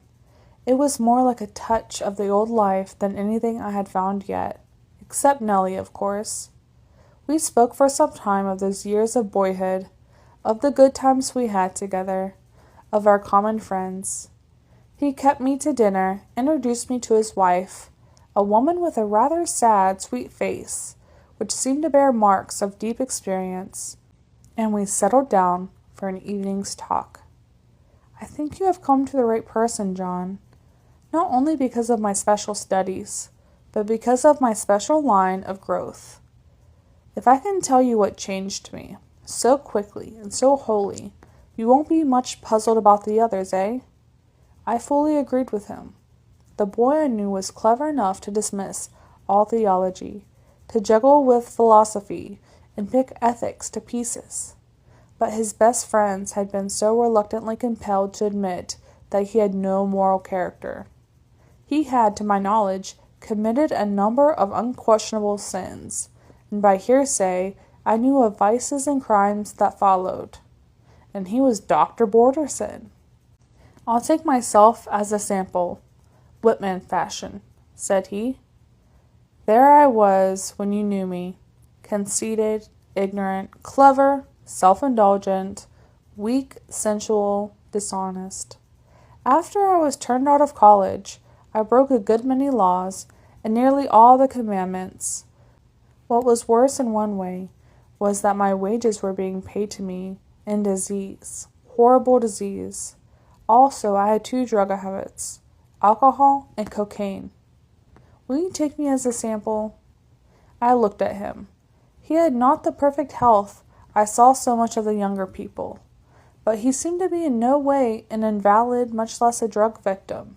His eyes were clear and bright, his complexion good, his hand steady, his manner assured and calm. "Frank," I said, "you beat anything I've seen yet. You stand absolutely to my mind as an illustration of before taking and after taking. Now, in the name of reason, tell me, what is it you took?" I took a new grip on life. That's the whole answer. But you want to know the steps, and I'll tell you. The new stage of ethical perception we are in now, or as you would probably say, the new religion, presents itself to me in this way. The business of the universe about us consists in the transmission of energy. Some of it's temporarily and partially arrested in material compositions. Some is more actively expressed in vegetable and animal form. This stage of expression we call life. We ourselves, the human animals, were specially adapted for high efficiency in storing and transmitting this energy. And so we're able to enter the combination still more efficient, that is, into social relations. Humanity, man, and social relation is the best expression of the energy that we know.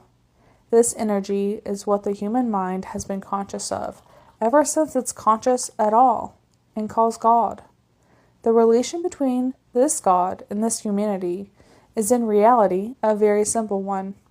In common with all the other life forms, the human being must express itself in normal functioning.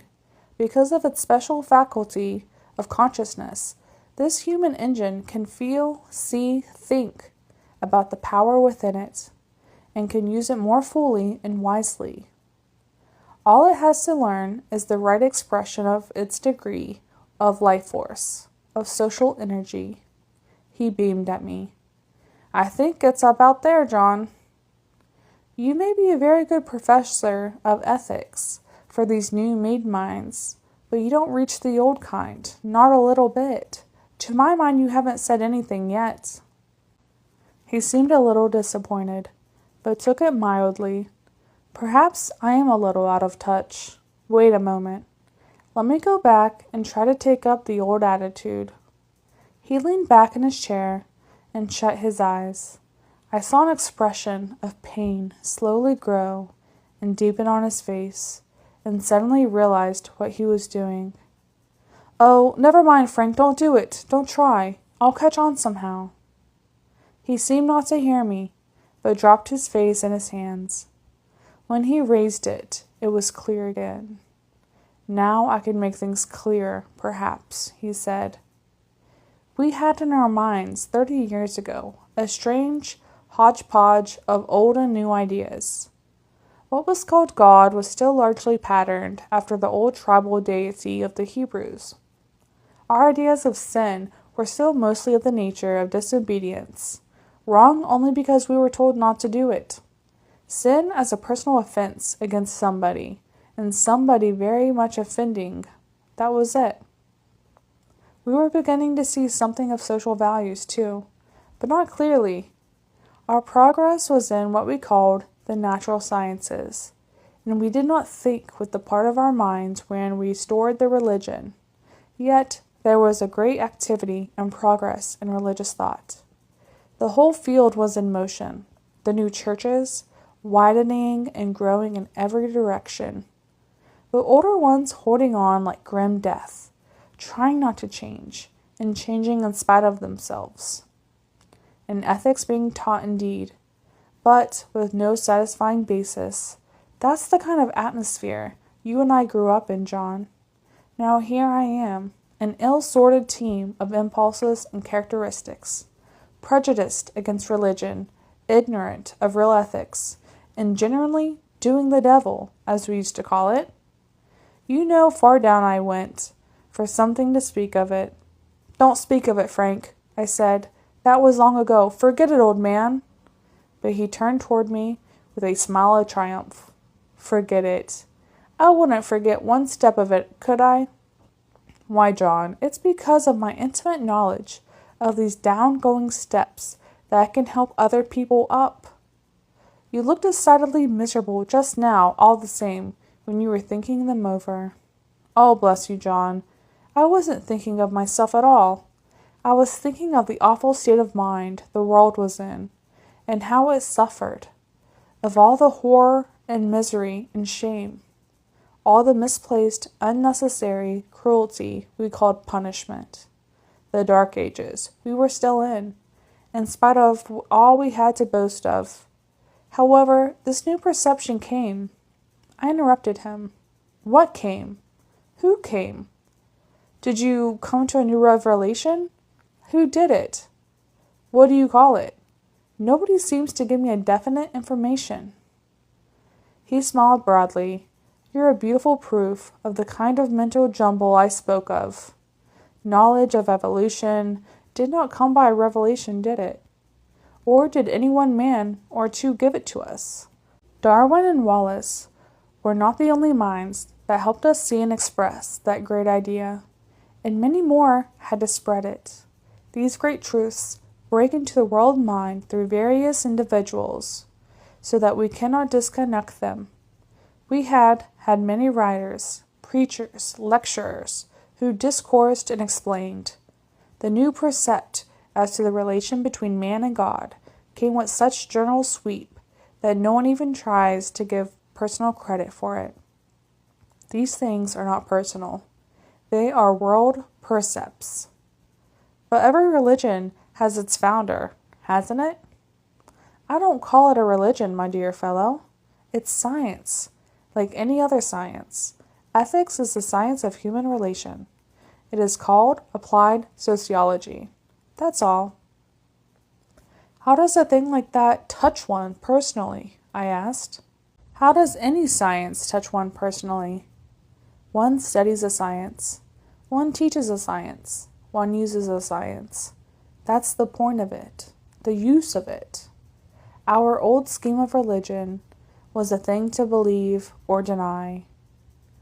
It was a test question one had to pass an examination to get into good marks.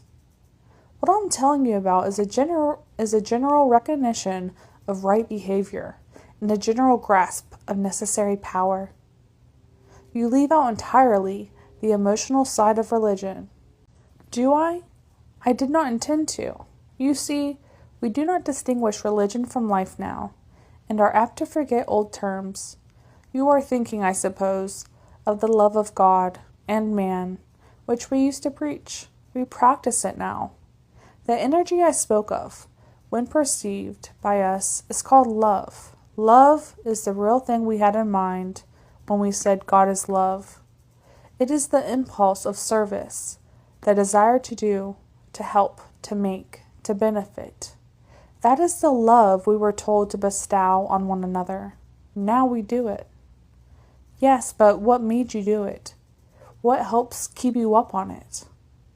Just nature, John. It's human nature. We used to believe otherwise. He was quiet for a while. One of the new doctors got a hold of me when I was about as near the bottom as one can go and get back. Not a priest with a formula, nor a reformer, but a real physician, a soul doctor, with a passionate enthusiasm for an interesting case. That's what I was, John. Not a lost soul, not even a sinner, just a case. Have you heard about these moral sanitariums? Yes, but not definitely. Well, as soon as this view of things took hold, they began to want to isolate bad cases and cure them if they could. And they cured me. How, Frank? How? What did they tell you that you didn't know before? What did they do to you?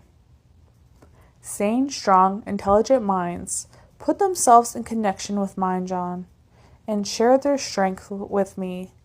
I was made to feel that my individual failure was no great matter, but that my social duty was, that the whole of my dirty past was nothing to an all-splendid future, that whatever I had done was merely to be forgotten, the sooner the better, and that all life was open before me, all human life, endless, beautiful, profoundly interesting.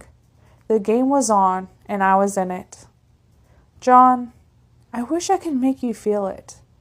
It was as if we had all along had it inside of us, an enormous reservoir of love, human love, that had somehow been held in and soured.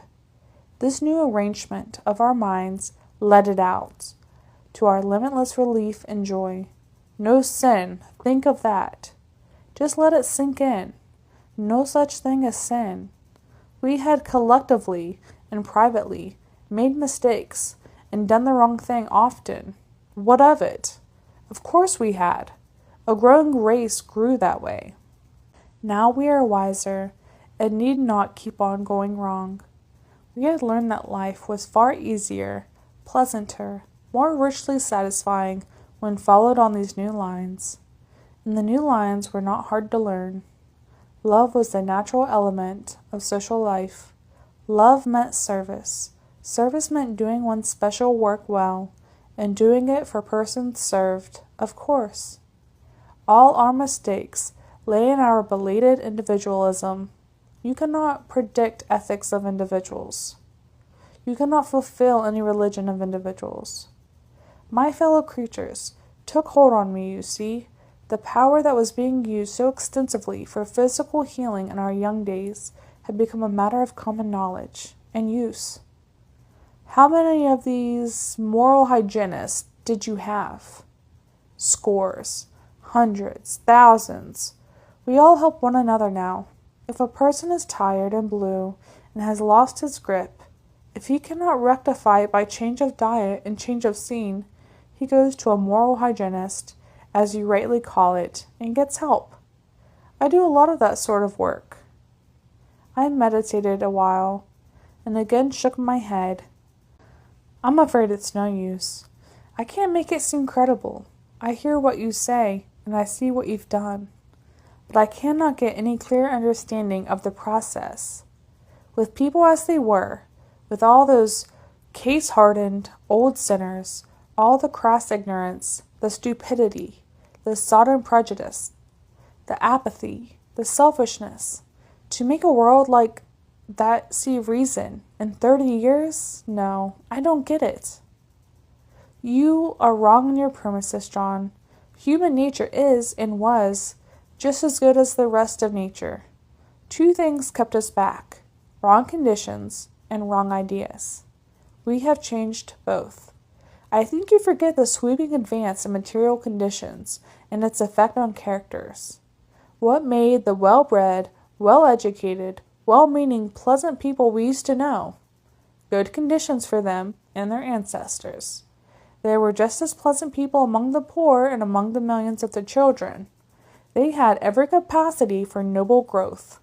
Given the chance, it took no wholesale change of heart to make people want shorter hours, better pay, better housing, food, clothes, amusements. As soon as the shameful pressure of poverty was taken off humanity, it rose like a freed spring. Humanity's all right. There were some things all wrong, I replied, that I know.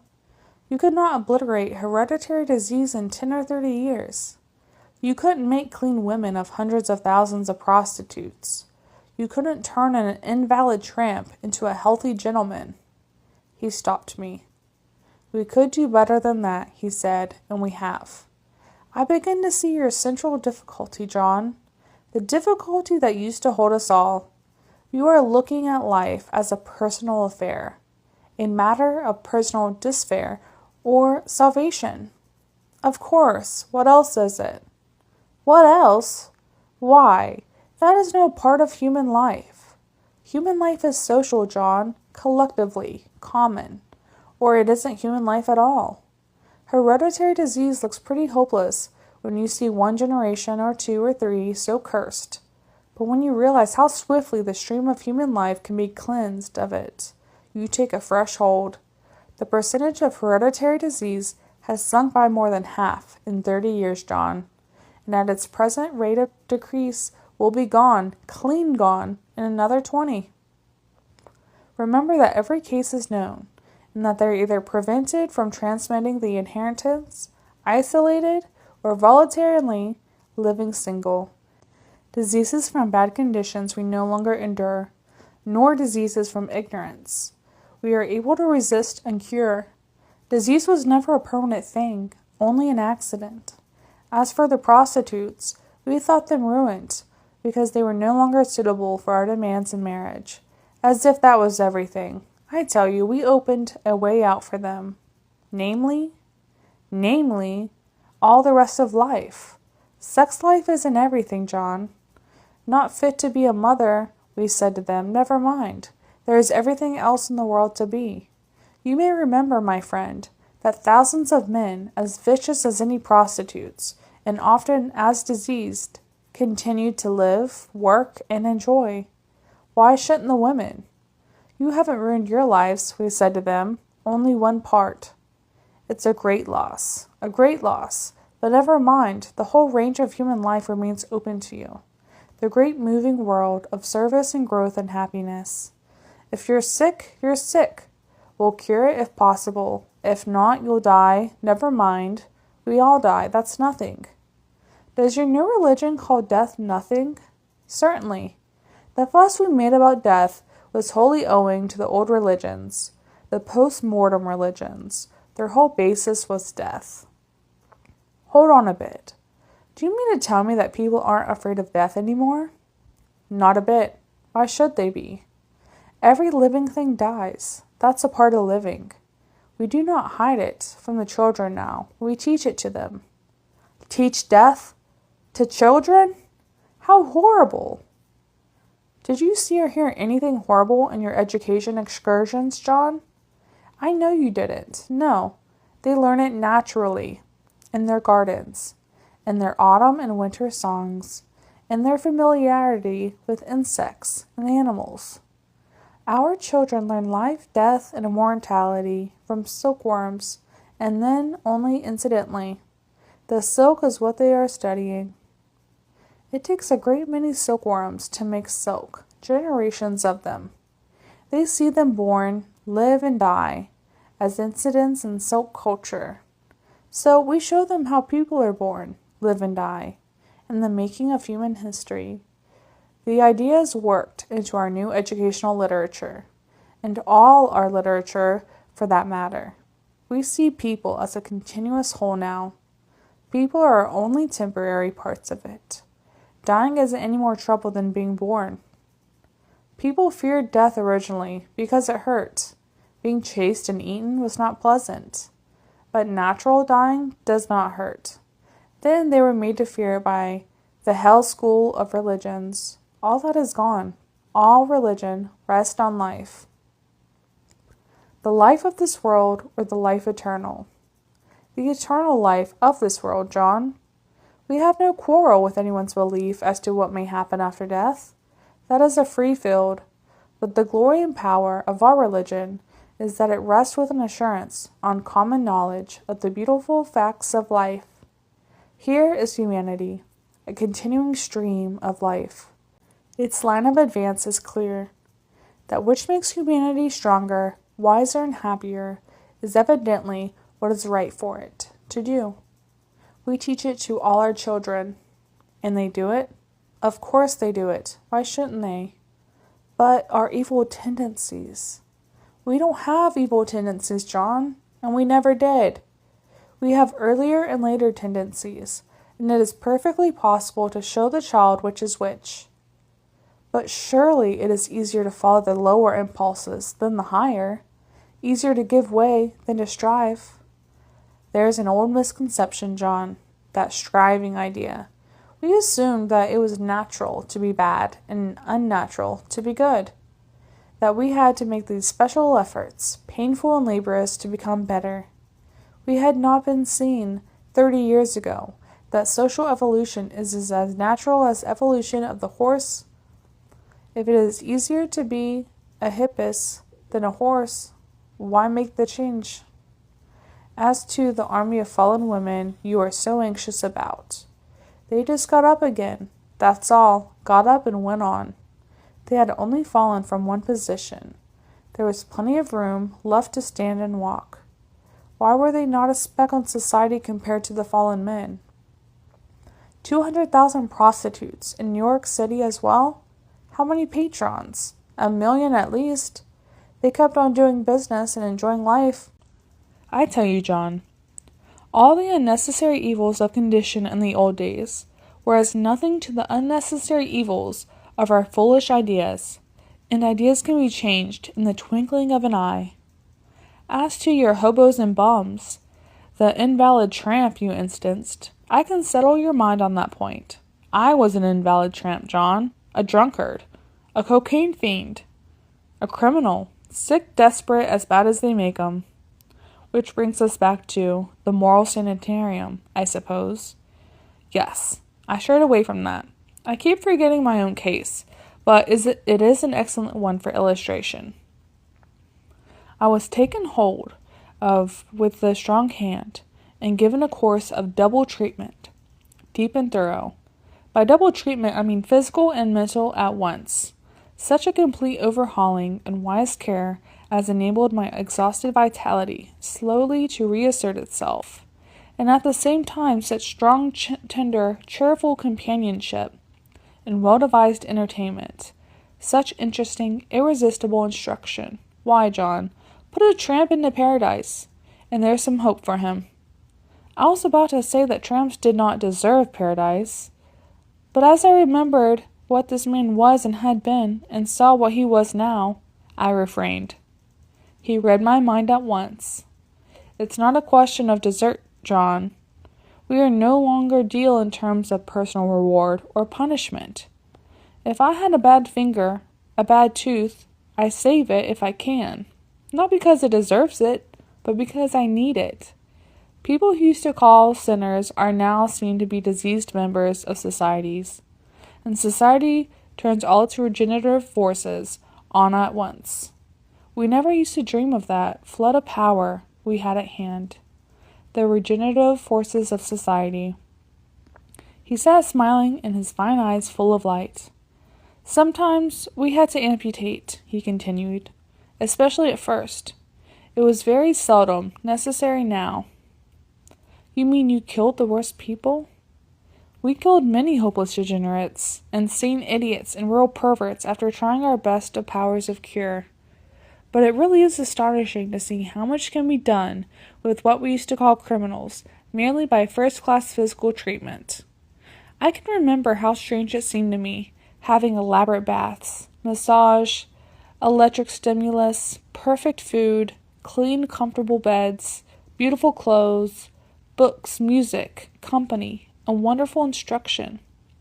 It is very confusing, and went far to rearrange all my ideas.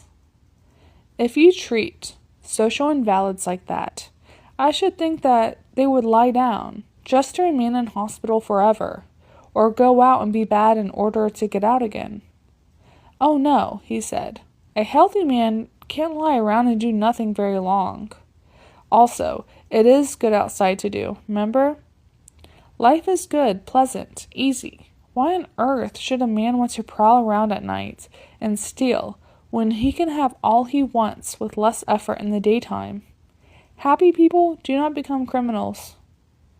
But I can tell you what treatment like that does to one.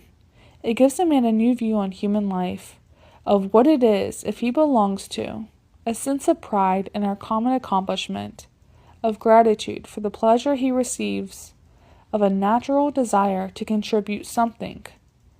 I took these new ethics. It satisfied me. It's reasonable. It's necessary. We make it our basic study now in all the schools. You must have noticed that. Yes, I had noticed it, as I looked back. But they don't call it that, I said. No, they don't call it anything to the children. It's just life, the rules of decent behavior. We sat silent for a while. Things were clearing up a little in my mind. A sort of crystallization of chaotic progressive thought into clear diamonds for usable truth. Is that about what happened? I said. That's exactly it. And a general refutation and clearing out of a lot of things we deeply believed that were not so. That is what was the matter with us, John. Our minds were full of what Mrs. Eddy christened error. I wish I could make you feel what a sunrise it was to the world when we left off believing lies and learned facts. Can you, in a few words, outline a little of your new ethics to lay in the mind? Easily. It is all lay enough. We don't make a separate profession of religion or separate sciences of ethics. Ethics is a social hygiene. It teaches how humanity must live in order to be well and strong. We show the children the patent facts of social relation, how all our daily life, all our accumulated wealth and beauty and continuing power rest on common action, on what people do together. Everything about him teaches him that. Then we show him the reasons why such and such actions are wrong, what the results are, how to avoid wrong lines of action and adopt right ones. It's no more difficult than teaching any other game, and far more interesting. I suppose I looked unconvinced, for he added, remember we have nature on our side. It is natural for a social animal to develop social instincts. Any personal desire which works against the social good is clearly a survival of the lower pre-social period. Wrong, and that is out of place. What we used to call criminals were relics of the past, but artificially maintaining low conditions, such as poverty, individual wealth, we bred low-grade types. We do not breed them anymore. Again, we sat silent. I was nursing my knee and sat looking into the fire, the soft shimmering play of rosy light and warmth, with which electricity now gave jewels to our rooms. He followed my eyes.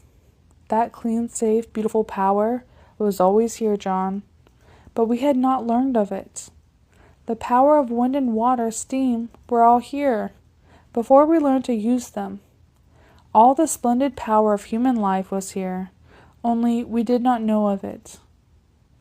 After that talk with Frank Borderson, I felt a little clearer in my mind about what had taken place. I saw a good deal of him, and he introduced me to others who were in his line of work. Also, I got to know his wife pretty well. She was not so great an authority on ethics as he, but an excellent teacher, widely useful. One day I said something to her about her lovely spirit, and what she must have been to him, such an uplifting influence. She laughed outright. "I'll have to tell you the facts, Mr. Robertson, as part of your instruction.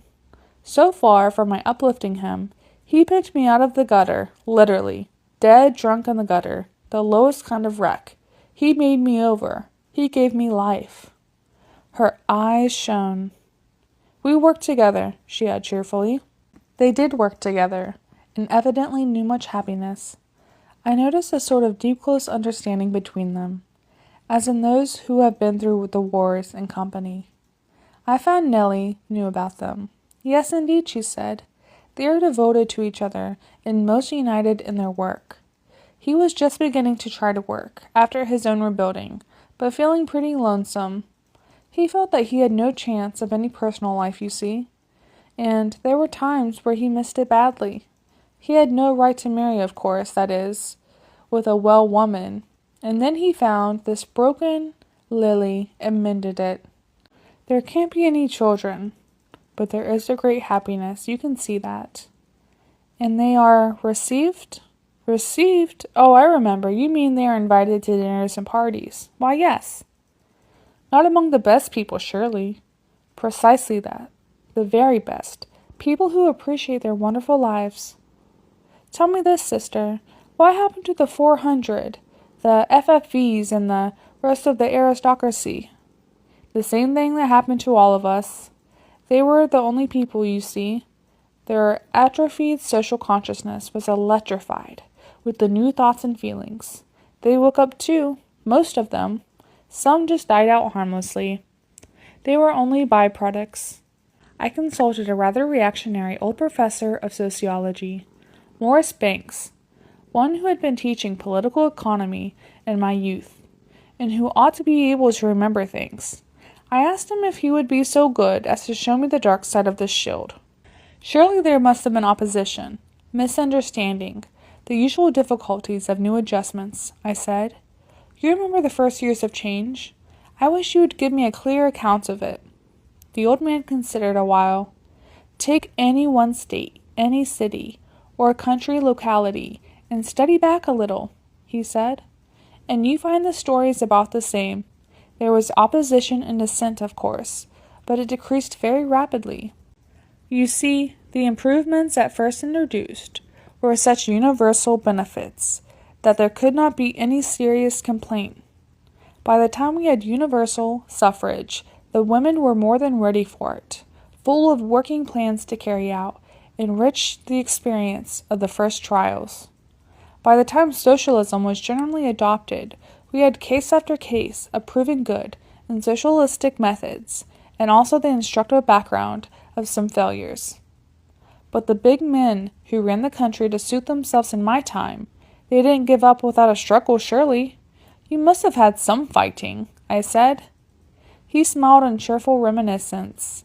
We had a good deal of noise, if that's what you mean. But there's no fighting to be done with soldiers. If the soldiers won't fight, our working men decline to shoot or to be shot at any longer, and left the big capitalists to see what they could do alone. But they had the capital. Not all of it. The revenues of the cities and of the United States government are pretty considerable, especially when you save the 70% we used to spend on wars past and possible, and the 10 or 20 more that went into waste and graft. With a socialistic state, private capital has no grip. Did you confiscate it? Did not have to. The people who were worth anything swung into line and went to work like other people. Those that weren't were just left alone. Nobody has any respect for them now.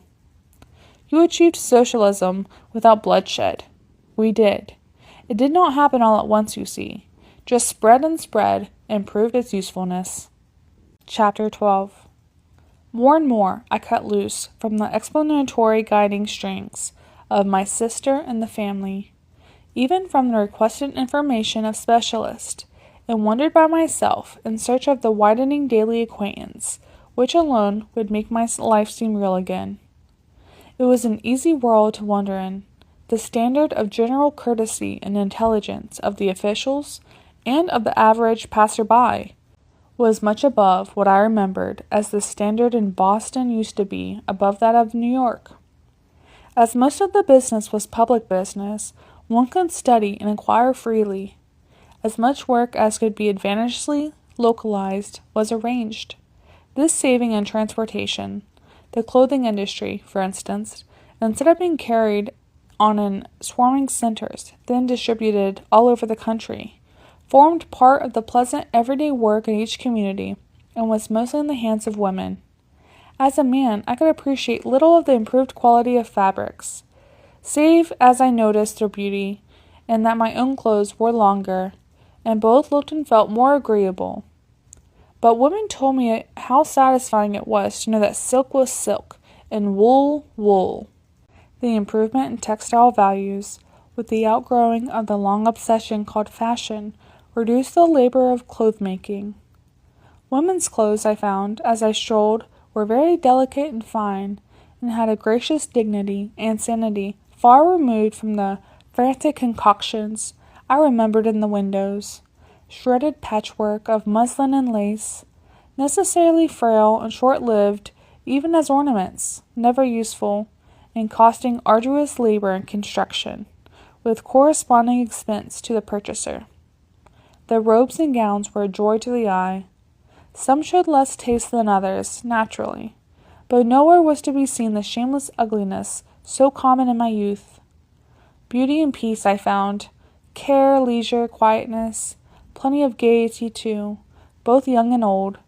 It struck me that the young people, owing to their wider and sounder upbringing, were more serious, and that older people, owing to their safer, easier lives, were jollier.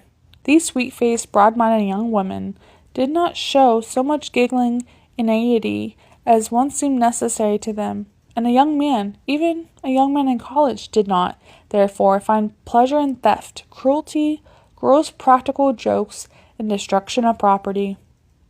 As I noted this, I brought myself up with a start. It looked as if Nellie had written it, surely, when I was in college, and there rose up within me a memory of the crass, wasteful follies that used to be called pranks in my time, and considered perfectly natural in young men. I had not minded them in those days. It gave me a queer feeling to be seen by my own words how my judgment was affected already. I explored the city from end to end, and satisfied myself that there was no poverty in it, no street that was not clean, no house that was not fit for human habitation. That is, as far as I could judge from an outside view. Among the masses of people, after their busy mornings, there were vast numbers of people who used the afternoons for learning. The easy, interesting, endless learning now carried on far and wide. The more they learned, the more they wanted to know, in the best minds, free for research work, and upheld it in deepening attention of the world, constantly pushed on the boundaries of knowledge. There were some hospitals yet, but as 1 to 100 of what it used to be, of a higher quality and fuller usefulness. There were some of what I should have called prisons, though the life inside was not only as comfortable as that without, but administered with a stricter care for the advantage of those within. They were the moral sanitariums, healthful in beauty, richly endowed with the world's best methods of improvement, and managed by the world's best people. It made me almost dizzy to try and take this in, the opposite pole of judgment on the criminal. Out of town, I found that the park-like roads, so generally in use, by no means interfered with the wide stretches of what I used to call real country.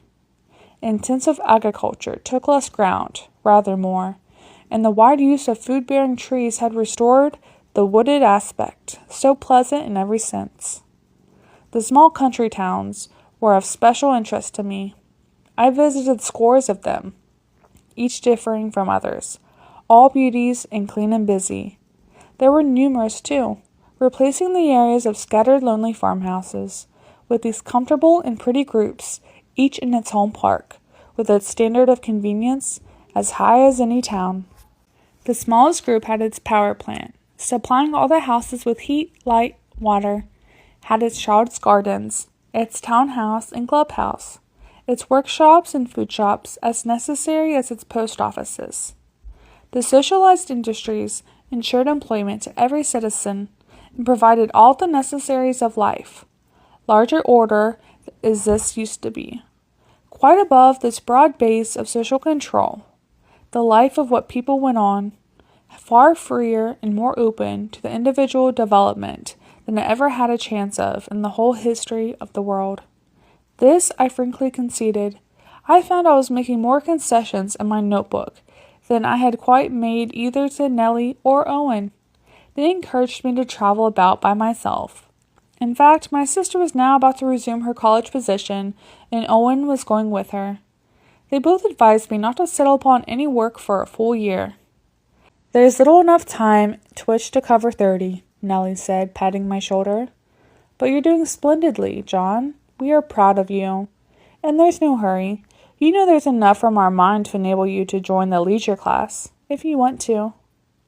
I had no idea of doing this, as she well knew, but I did feel it necessary to get myself in some way grafted onto this new world before I took up regular employment. I found that there was not much call for ancient languages in the colleges, even if I had been in touch with the new methods. But there remained plenty of historical work, for which I had now a special fitness. Indeed, some of my new scientific friends assured me I would be of the utmost service with my unique experience. So I was not worried about what to do, nor under any pressure about doing it. But the more I saw of these new advantages, the more I was obliged to admit that they were advantages. The more I traveled and read and learned, the more lonesome and homesick I became. It was a beautiful world, but it was not my world. It was like a beautiful dream, but seemed a dream nevertheless. I could no longer dispute that it was possible for people to be healthy, wealthy, and wise. And happy too, visibly happy. Here they all were, working and playing and enjoying life as naturally as possible. But they were not the people I used to know. Those two were like Frank Borderson and Morris Banks, changed so that they seemed more unreal than the others. The beauty and peace and order of the whole thing wore on me. I wanted to hear the roar of the elevated, to smell the foul air of the subway and see the people pile in, pushing and angry, as I still remembered in my visits to New York. I wanted to see some neglected-looking land, some ragged suburbs, some faraway farmhouse under its big elms, with its own barns in an odorous proximity, its own cows, boy-driven, running and stumbling home to be milked. I wanted a newspaper, which gave me the excitement of guessing what the truth was. I wanted to see some foolish, crazily dressed, giggling girls and equally foolish boys, but better dressed and less giggling, given cigarettes and uproarious good times. I was homesick, desperately homesick. So, without saying a word to anyone, I betook myself to Old Slide Face to see Uncle Jake, all the way down, and I went by rail, no air traveling for this homecoming. I felt an increasing pleasure in the familiar look of things. The outlines of the Alleghenies had not changed. I would not get out of any town. The shining neatness of the railroad station was enough. But the sleeping cars were a disappointment. The beds were wide, soft, cool, the blankets of light and clean wool. The clean air, fresh. The noise and jar almost gone. Oh well, I couldn't expect to have everything as it used to be, of course.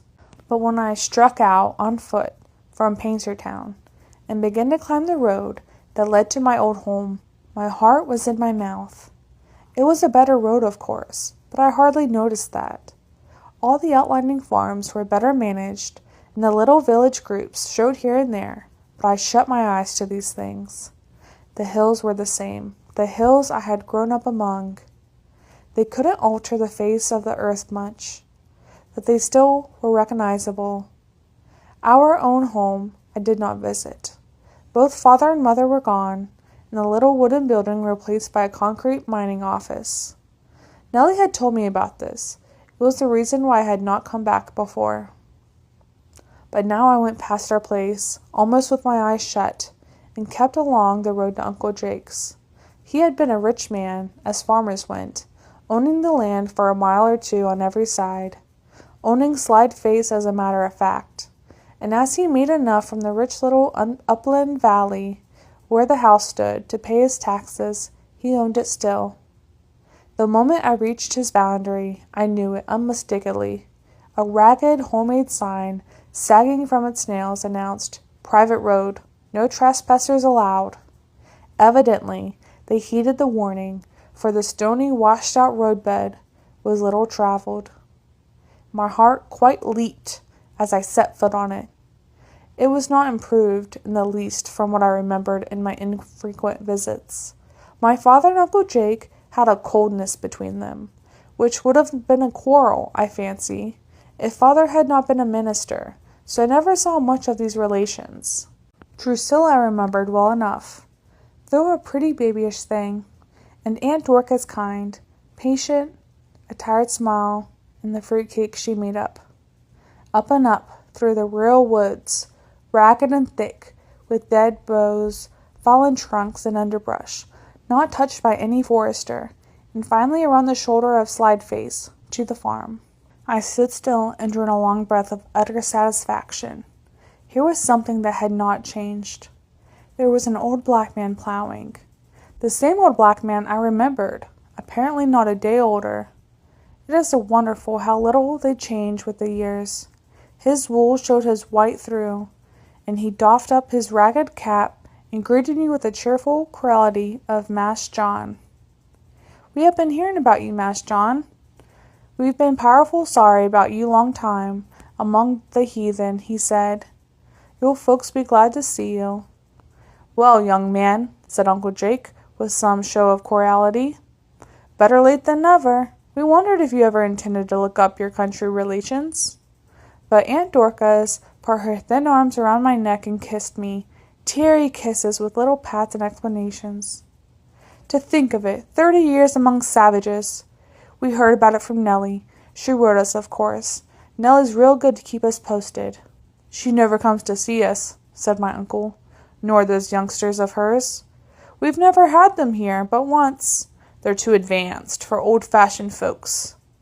Uncle Jake's long upper lip set firmly. I remember that look as he used to sit in his wagon and talk with Mother at our gate, refusing to come in, little sunny-haired Drusilla looking shyly at me from under her sunbonnet the while. Where was Drusilla? Surely not that. A frail, weak, elderly, quiet little woman stood there by Aunt Dorcas, her smooth, fine, ash-brown hair drawn tightly back to a flat knot behind her dull blue calico dress, falling starkly about her. She came forward, smiling, and held out a thin, work-worn hand. "We're so glad to see you, Cousin John," she said. "We certainly are." They made much of me in the old familiar ways I had thirsted for. The sense of family background, of common knowledge and experience was comforting in the extreme. The very furnishings and clothes I had recalled them. I told them what a joy it was. This seemed to please Uncle Jake enormously. "I thought you'd do it," he said. "Like to find a place that hasn't been turned upside down by all these newfangled notions. Dreadful things have been going on, John, while you're amongst them Fijis." I endeavored to explain to him something of the nature and appearance of the inhabitants of Tibet, but it made small impression. Uncle Jake's mind was so completely occupied by what it was in that any outside fact or idea had any small chance of entry. "They got women voting now, I understand," he pursued. "I don't read the papers much, they're so ungodly, but I've heard that. And they've been meddling with divine providence in more ways than once. But I keep out of it, and so does Aunt Dorcas and this girl here." He looked around at my aunt, who smiled her gentle, faithful smile, and at Drusilla, who dropped her eyes and flushed faintly. I suspected her of secret leanings towards the movement of the outside world. I don't allow my family off the farm," he went on, "except for when we go meetin', and that's not often. There's hardly any Orthodox preacher left, seems to me, but we go up the ridge meetin' house sometimes." "I should think you would find it a little dull, don't you?" Drusilla flashed a grateful smile at me. "Nothing of the sort," he answered. "I was born on this farm, and it's big enough for anybody to be contented on. Your aunt was born over in Hadley Holler, and she's contented enough. And for Drusilla," he looked over at her with real affection. "Drusilla's always been a good girl, never made any trouble in her life, unless 'twas she was pretty near married to that heretic minister. Eh, Drusilla?" My cousin did not respond warmly to this, but neither did she show signs of grief. I was conscious of a faint satisfaction that she had not married that minister. They made me very welcome, so welcome indeed that as days passed, Uncle Jake even broached me on the subject of my remaining there. "I've got no son," he said, "and a girl can't run the farm. You can stay here, John, keep things going, and it'll be with you to what you do. What do you say? You ain't married, I see. Just go get you a nice girl, if there's any left, and settle down here." I thanked him warmly, but I said I must have time to consider, that I had thought of accepting other work which offered. He was most insistent about it. "You better stay here, John. Here's pure air and pure food. Nothing of these artificial kickshaws I hear you folks having nowadays. We smoke our own hams just as we used to in your grandfather's time. There's none better. We buy sugar and rice and coffee and such of that, but I grind my own corn in the little mill on the creek. Reckon I'm the only one who uses it now, and your aunt runs her loom these days. Drusilla can too, but she loathes to hates to do it. Girls ain't what they used to be when I was young." It did not seem possible that Uncle Jake had ever been young. His sturdy, stooping frame, his hard, ruddy features were the same at 70 as I remembered them at 40. Only his hair, whitened and thinned, was different.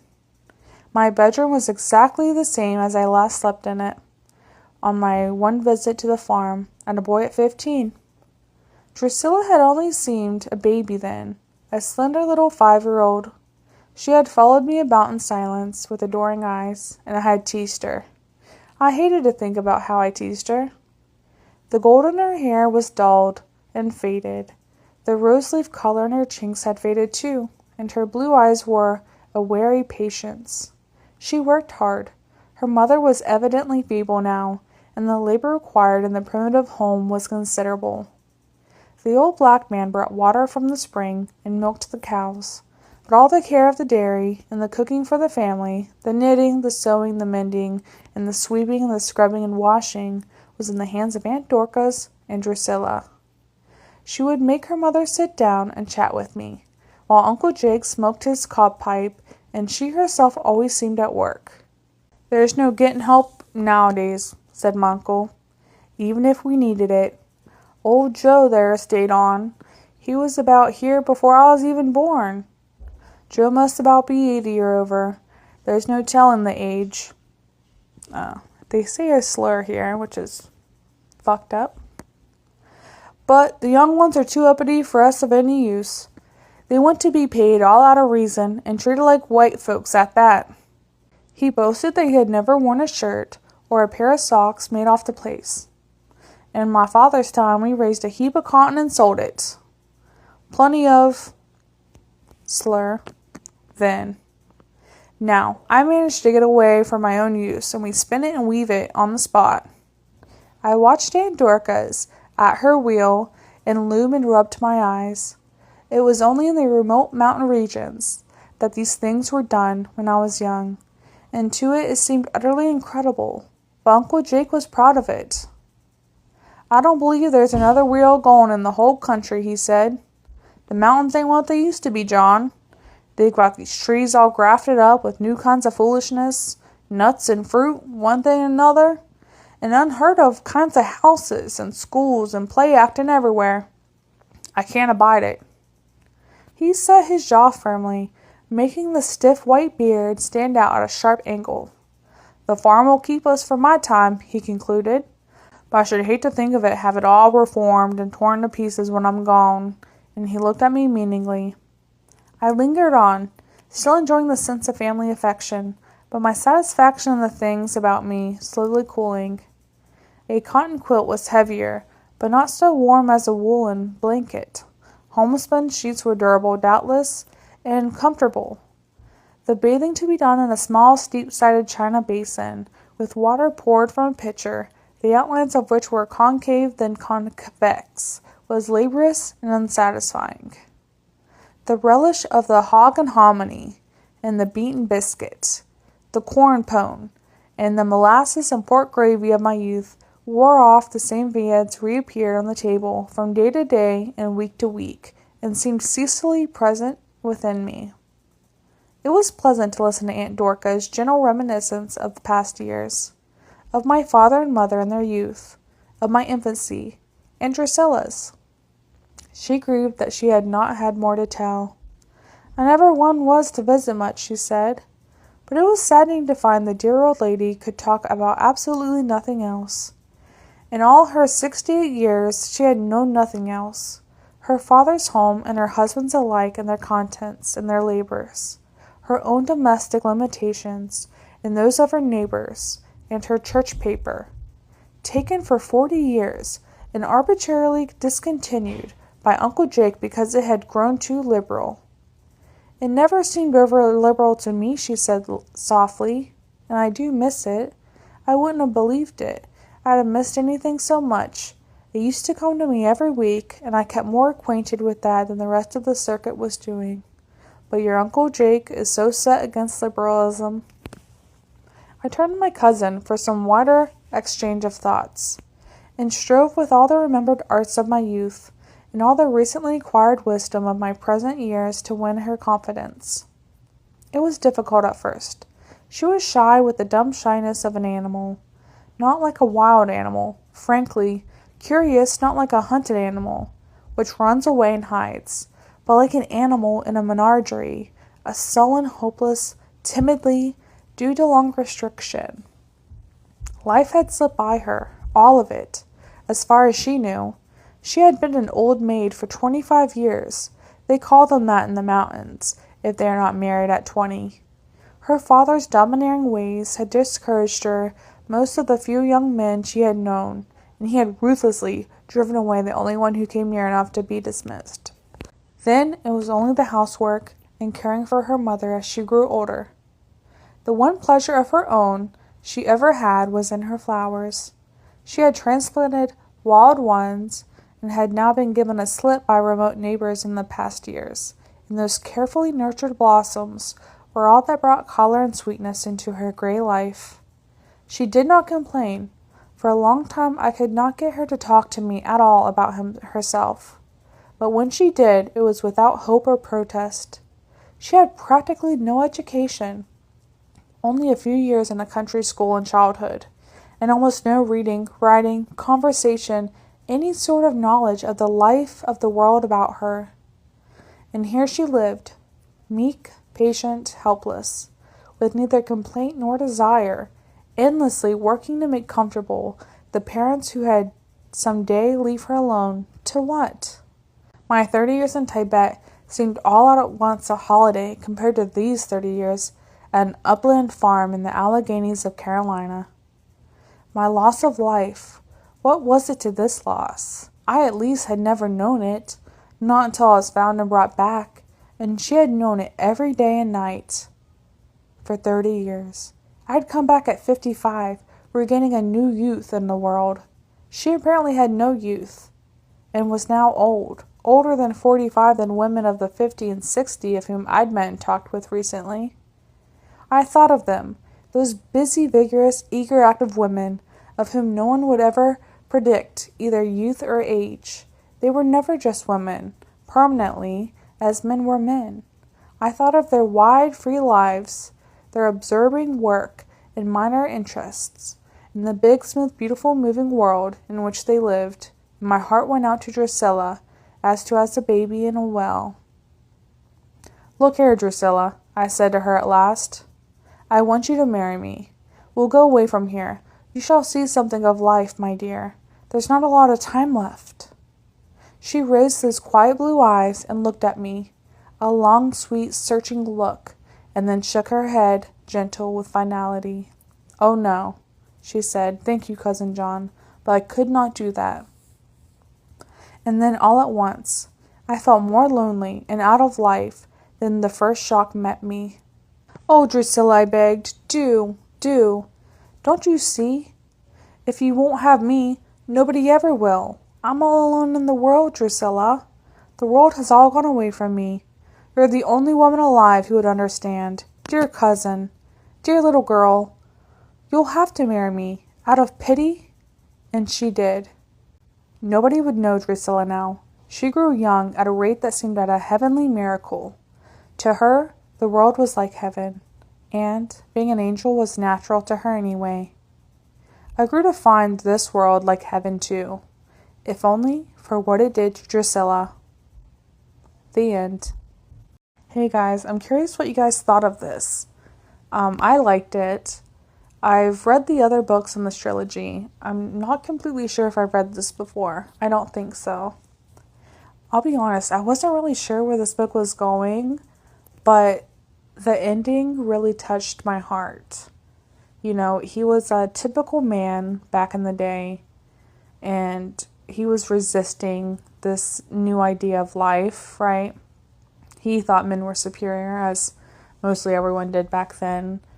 But the very ending of him seeing his old life and his old family and the labor, the unpaid labor that his cousin Drusilla was left to, and the restrictions and control of her life, you can tell how that world changed his view.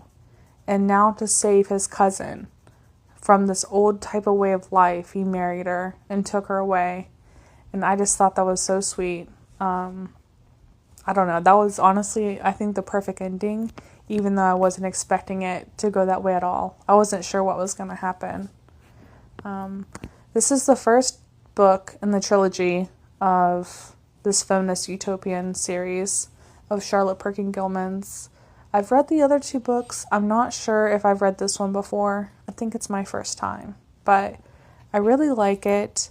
It makes me want to live in this world. I felt this way the last time I read these series.